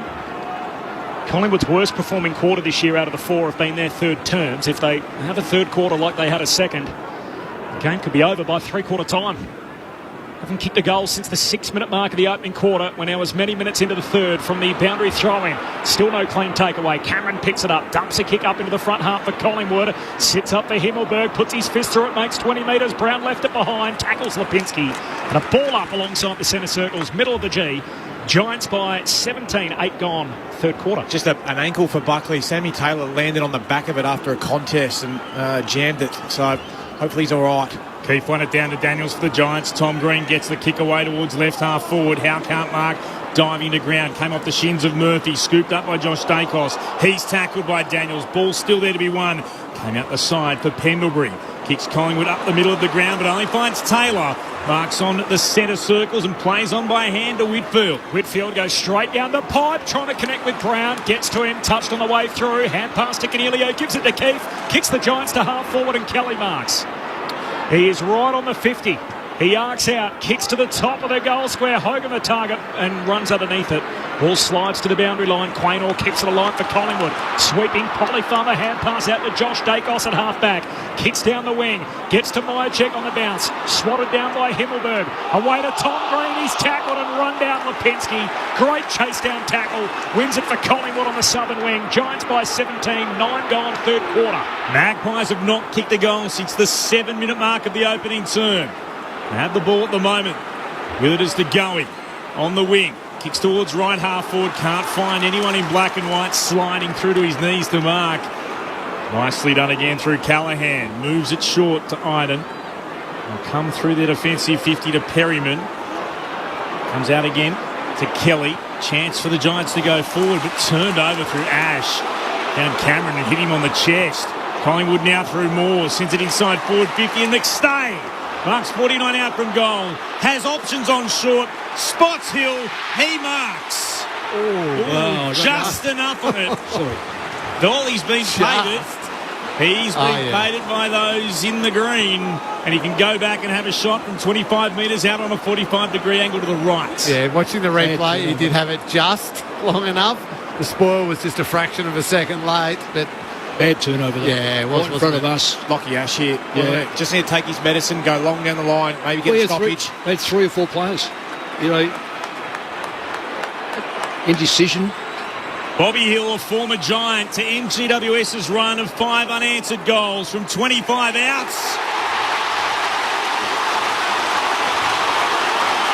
Celebrations and a touch of relief for Collingwood fans, all 90,000 plus of them at the MCG. The Magpies have got their third. It comes at the 11-minute mark of the third term. They're 3-6-24 to the Giants 5-5-35. The Giants lead cut to 11 points on Grandstand AFL. The endeavour's there, the intent is there from the Giants. They're winning the contested possessions this quarter by 6, but if you're going to beat the best team in the competition from all season, you need that composure and skill execution, don't you, under pressure. And their hands have been good in tight, and they've got back to what they were last week, but I think just by foot a couple of times, that Lockie Ash one, the Josh Kelly inside 50 just over the head of Hogan, they're the ones that just make the difference against the best teams. 95,000 all in black and white, waiting for a reason to go berserk. And can the Hill goals start to climb for Collingwood? Back to 11 points the Giants' way. In the middle, Ward, hand pass off his knees, straight to Mitchell at Collingwood. Hand pass to Ngoe, gives it to Lipinski. Kicks inside 50, Myercheck the target, spoil comes. Spills down to Crisp, a little fumble. Now he's in trouble, tackled front on by Whitfield and Iden, and he's locked up. And a ball up 30 metres out from the Collingwood goal. Collingwood clearing the ball better now. And that's giving them a chance inside the front 50 as opposed to coming from the back half. Forward 50 stoppage. Up it goes. Cameron pushes it down. Crisp over the footy, takes it clean. Can't thread a hand pass through. Himmelberg to Kelly. Hand pass to Tom Green. He gives it to Callaghan, who bursts away off the back flank for the Giants. And kicks into space on the commentary wing. How's the bounce sit for Brown? Not well. Markov stood there, received the football and thumps it back inside forward 50 for Collingwood. Stretching McStay in front of Taylor. He takes the mark. Well, that's a classical case of overconfidence by Taylor. Did not spoil. Oh, just it's criminal. No matter what mistake you make on the football ground. And a couple of them too. Callum Brown back here on the wing. Yeah. Overrunning the footy. Didn't bodyline the ball. Markov did. And then that one, it's the oldest rule you get taught as a defender. If you're behind and out of position, you must punch the footy. He'll kick it goal from in line with the left hand behind post. This is the best kick of the night. It results in a goal. He's got his second, and the Magpies have got back-to-back majors. And the Collingwood Army comes to life at the G. They're back to within 5 points. Collingwood 4-6-30. The Giants 5-5-35. 13 gone in the third term. Tim Hodges has got news downstairs.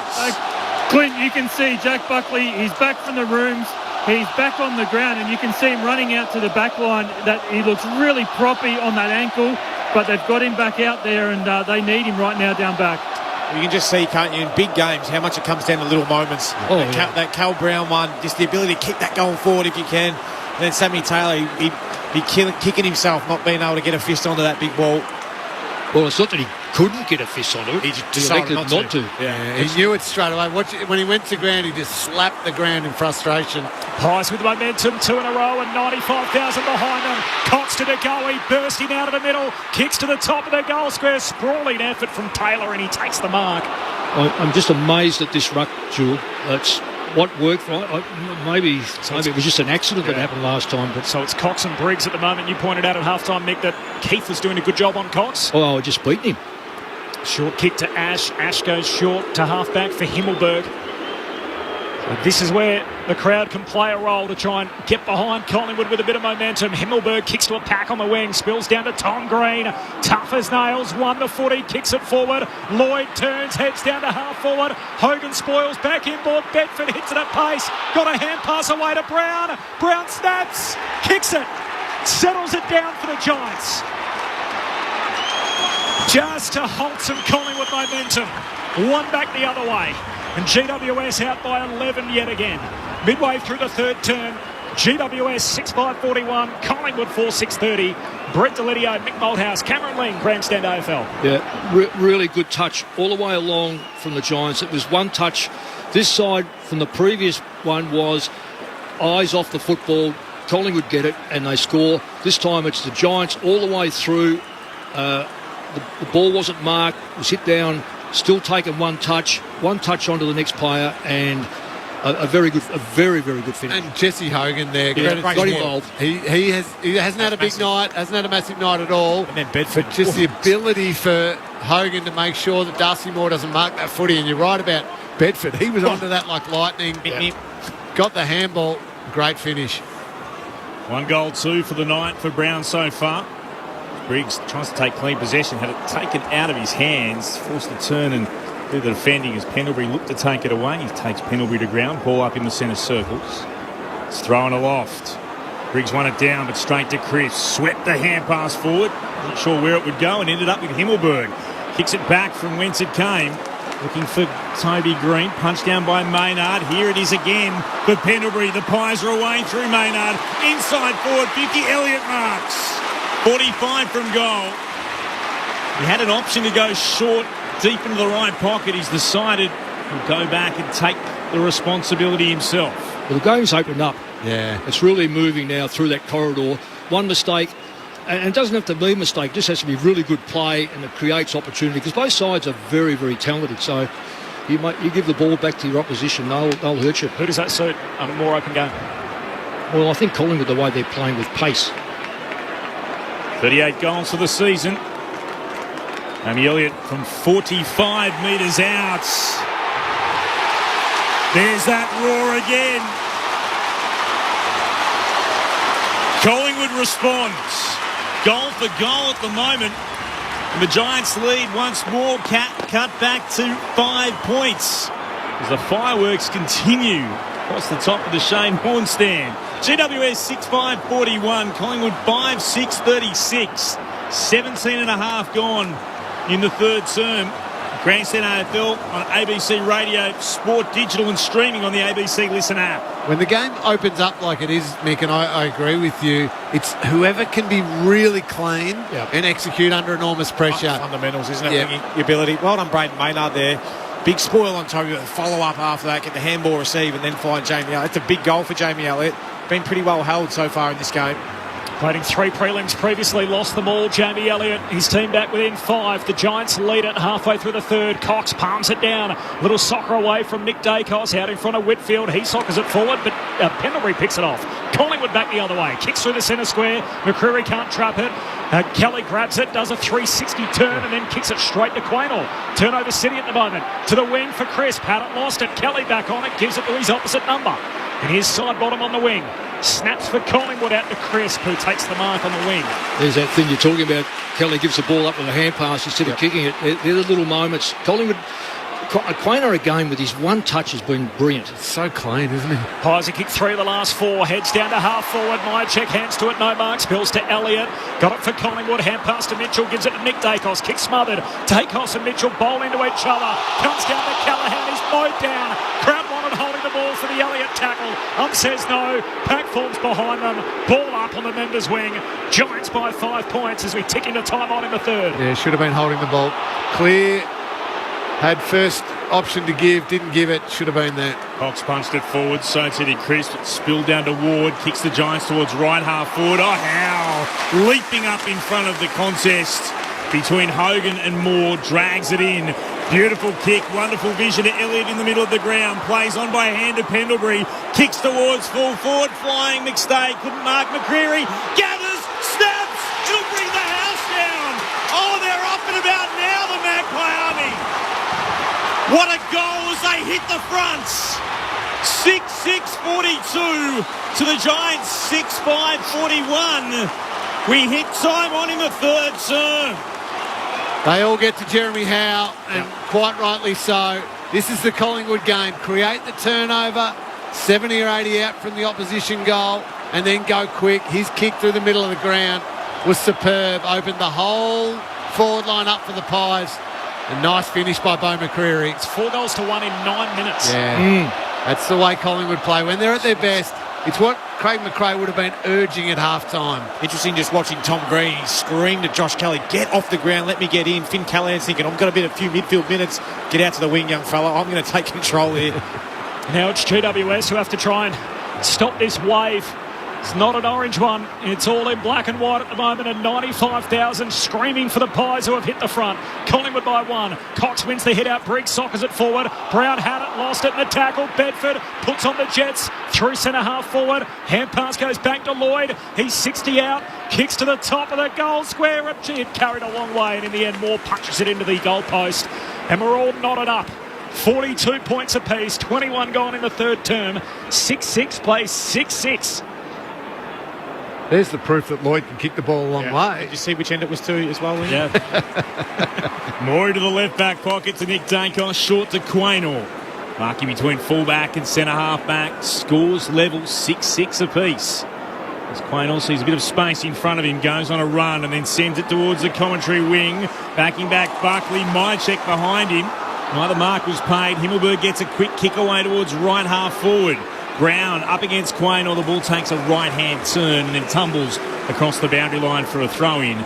55 out from the Giants' goal. They're heading to the city end of the MCG in this third term. It's gone 22 minutes with scores level in the first preliminary final between the Magpies and the Giants.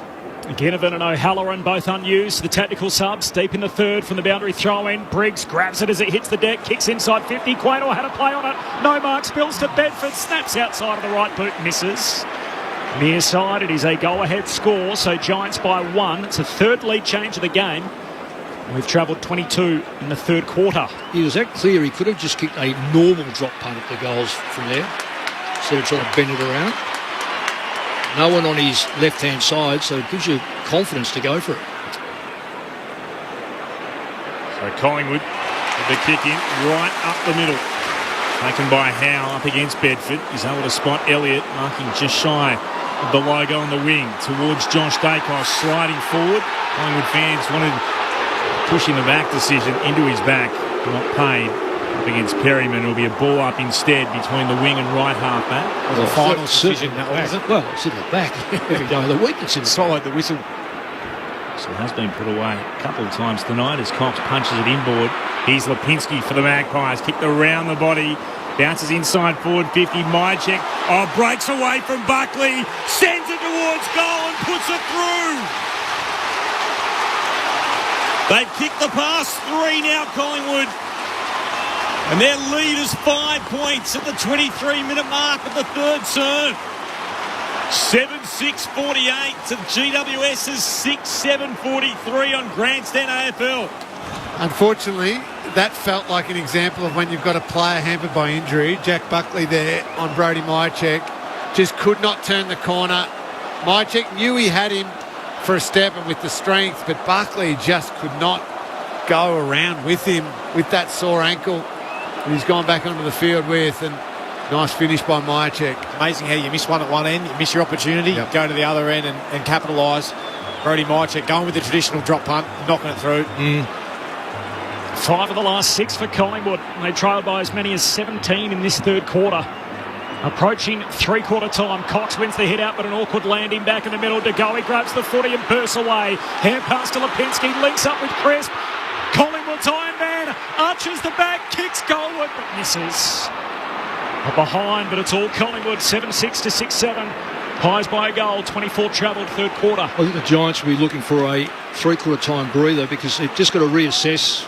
Their stoppage work is the one that's bringing them undone. And I'm amazed at the ruckman. Himmelberg long beyond defensive 50.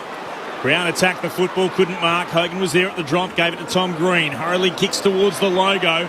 Punch forward by Daniels, bounced off Murphy, back to Daniels. Worked out well for the Giants. Kick towards Green, taken high. Play on, says the umpire. Well, that's ridiculous. Absolutely almost had his head taken off. It came down towards side bottom.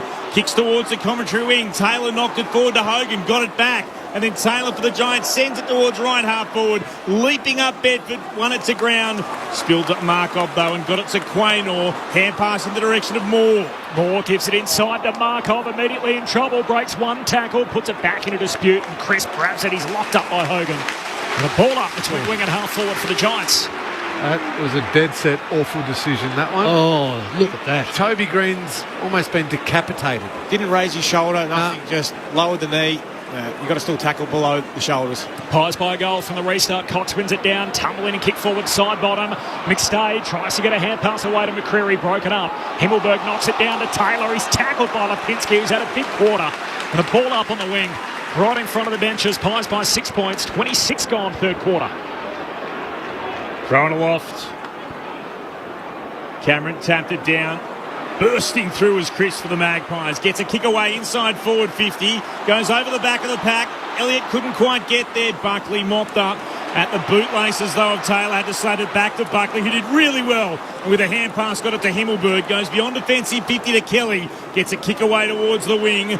Brown went up, couldn't mark. Quaynor can. He has it for Collingwood on centre wing, commentary side. The Magpies lead by 6. 26 gone in the third. So still in their front half and going inside 50 again. Jamie Elliott, the lead, can't come down with it. Falls to Buckley. He's under immense pain at the moment with that ankle issue. Got a hand pass out to Kelly, to Himmelberg, and now to Tom Green. Kicks down the wing. Quaynor in the box seat, no mark. Spills down to Moore. Collingwood with the numbers. Hand pass to Nick Dacos. Pies reload. Kicks inside the forward 50. Elliott goes again, and Taylor intercepts. Comes up with a footy for GWS. In a live play, hand pass away to Himmelberg. Hurried kick to the biggest man on the ground. Cox hands to it, no mark. There's a free for a hold.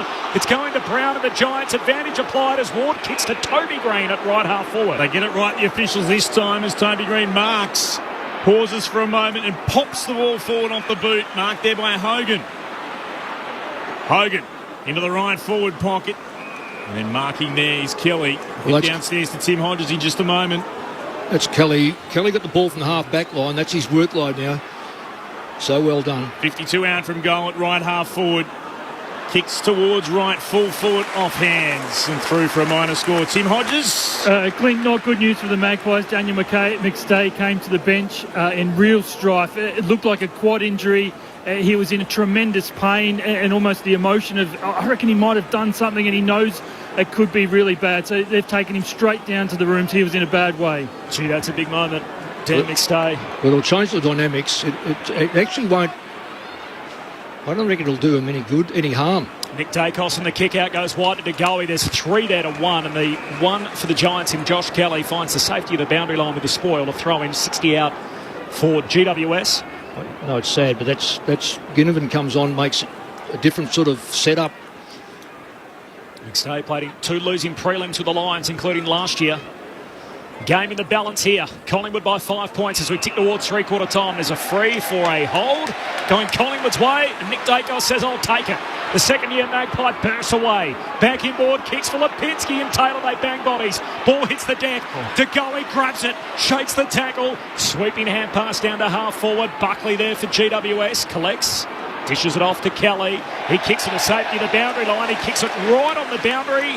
I'm not sure it has gone out yet. It's still in. The field umpire has called this. Whistle. The boundary umpire is on the spot. He has not ruled that going out. And umpire Brett Roseberry has apologised and said, hey, give it to me. We've got a neutral ball up on the wing. But that ball never went out. It should have been Collingwood's footy. And everyone gave up on it. And in the end, the field umpire says, I'll just grab the ball and we'll have a ball up on the wing. Well, see something new every day. It landed on the line. Bounced back in. It wasn't out. Cameron won it down, got it to Mitchell. Mason Cox is up and marking it left half forward. He'll play on quickly, the big American, sends it inside, attacking 50. Elliott flew again, couldn't mark. It's there for Lipinski, trying to get a hand pass away. Met then by Brown. The Giants gave it to Cornelio. Not a great hand pass. Ash did well, spun out of trouble. Gave it to Green. Stepped away from one. Kicks up and down in the elevator shaft inside his defensive 50. Pendlebury couldn't mark. Brown emerges with it. Hand pass to Cornelio at centre half back. Gives it to Ward, middle of the G. Loops a hand pass over the top to Daniels. Short kick to centre half forward. Toby got a hand on it. Couldn't trap it. Moore up to meet it. Knocks it away, but straight into the path of Lockie Keefe. Snaps goalward, hits the post. Why wouldn't you hand pass it? He had Toby over the top. He went himself and hits the post. It's unbelievable. I know he's a ruckman. But it's a 4-point game. Collingwood 7-7, GWS 6-9. A goal goes begging at the 30-minute mark of the third quarter for the Giants. Kick from Collingwood beyond their defensive 50. No mark taken. Spills down from Mitchell and then to side bottom. Look to work it towards Cox. Buckley got in the way. It's tapped it over the boundary line. It's going to be a throw-in. They butchered a chance a moment ago, GWS. They trail by 4 on the scoreboard. Past the half an hour mark in the third term. Grandstand AFL, ABC Radio, Sport Digital and streaming on the ABC Listen app. For the AFL button, it's spun back in. Neither ruck got a touch. Came out here towards Green. Got it to Kelly for the Giants. Kicked inside forward 50. Hogan. Spoil came from Moore. Comes out towards Quaynor. Under pressure from Green. The Toby variety. Came out the back to Murphy. A hurried kick. Green might get there. Maynard. Great contest between both of them. Ball knocks away for Collingwood. De Goey might have been tackled. Just got the hand pass away to Mitchell. Bounces a kick into the middle of the ground. Himmelberg for the Giants. They can reload. Hands it to Whitfield. Kicks inside 50. Bedford, fair chunk of it. Mark not paid. Spills out to Daniels. He's run down. Just got boot to ball. Pendlebury slides in. Hand pass away to Lipinski at half-back for Collingwood. Just as he went to settle it down. Kicks it straight to Isaac Cumming. Back the other way for the Giants. Daniels just inside the boundary line. Gives it to Tom Green. Kicks inside 50 and Howe marks. And that'll be the last before three-quarter time. I'm on the edge of my seat.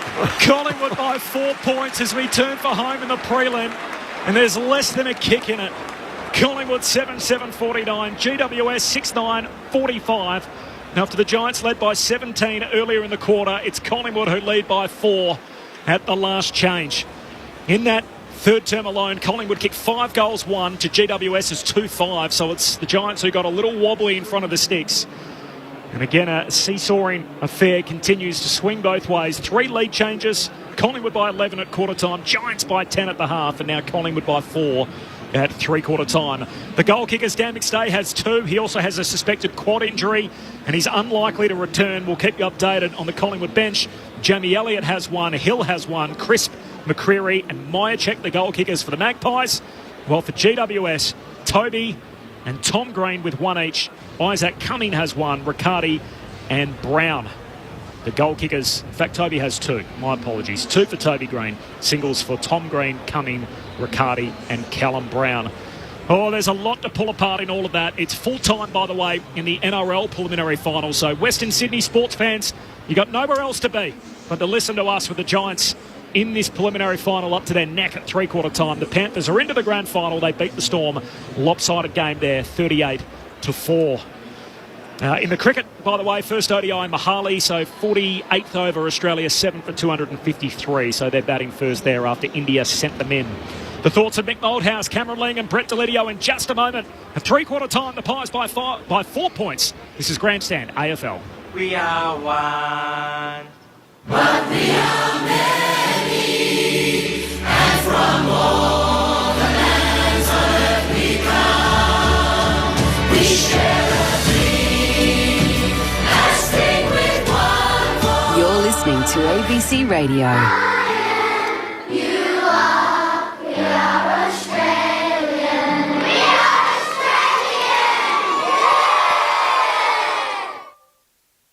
You're listening to the 2023 AFL Preliminary Final. On your radio, ABC Sport Digital Radio, and on the ABC Listen app. Boundary throwing, Cox punts it down straight to Toby Green. He snaps it through for a goal. A second for Toby, and the swell is growing. GWS have kicked the last 5 in the game. Marks 49 out from goal. Has options on short. Spots Hill. He marks. Bobby Hill, a former Giant, to end GWS's run of 5 unanswered goals from 25 outs. Celebrations and a touch of relief for Collingwood fans, all 90,000 plus of them at the MCG. Bumps it back inside forward 50 for Collingwood. Stretching McStay in front of Taylor, he takes the mark. He'll kick it goal from in line with the left hand behind post. This is the best kick of the night. It results in a goal. And the Collingwood army comes to life at the G. Plays on by a hand of Pendlebury. Kicks towards full forward. Flying McStay. Couldn't mark McCreary. Gathers. Snaps. It'll bring the house down. Oh, they're up and about now, the Magpie army. What a goal as they hit the fronts. Bounces inside forward 50. Myercheck. Oh, breaks away from Buckley. Sends it towards goal and puts it through. They've kicked the past 3 now, Collingwood. The 2023 AFL Finals Series. On radio, ABC Sport Digital. and now streaming on the ABC Listen app. The Pies by 4, 3 lead changes in the game. 2 of them came in that third quarter alone. It is Collingwood by 4 points. Ahead of our experts, Tim Hodges on the boundary. Hodgie. This is unbelievable drama here on the Magpie bench. They're tossing up whether to take Daniel McStay out of the game. The paperwork has just gone through that Daniel McStay is going out of the game, even though he ran up the race to try to prove his fitness. It's his right knee that's heavily strapped. But I think the decision has already been made, and Jack Ginnivan, you can see out there, has taken the subs top off. He's put his Collingwood number 33 on, and he's going to come into this game. So that will be a watch for the rest of this game. Obviously, with no Daniel McStay, a right knee. Unless, have you seen anyone else who's been actually subbed out there, guys? Because he is out there with the strapping on. He still hasn't been given the subs T-shirt. So this will still be a watch over the next 20 seconds to see who actually comes to the bench and is given that. I imagine it will be McStay, but Ginnivan, we can see, is in the game. Yeah, we could just see Hodgie, sorry, Cobbs, that he tried to get it going, McStay, and just gave the little signal to the medical staff, said, nah, no good. They've got the jacket right next to him. Yep. So they're about to put the jacket on. McStay, I think, there's actually someone there waiting for him to come across and actually be given the big puffy jacket. Collingwood, one of 3 teams yet to lose, leading at three-quarter time this year. They're a perfect 14 and zip. The other 2 are GWS and Carlton, who are also in the final 4. Quick thoughts, Cameron Ling, Brett Delidio, Mick Moldhouse. Well, Collingwood got back to the way they played. Speed of ball movement, some dare, some bravery through the middle of the ground. Kick the 5 goals 1 to the 2 goals 5 on the back of that. Yeah, well, I think it's going to be just be a brave effort from the Giants to weather the storm of the crowd, but get back to what they've been able to do. They've been set up so well behind the footy. They've got to be able to do that and bounce and have their big players perform really well for them in this last little bit. What do you reckon, Mick? Well, I'm just amazed that I might be reading it differently. I just cannot believe that they're allowing Cox and Cameron to ruck against Keith and Briggs back to front, especially when it worked. Maybe we're seeing something different, but I just thought that the game was pinched away or taken away from Collingwood when Cox was starting to get evened out or neutralised in the middle. Now it's back again. I'll be interested to see how Briggs goes. I know Briggs wants to bring the ball to ground and actually clear it himself. That's fine. He hasn't been able to clear any, though. He's kicked it in the man twice, only because there's a lot of traffic. But I think the Giants are still in this game by easily in the game. It's just a matter of like one flip goes the other way, and it's we've seen turnovers. Collingwood have created great opportunity from turnovers. A spot in the grand final on the line in the next half hour for one of these two teams, and a crooked bounce to start the quarter, up by Rosebery, or we call it. Tim Hodges, confirmation on that sub? Yeah, confirmation. So Daniel McStay is the sub. He is out of the game. Jack Ginnivan is into the game, so that will be a watch, won't it, over the next 7 days if the Magpies can advance. Ginnivan starts at centre half forward. He's involved here from the restart. To go, he soccers it to Ginnivan. Kicks it from 50 out. He's hit the fat part of the foot. He floats to the behind line, and it's through for a minor score. So Ginnivan involved in an immediate score. Collingwood by 5, 30 seconds into the last quarter. I'm with Mick. I don't think this forced sub affects Collingwood tonight, but I think if they get through to next week, that's when it affects them if McStay's in doubt with that knee injury. Ash took a bounce, and then with the kicking, sent it towards the wing. Cox in front, couldn't mark, spills down to Chris, bursts through and then kicks back into the left forward pocket. Idun punches it away, going to ground. Elliott, umpire say play on.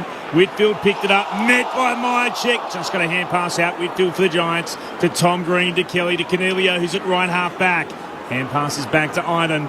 Will kick towards the wing again. 2-on-2 battle. Spoil came from Maynard at the back.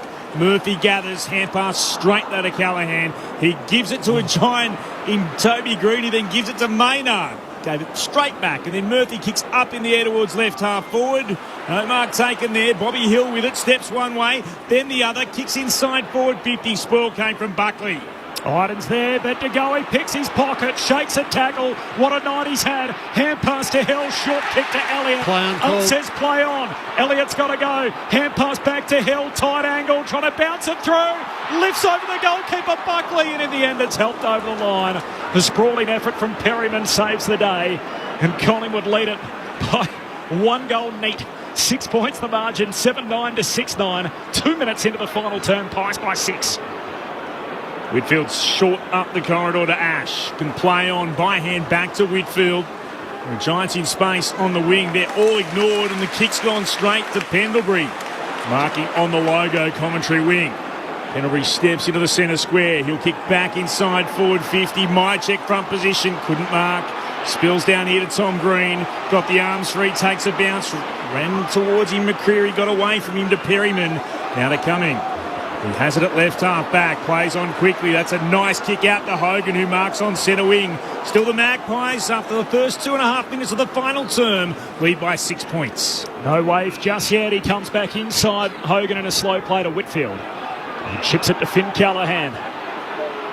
The smooth mover he is, the second-year Giant, the left footer. He lays it off by hand here to Whitfield, who kicks off his left to half forward. That's poor. Lazy by Whitfield, wasn't it? It shouldn't have called for the footy. Nah. Just allow the kick to settle and don't suck it out of his hands, because he didn't have an option going forward. Yeah, I don't think he did call. I reckon he ran and... Finn has been pretty handball happy over the last couple of weeks. He did it. I think he just... Moore with the intercept mark, kicks in front of the benches, and Cameron's got it, and the mismatch on Whitfield. Josh Dacos did a lot of work off the ball there to keep Sam Taylor out of that marking contest, identified the mismatch, played it well for his teammate. Cameron to Pendlebury, spears the pass to Goey. Goey's been amazing Hasn't he tonight. been good? You can't tackle him. No. On the logo commentary wing. He'll kick back inside forward 50. Big pack up, punched away by Taylor. Spills to Bedford for the Giants. Hand pass to Cornelio. Side bottom ran at him. He hand passed back towards Ash to the right back pocket. Sent it out towards Riccardi. Went over his head. Murphy flew at it. Got a fist on it. The ricochets away in front of the Shane Warne stand. It's a cross for a boundary throw in. The Giants are 6-9-45. They trail the Magpies 7-9-51. 4 gone in the last. A berth in the grand final up for grabs. It's a season's worth of work on the line right here. Cox wins the head out to Goey. Big fend off. Gets the clearance. Hand pass to Nick Dacos. Gives it to Pendlebury. Handball inboard. Pressure from the Giants. Force the turnover. Lloyd got it out towards Kelly. He hands it off to Callaghan. The left footer comes out in front of the members to Cumming.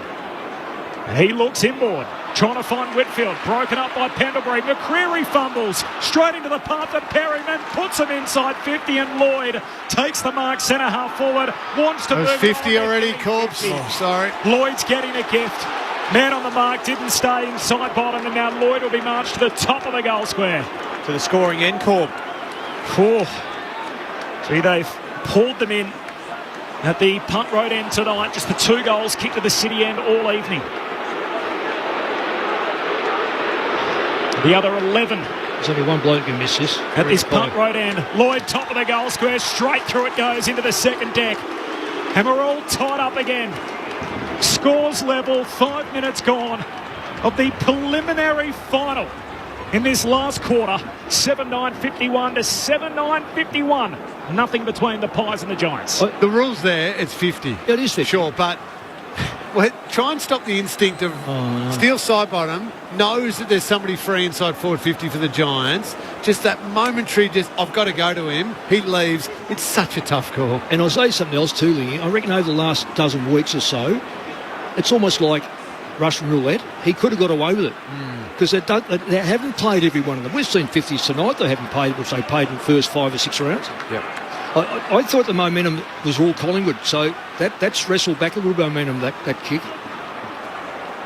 Scores level in the final term of the preliminary final. It's everything you'd want in a game of footy as Cornelio gets the kick away for the Giants, but down the throat of Quaynor.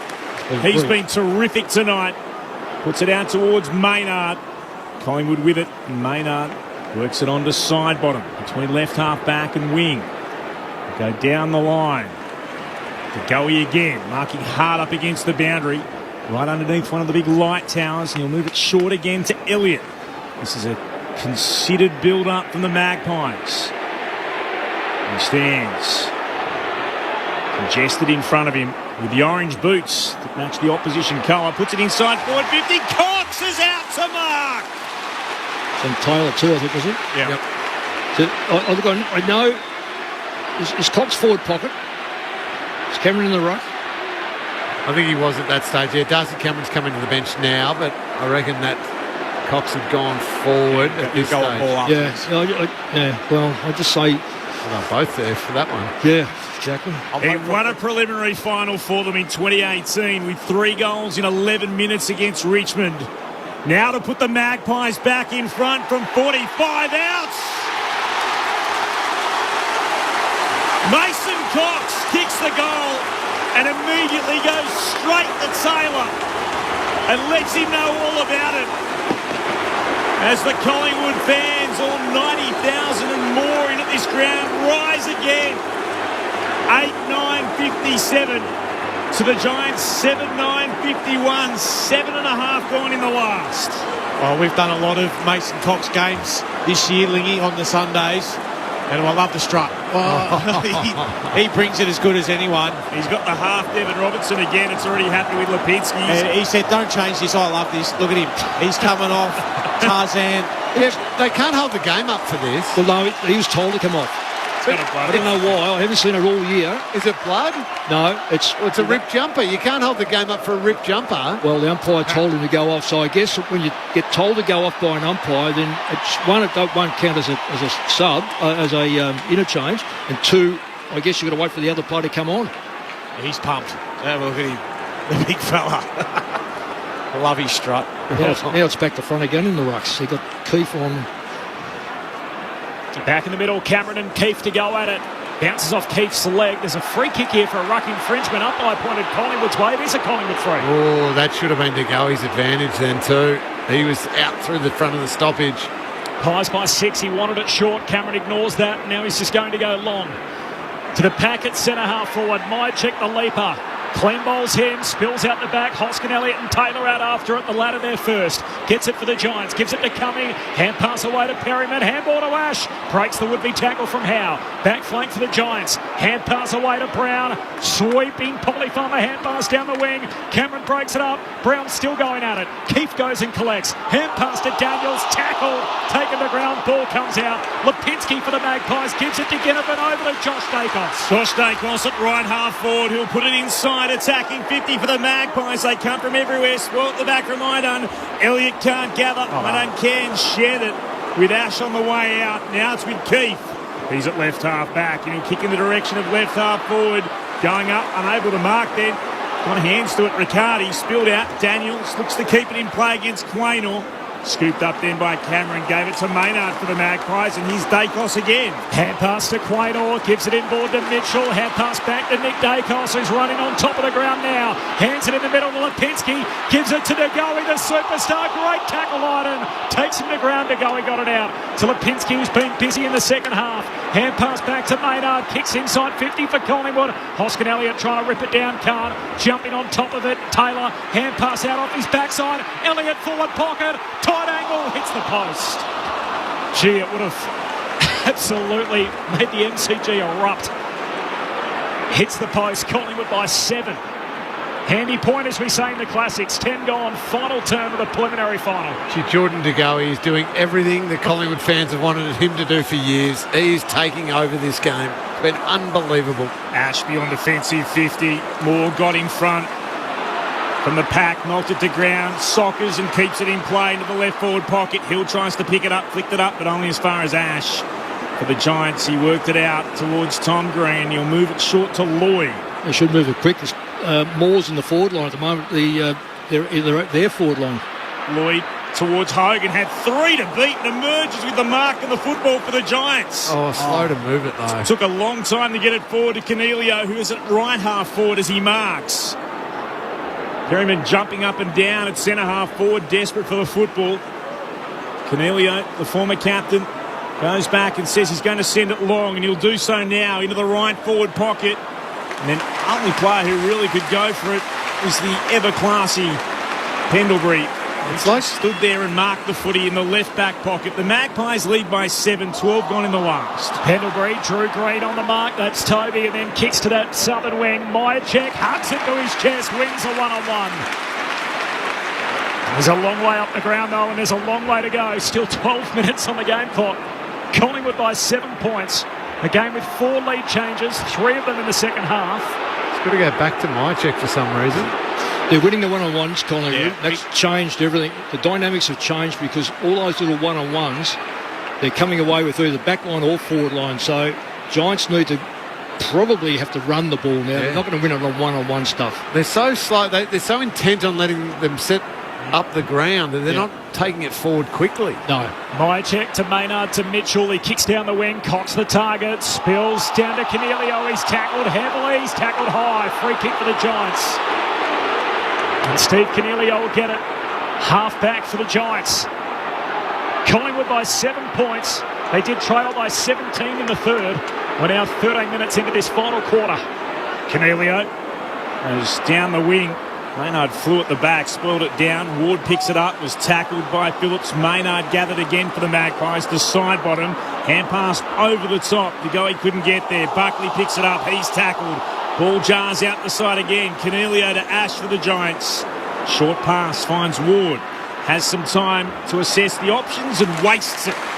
Kicking it down the throat of Cameron, who marks it left half back. The forward line's really letting the Giants down. It's not only slow movement in there, but their positional play is dreadful at the moment. Cameron goes along the boundary line, southern side. Myercheck crashes over the pack. Ball spills to the boundary line, but not over it. No, eventually the whistle comes and it's out of play. Southern wing, a throw in. Gee, Myercheck made a mess of that pack. Who was it? Cal Ward underneath it. Yeah. He would love that stuff, Cal Ward. He's like a staffy, he just shakes it off and gets going again. Most of us would think, gee, 100 kilos coming down on top of you probably isn't the ideal result from the boundary throw-in. Giants a stoppage win. Tom Green slips over in the tackle. Got a hand pass out in front of Daniels and De Goey burrows in, forces the neutral ball and the ball up between wing and half forward for the Giants. We're halfway through the final quarter of the preliminary final. Game on the line. Collingwood by 7. Keith knocked it forward. Daniels tackled or over the boundary line under the pressure of Nick Dacos. Throwing again right half forward for GWS. Nick Dacos, 22 disposals, 8 contested possessions tonight, 5 clearances, 4 tackles as he returns to the Collingwood side. O'Hellen's coming on, so it'll be interesting to see who comes off. Griggs slapped it forward. Here's Dacos again of the Nick variety. Kicked around the body towards the wing. Would stay in play. Just Perryman taps it down for the Giants to Kelly. Hands it off to Tom Green. Stepped away from Mitchell. Got it onto the left. Wobbly kick towards right half forward. Quaynor underneath it. Green provided pressure of the Toby variety. Knocked it out the side. Kelly looked to hand pass it forward. Quaynor under pressure. Takes it over the line for a throw-in. 55 out from the Giants' goal. They're going to the punt road end of the MCG to the left of our broadcast position this turn. Throwing it right half forward. The Magpies lead by 7, 15 gone in the last. They've led for large periods of the night. GWS, can they come back and win it again from the restart? First clean touch, Ginnivan, hand pass forward to Pendlebury, got it out the side bottom, hand pass back in the middle of the ground. Pack forms alongside the centre circles, ball up middle of the G, Tim Hodges. The Giants have made their sub, it's slightly controversial. Callan Ward has been subbed out, so the Xavier O'Halloran is in and straight into this contest. Halfway through the final term, Collingwood by 7 from the restart. Briggs grabs it out of the ruck, lost it. Side bottom, hands it out to Nick Dacos, kicks for Cameron, hands to it, no mark. He'll get a free. Ginnivan takes the advantage, kicks hurriedly down to half forward. It'll bounce out of play. Says to no. There's the quota. Free kick GWS at half back. So he took the advantage, banged it on the boot. The umpires pinged him for insufficient intent as Iden goes racing away for the Giants. And kicks to a pack, more in front position. Keith tried to slap it forward. Here's O'Halloran, he slaps it forward again. And that tumbles across the boundary line, and that'll be deliberate. That is just ridiculous. These umpires, honestly, this is going to be, they should be looked at. That is 2 shocking decisions. Tomorrow's umpires will be feeling pretty good about themselves. Well, so are the seconds or the blokes that are doing community bores. You could see it coming, though. I agree with you, Mick. That was a terrible call, but you just could see it coming as side bottom kicked into a pack of traffic, spilled out the side. Umpire's going to ball this in. You can see the excitement. The boundary line. See the excitement on their face, can't you, Clint? From here, they're smiling like feeding them a banana sideways. Here's a chance. They take it every opportunity. Spun in again. Tapped down by Cox. Comes in the direction of Ginnivan. The players are going to circle his football. Ginnivan looks to tap it out. Perryman's right with him. De Goey tries to emerge with it. This is a genuine rugby ruck happening in front of the Shane Warne stand. Eventually the umpire says we'll ball it up. 16 and a bit gone in the last. Season at stake. It's the Magpies by 7. Briggs wins the hit out, but straight to side bottom, southern wing, kicks Collingwood inside 50. Cameron brings it to ground. Iden's at the drop for GWS. Hand pass out in front of himself. Iden runs onto it. Back flank. Kicks the Giants up to halfway. Lloyd forced to spoil from the back down to O'Halloran. Keeps it alive for GWS. Kicks inboard. Daniels collects on the bounce. Sends it down the right half forward. Lloyd the target. Skids past him and out of play. The Collingwood fans cheering for insufficient attempt. Will have a throw in. 60 out from the Giants goal. GWS led this game by as many as 17 points in the third quarter. They now trail by 7 with 8 minutes left on the game clock. Collingwood by 7. With a place in the grand final at stake. 97,665 in. And they're getting an absolute treat as the kick from Daniels inside forward 50. Quaynor front position went up, won it to ground. Pendlebury calm under pressure, gave it to Maynard. Thumps it towards the wing. Unable to mark it was Taylor. Iden taken high by Myercheck. I thought umpire says no. It'll be ball up on the logo, on the wing. Goodness gracious. No. How do you miss that? 2 umpires. One's looking at it, the other one's missing it as well. Well, how could you miss that? Briggs taps it forward to Green to Bedford. Giants have it again through Kelly. Kicks into the right forward pocket. Coming out to meet it, Murphy had Hogan right with him. Knocks it away. It's over the boundary line. That will be a throw-in. 55 out from the Giants' goal. They trail by 7 points. 19 gone in the final term on Grandstand AFL, ABC Sport ABC Sport Digital, ABC Radio around the country, and streaming on the ABC Listen app. Boundary throw in. Cox wins it down. Mitchell through traffic, gets on his left side, kicks it down the wing, hand to it for Cameron, no mark, falls to Taylor, hand pass for the Giants, but it goes straight to Myercheck, trying to hang it inside the boundary line, he coughs it up. Tom Green, hand pass to Buckley, short kick forward to Daniels, spins out of the Mitchell tackle, short kick to Briggs, has it half forward, hand pass goes away to the running Ash, kicks inside 50, Hogan takes the mark. 40 metres out, just right of centre. Well, this will be a big test for him mentally. He's kicked goals all year from here. Yep. Both ends of the ground. But it has been a part of his game in the past, which hasn't been great, the set shot goal kicking. It hasn't been great. And this is where... Routine. Pressure pump. Yeah, that's right. Get your routine. Forget the crowd. The biggest kick of his life so far. Jesse Hogan puts it straight through. Well done. Really well done. Game alive as we tick into time on in the final quarter of the preliminary final. We got a 1-point game. Collingwood 8-10-58. GWS moved to 8-9-57. Hogan goals for the first time tonight. Collingwood by a single point, 20 gone final term. I just want to highlight a player who's only short in stature, but Brent Daniels, I feel like his second half has been massive. He's been involved in so many scores. There was a little kick inside then to Briggs. I thought, is Briggs going to go? But just waited. Ash streaming off half-back. Beautiful little dart in there to Jesse Hogan. And you mentioned it, Mick. Well done, Jesse Hogan. There's a lot of thoughts going through your head when you know your side needs one. And a lot of guys have missed their set shots. Well done, Jesse. Go back. Knock that one through. What a game. From the bounce, Briggs tapped it into himself, turns, getting there first as Callahan gave it to Cornelio, kicks the Giants forward. Nick Dacos is up, had two bites at it, couldn't take the mark. Has he been taken high? No. Well, at least they've consistently missed it. You can't fly in when a bloke's lying on the ground and just smash him in the head. They've missed everything tonight, time and time again. Tapping it forward was Chris. He's able to gather, kicked around the body. Coming down the commentary wing, 2-on-2 battle. Taylor tried to mark again, went through his hands. Iden was back there. Mopped it up for the Giants, gave it to Whitfield, had to be clean and was. Got to Callahan, running by Whitfield again, has it from centre half back, kicks towards right half forward. O'Halloran the target, he leaps up, no mark. Quaynor keeps his feet, wins the Sherrin. Hand pass over his shoulder, goes straight back to Kelly of the Giants. He sends GWS to half forward, Moore coming through, double fister, clears it away. Pendlebury under the pump, got it out, loose footy. Callahan lays the tackle, wins it back, but coughs it up. Straight to Maynard, pies off the back flank, gives it to side bottom, kicks down the wing, hands on it for the Giants, no mark. She was Kelly's jumper tucked up, said no. Play moves on. Crisp got it to Ginnivan. Now on the southern wing. Collingwood over halfway. Gives it to Mitchell. Hand pass to Hoskin. Tackle. Got him. Tackle front on. Great tackle. What a tackle. What a tackle. And X gives it to him. He wins the 40 defensive side of the wing. Xavier O'Halloran for the Giants. Collingwood by a point. 5 minutes to go. He said, not today, Will Hoskin. Get on the ground. Thou shall not pass as he kicks towards right half forward O'Halloran. Marked there by Hogan. What a redemption story this would be for him. Kicks into the right forward pocket. Quaynor spoils in front of Toby Green and sees it across the boundary line. 52 out from the Giants' goal. You'll always get more on a long lead. He drops off, and it's at your own risk with minutes to go in the last quarter. Still a 1-point ball game. Still the Magpies in front.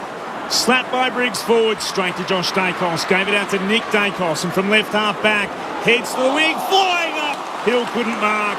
Hits the deck. Elliott was there, tackled immediately. Ball held in between left half back and the wing for the Magpies, who lead by a point. 23 minutes gone now in the final term of the preliminary final at the G.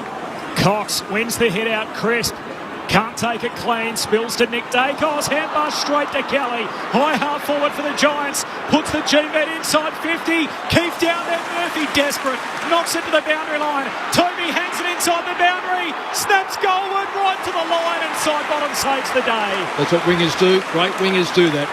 Marks on the goal line, right in front of the goal umpire. No score for GWS, Collingwood lead it by 1. He goes short to Howe. Pies by a point, 23 and a half travelled. Final turn of the prelim. What a finish. What a contest. Howe beyond defensive 50. Mason Cox is up, got hands to it, couldn't mark. Hits the deck. Here's Hoskin Elliott. Kicks up and down on the spot on the wing. Ginnivan stuck a hand out, couldn't mark, bounced back to him, able to hurry it forward. I don't put his hand through, Ginnivan sliding through. Ball ricochets down to McCreery. Tries to step inside one. Got a hand pass to Mitchell for Collingwood. Kicks inside the attacking 50. Up Perryman marks. Oh, had the mark too. Collingwood had the numbers. Perryman beyond defensive 50. Out towards right half back. Here's O'Halloran again. The substitute for the Giants turns it over. Terrible. He wanted Green, Toby Green. It was a 3-on-1 and Cameron marks. 3 minutes left on the game clock, 1 point game. As Cameron goes wide to Howe. Howe kicks down to high half forward. Josh Dacos takes the mark. Collingwood by a single point. Short kick inboard to Mitchell. He looks at the big screen, shows 24 and a half elapsed. Cuts back inside to Pendlebury. Jordan De Goey, who has had an enormous night, is stuck on the bench. We're in the final 3 minutes and Collingwood lead it by 1. He's going sideways, Pendlebury, and finds Nick Dacos, the second-year pie against the boundary line southern side. So the Giants starting to roll players up to make sure they don't get one free, but that'll leave even numbers ahead of it. Nick Dacos, long and wide. Myercheck goes up, no mark, swatted down. Perryman, hand pass to O'Halloran, the fresh legs. Gives it to Callaghan, feeds a hand pass forward. Defensive side of the wing for the Giants. Collingwood win it back. Mitchell, hand pass to Nick Dacos, kicks inside 50. Bobby Hill flies for it, no mark, close to the boundary line. Keep there, Myercheck trying to keep it alive. Iden goes and grabs it, McCreary's got him. Pack forms over the top, says I'll have it. Ball up, left forward pocket for Collingwood. The Pies by a point, final 2 minutes, 25 and a half elapsed, final quarter, Collingwood by 1. Still to go, he can't get on. Keith wins it down for the Giants. Gives it to Callaghan, moves it on to Kelly, to Callaghan, to O'Halloran, back to Callaghan, gathers and then under pressure, got a hand pass over the shoulder. O'Halloran slaps it forward. Toby Green tries to get in there. He still battles away, surrounded by Magpies. Maynard's in there, they'll board up at right half back. 1 moment could win this game either way. And still they can't get the goey onto the ground, the Magpies. 26 gone in the last. They lead by a point. The Giants through Cornelio go after from the restart. Hacked forward by Crisp. Goes across the boundary line. It'll be a throw-in. 50 out from Collingwood's attacking goal. 8-10-58 to 8-9-57. 26 gone in the last. I'm sure the memory's going back to last year's prelim final too. Collingwood fans. Pies by 1, Rucks miss it completely, spills through to Pendlebury, kicks a high up and under inside 50, they come from all directions, no mark, spills down the Giants' way, Kelly with it, hand pass along the ground, finds Perryman, kicks into the middle of the ground, Collingwood with the numbers, more floating through, no mark, tackled front on by Brown, Pack forms over the top, says ball up inside the middle of the G, Collingwood by a point, 27 minutes gone, final turn, Collingwood by 1. Still there to be won. The Magpies and the Giants. Who wants it more? As Cameron wins it towards Tom Green. Hack kick into a pack. Hits the deck once more. Umpire will ball it up in the centre square. Time ticking away. Magpies hanging on by their fingernails for a berth in the grand final of 23. The minor premier and the best team all year. They lock the ball in the middle of the ground again. Another ball up. Desperate times for GWS. They have to get it forward. Collingwood slow to climb up off the deck. Thrown up into the air. One down by Keith. Going back, Pendlebury dives on top of the football. Tries to shovel it back to a teammate. It's been locked in again. 28 minutes gone. Final turn. Still the Magpies by a point. Ball up on the outer edge of the centre circles. Keith versus Cameron. Spills out here to the Giants. Callaghan got tackled, lost it. Mitchell tried to work it out towards Pendlebury. It's chaos in the middle of the ground. It's been locked in again. There is still plenty of time for a Giants clearance and a score. Collingwood by a point. Chucked up, middle of the ground. Cameron wins it down. Ball spills to Elliott. Kicks laterally. Out in front of Josh Dacos. 95,000 screaming for him to pick it up. He does. He weaves his way around Kelly. Kicks Collingwood to half forward. Hoskin Elliott takes the mark. Collingwood by a point and possession. Seconds ticking down. The Pies are going to win another heart-stopper. They're into the grand final. Collingwood advance. In 50 games under Craig McRae, they've gone from second last to the last two. And you can carve in Collingwood on the left-hand side of the grand final billing. The Magpies are into the biggest game we have. Stick together to uphold the Magpies' name. See the barricades are shouting as all barricades should. Oh, the premiership's a cakewalk for the good old Collingwood. It is giant heartbreak for GWS. Collingwood by 1 point. And how beautiful is that for Magpie fans? After missing out by the same margin 12 months ago, they get there by a single point on preliminary final night this year. Collingwood 8-10, GWS 8-9, and the biggest team in the land, the minor premiers, are the first team there to the 2023 AFL decider. Good old Collingwood forever. They know how to play the game. Side by side they stick together to uphold the Magpies' name. See the barricades are shouting as all barricades should.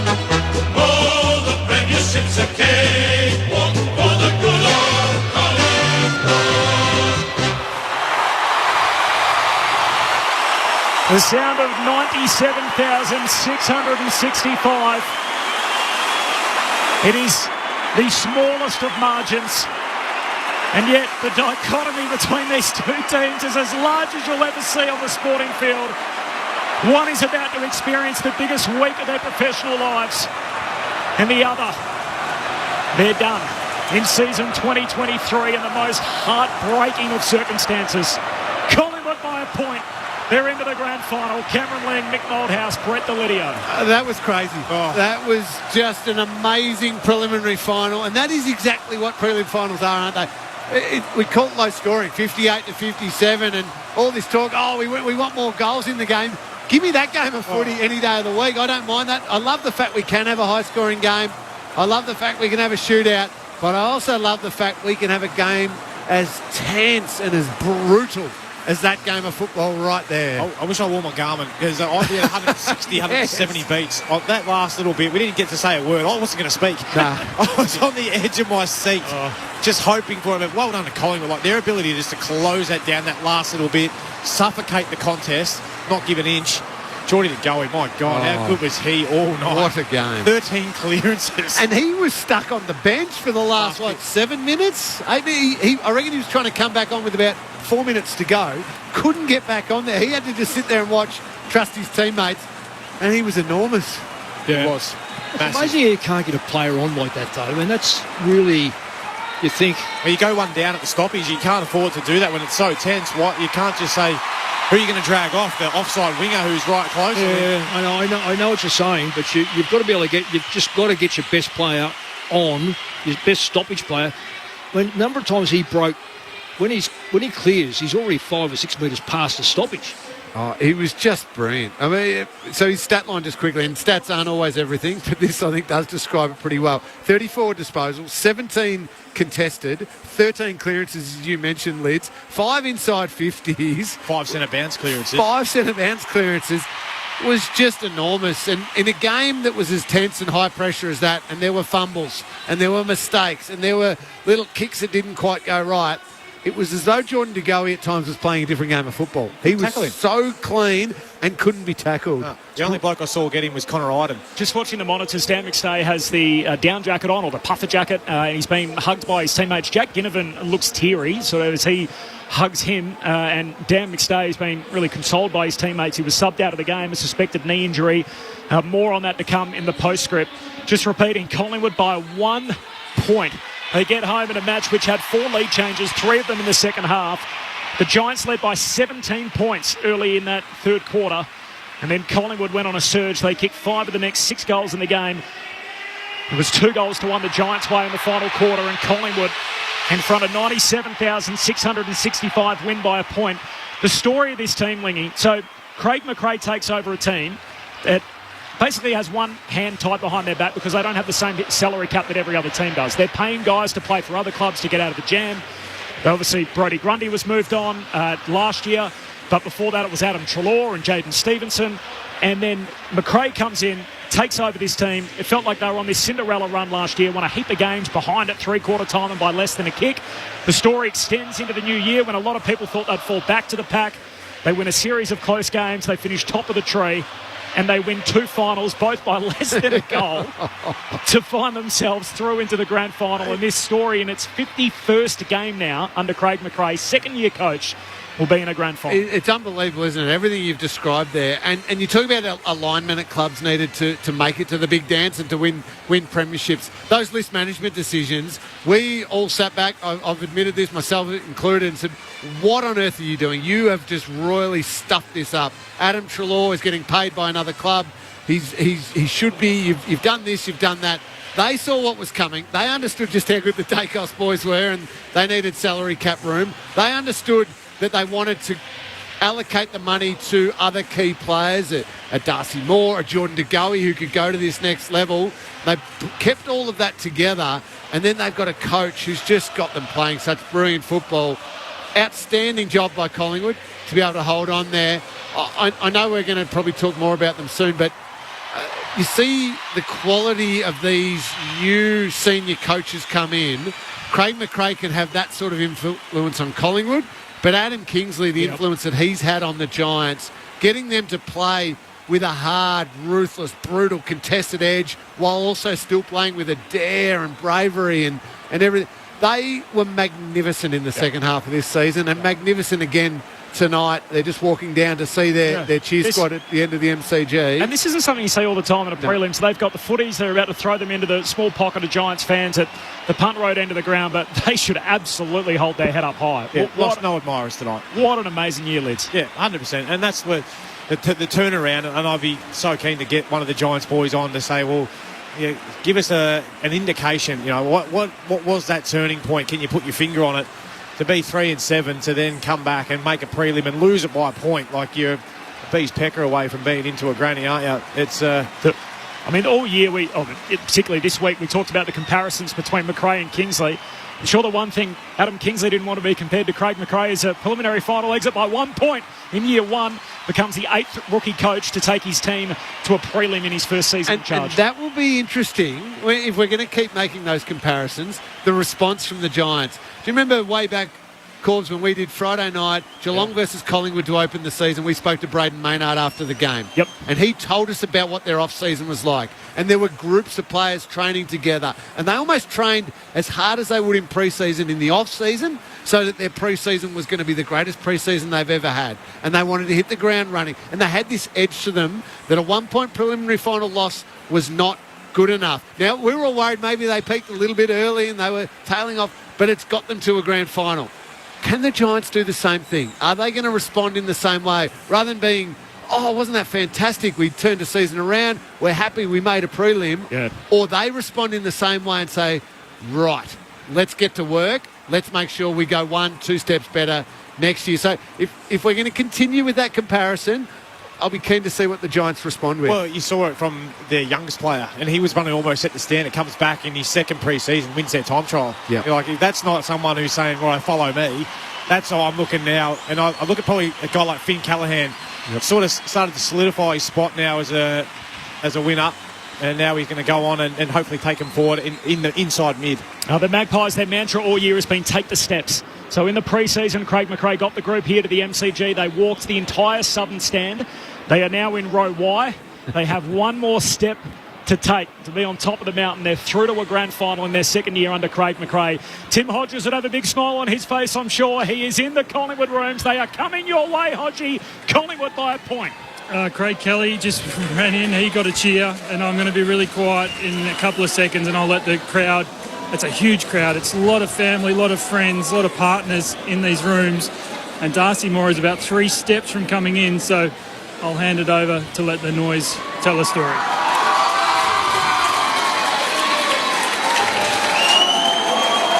Both arms in the air, Darcy Moore leads his Magpies into the room. It's Tom Mitchell, Steele Sidebottom is Jeremy Howe. We will speak to Steele Sidebottom after this into another grand final. Won a premiership with Mick Malthouse back in 2010. It's a really emotional room, just got to be said. Every player going over to Taylor Adams. Every player going over to John Noble. What selection headaches Craig McRae has. What a 50th birthday it's been for Craig McRae, it's got to be said. Now, every player is around John Noble. They're going to make him... I don't think he wants to be a part of this song. They're not letting him leave the song. So the Magpies getting everyone in. Taylor Adams, they're trying to get in the song, and he does not want any part of it. He's told Jack Ginnivan, I'm not part of this. So here we go, the Magpie song.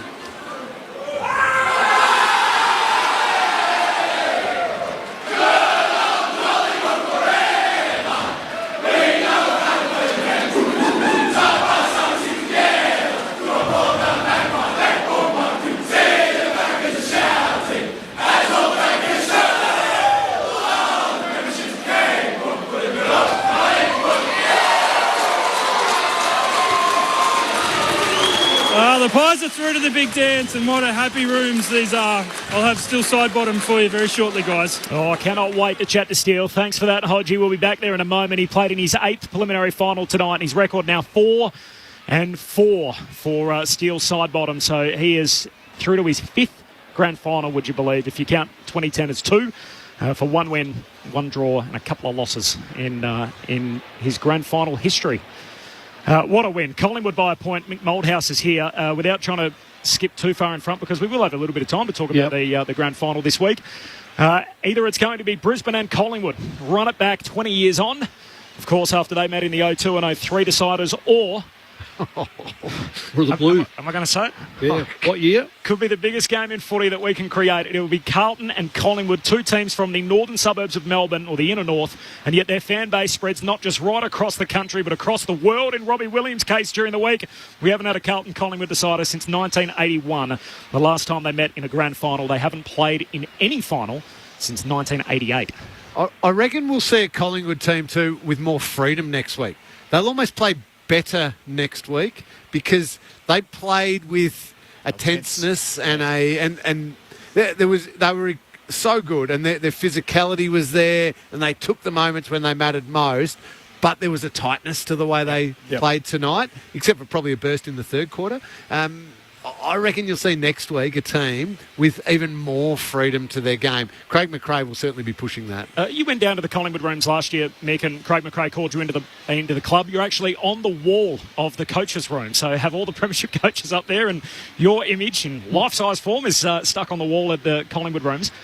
What are you seeing, Craig McRae? 50 games into the job, and he's taken his team to a prelim. They lost by a point, and then they win 1 by a point and into a grand final this year. Yeah. So I've got to go back 10 years before that, because he was part of our coaching panel. And then I go, say, 10 years before that, and he was an opposition player in that great Brisbane side.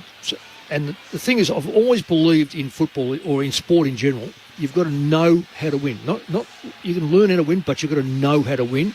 Because when you know how to win, then you also know what the other consequences are. So he's a young man who, at that time when I put him on, was a winner, and that's what you want. You want that effervescence around. You want that confidence. You want that natural feel that this is how you do it. It's not a matter of I think that's how you do it because I watch other people do it.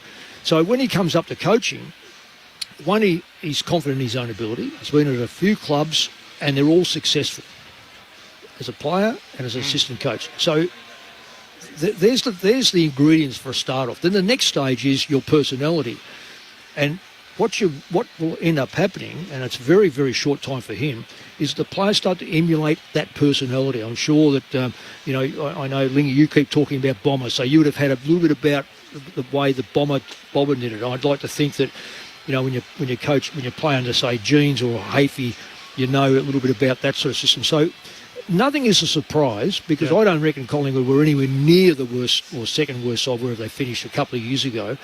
They just needed to be able, and I've got to say, I did pick them for premiers this year on the back of what he did last year and the confidence that they had, the natural progression. A lot of people wouldn't have had them in their 8. A lot of people had them sliding this year, Collingwood. Won a lot of close games. But they were just too good for them. And when you add on, if you know the Dacoses and you know Peter, you know that the kids are going to be very, very level-headed. Is there any more of them coming down the pipe? Well, I don't think so. Not that he's... no.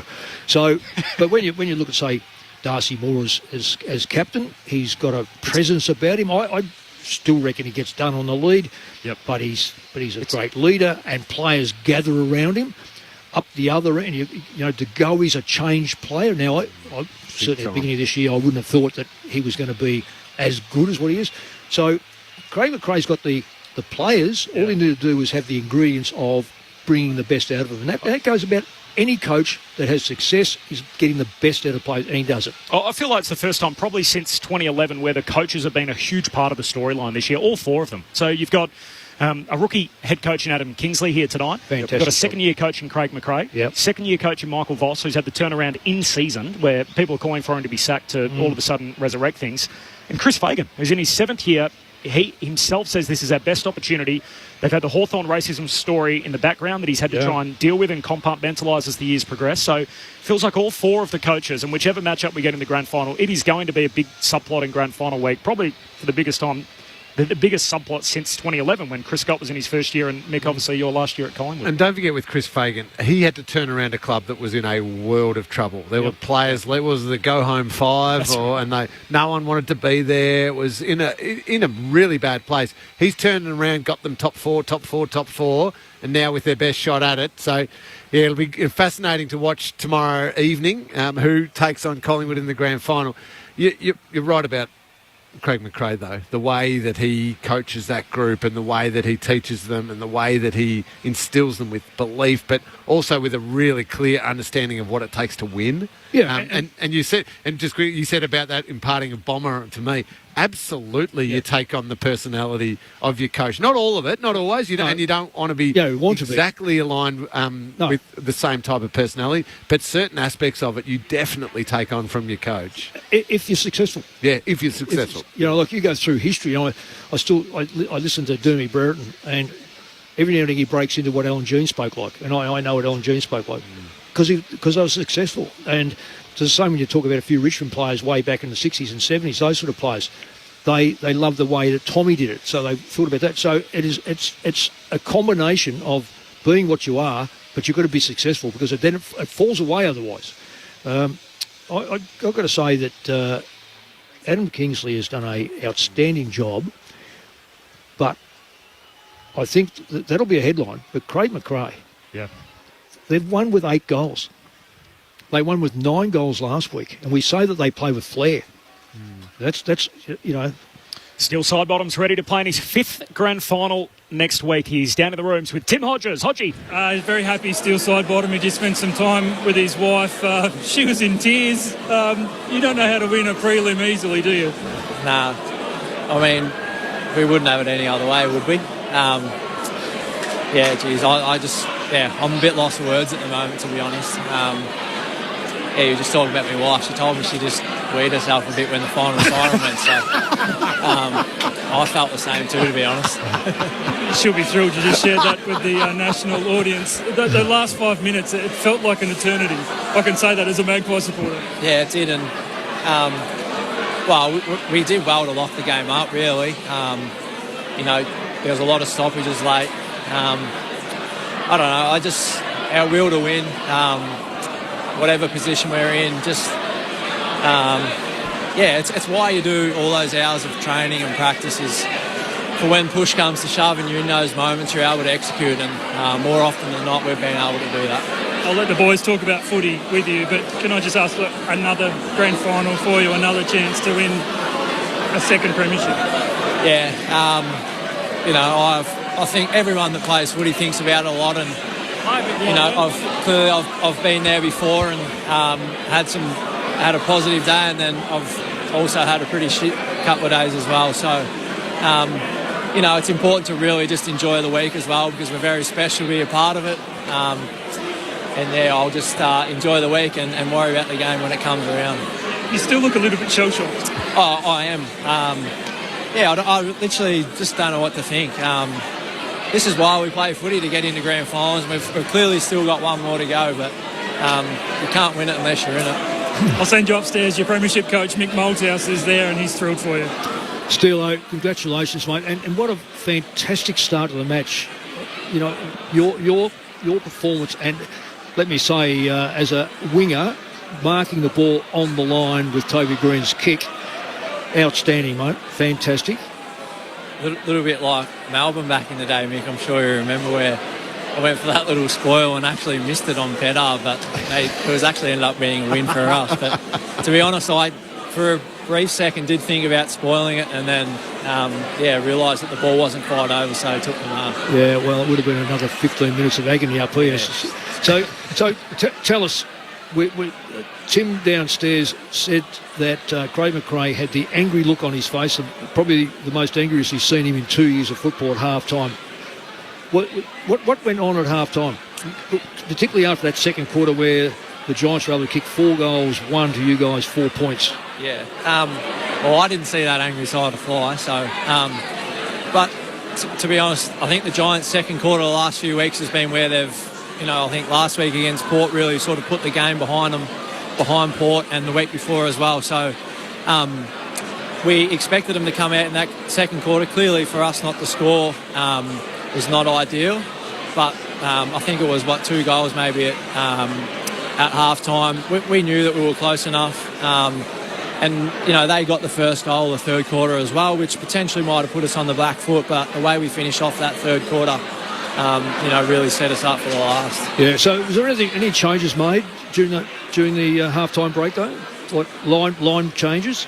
Or thought processes? Well, I think, probably at the end of the game at Melbourne, we got stuck sort of just going, up and down the line, and, played into sort of the Melbourne Keys hands, and we probably got a little bit like that as well. We tried to, take a little bit more risk with our long down the lines and even it up a little bit, but we just couldn't get our game going really. There was a little bit of chip and mark, and I thought Ariel will probably challenge at times forward of the ball tonight. To their credit, their backs are really strong, so once we can get that ball in live play is when we play our best footy.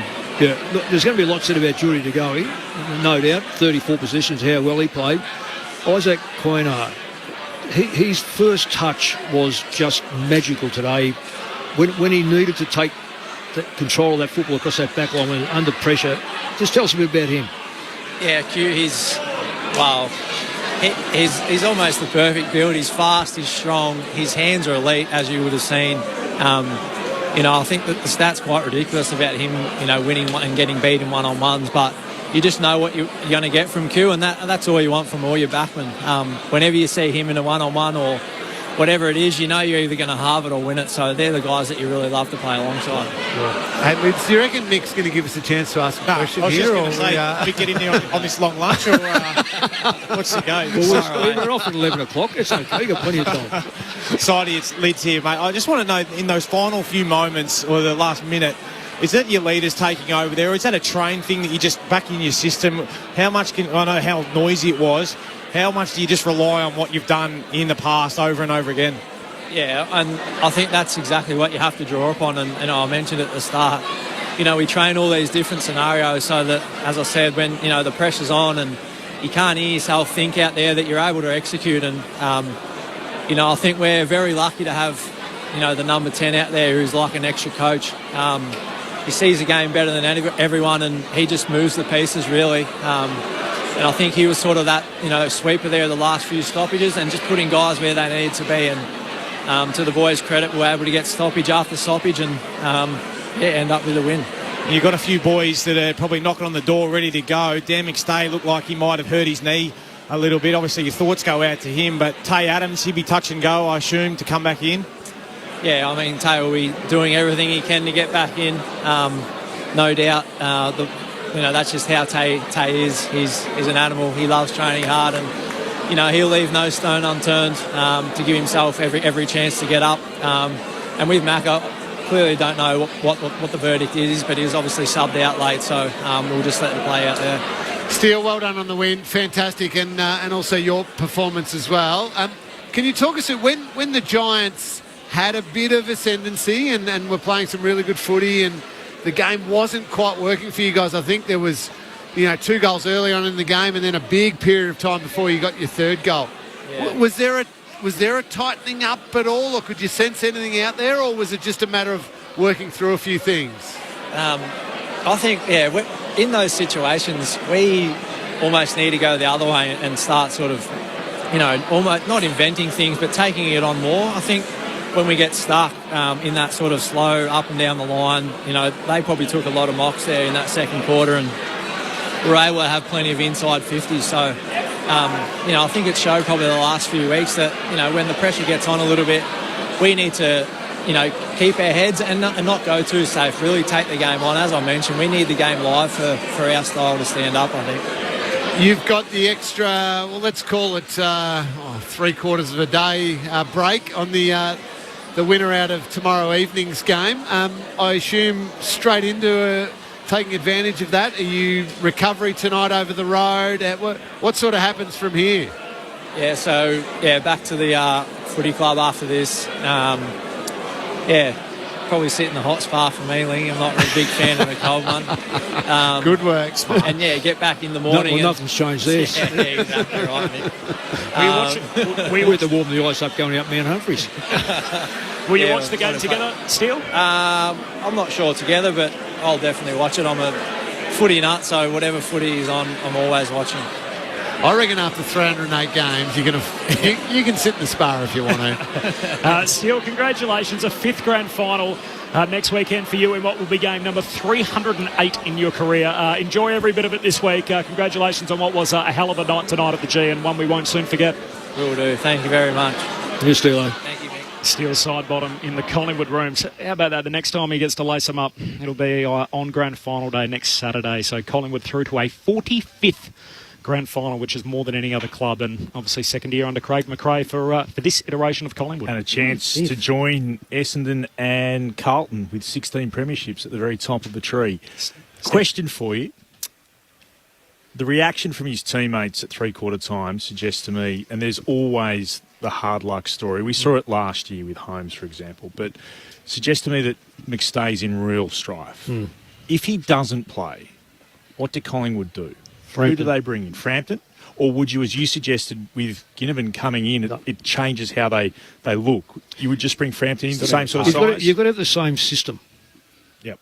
You can always change your interchange, but if you go away from your system, then you're loading up Myercheck or loading up and you want Cox to mark everything. So it depends on who win tomorrow. Both those sides tomorrow have got 3 tools. Yeah, and good. And good tools. Yeah. So you've got to be. So the system has to be maintained. And one of the things you coach system and fit the players in. And one drops out, another one should take that system. If you have to change that up, then what do you wait until the grand final to change it? And you shouldn't do that. The other one, and Adams has got to play too. And I'm not 100% sure that any hamstring at 30 years of age. Yeah. Could he be the sub? You reckon? Why? He's injured. I like Ginnivan as a sub. I really like what he has. Adds a spark, doesn't he? I'm just saying, you're saying Ginnivan or are you saying Adams? No, I'm just asking the question because I look at the list and you go through and see, well, who didn't really have much of because he plays more that forward with more on ball. That's why I reckon he's been so high score involvement. So whose spot does he take? But what if Ginnivan? You mean? No, Taylor. Oh, when you look at that, that's right. So the other option they could do is they bring Jeremy Howe goes forward, and they it doesn't work. They rejig things. I disagree with that. Not against the two sides that are there tomorrow. So when they finally got their game going, their proper game going, Jeremy Howe was involved. A couple of intercept marks and then that kick inside. Yeah, I think he's got to play back. Yep. So you wouldn't even replace him with a big in a forward line if McStay. Well, he could go there. Yeah. But you wouldn't. They're cameos. Yeah. Sort of Adam Hunter, Carl Hooker-esque, just little swing down. Yeah, if you sometimes they have a day out, and then you start them because you think, oh, guess what? He's really in form, and they go back to the reason why you put him on the half back line. Their only injuries are Ash Johnson, Will Kelly, Charlie Dean, who we haven't seen yet, and Taylor Adams. Now McStay added to that list, so that's something. Well, Frampton was very good during the middle of the year. He was. When Cameron was out, and then Cox was out, not playing. Johnson was playing forward. So it's not going to be something that's out of the blue, just parachuted in. No, this could work. What does grand final week look like? So win tonight. Obviously, the other teams, the other team you're playing are yet to play. So do you watch it all together tomorrow? Do you send everyone home to watch it individually? How does that play out? Definitely don't watch it all together. Keep it the same as what you've done. Do your own thing. Yeah, I think, and Steele kind of said that he loves footy. Yeah. So he'd watch it. I remember when we were playing the following one in 2011. I only watched bits and pieces of that Hawthorn Collingwood prelim final because I wasn't an avid watcher of football. I kind of wanted to just tell me who's there and who we're going to be playing against. Yeah. And then I'll go through my review process of that team and I'll work through that. I almost didn't want to live through the ups and downs and tenseness of another game of footy when I still had another one to play. Now, they've already played, so they might look at it a little bit differently. That Collingwood Hawthorn game, there wasn't many ups and downs. No. I'm just thinking about Jordan De Goey. I reckon he'd be lining up in the lounge room with the TV, watching a bit of popcorn, watching the game, would he? He'd be out for a squirt in the dirt bike, I reckon. We might just go down to the GWS rooms. Just repeating, Collingwood by 1 point, so they reverse the 1 point heartbreak from last year's preliminary final loss to Sydney. They beat the Giants. The other team from New South Wales by the same margin tonight. So heartbreak for Adam Kingsley's men, and for Collingwood, they're through to a grand final, second year under Craig McRae, as the birthday cake is getting wheeled into the coach's room. So Collingwood a bit more organised than us here for Clint tonight, unfortunately. But Craig McRae's getting his birthday cake at present, celebrating his 50th birthday. Change of tone. Let's head into the GWS rooms. Corbin, these are, and Mick and Lingy and Lids will be able to tell you more, but these are the most emotional rooms I think I've ever seen. That players were coming out of the coach's room, and the group of supporters, the family and the friends were giving each one a round of applause. And then one by one they would start, they were emotional and they were openly crying. I'm just looking at Toby Green right now with his partner and with his family, and he is... it's horrible to say. He's bawling his eyes out. Like these are. It's hard to watch, I'll be honest with you. And the Channel 7 crew is here getting the same shot, so you'll see them soon enough. But there are heartbroken rooms. They threw everything at it, and the contrast. It's about 9 metres down the hallway. The Magpies are heading to a grand final, elated, and these rooms are just a shattered bunch of young men. So. Yeah, it's we won't be getting an interview, I don't think, because they're absolutely devastated in these rooms. Well, that's what it means, Timmy. You've got to remember this is the prelim final. Sometimes is a worse loss than a grand final because you're watching. Well, in fact, they won't watch it. They'll know there's two sides playing next week, and they'll know that. I wish I had a punched it. I wish I had found Toby Green. I wish I had hit that ball foot on. They'll be right through the whole of pre-season going. I made a mistake that may have cost us getting into the grand final. It is an amazing, emotional roller coaster that they will go up and down all week and they'll blame themselves for something that they should have happened on. Toby Green will say, "Why didn't I kick it a half inch further? I think it was Brown. Why didn't I go a bit harder? I could have sport that ball over the line." There's a heap of things. Fourth prelim for the core of that group, and only one obviously converted to that grand final in 2019. Yeah. Can I ask you all one sort of bigger picture question at the end? Often we go, put the whistle away. They did that in the final term. Did you like the way that final term was? I'm all for the whistle being... Almost you got to earn your free kicks a little bit more in a preliminary final. But when players are getting their heads absolutely ripped off, they have to be paid. I'm not saying, by the way, that's the reason the Giants lost, but I thought there were some terrible decisions tonight. Yeah, so last a lot of people say, I love it in big finals, the umpires put the whistle away. Rubbish. Toby Green has his head ripped off. That has to be paid. So 40 metres out? Yeah, but there were a couple of other. I think Darcy Moore was one. He had his head crashed into. Yeah. That has to be paid. This isn't a Giants versus Collingwood. This was just, it was appallingly umpired. And you know, Mick, that I often don't go on with the umpires, but that last quarter, I thought there were some terrible decisions that were missed. Well, I reckon there's two advantages that were ignored. Yeah, there's a walk-in goal for GWS. Well, it was. There's 4 umpires. I'm a bit worried that the 4 umpire system is a little bit of a cop-out, where I'm not too sure, someone else will blow the whistle. If it doesn't get blown, I knew he got caught around the neck. Why didn't someone else blow that whistle? I'm just... Hasn't worked this year. No, and I'm not going to be convinced that when you've got 4 umpires and that 4th umpire or the other umpire is going to be watching it, is going to change. I can't see that changing because it's like us 4 here or 5 here. Yeah. We can see it all from different angles, but I'm waiting for you to blow the whistle. And if it doesn't happen and the game's gone, it's very hard to bring that game back or the ball back. Collingwood by a point. So 8-10 over 8-9. They beat GWS tonight. They trailed by as many as 17 points in the second half. There were 4 lead changes, 3 of them after half-time.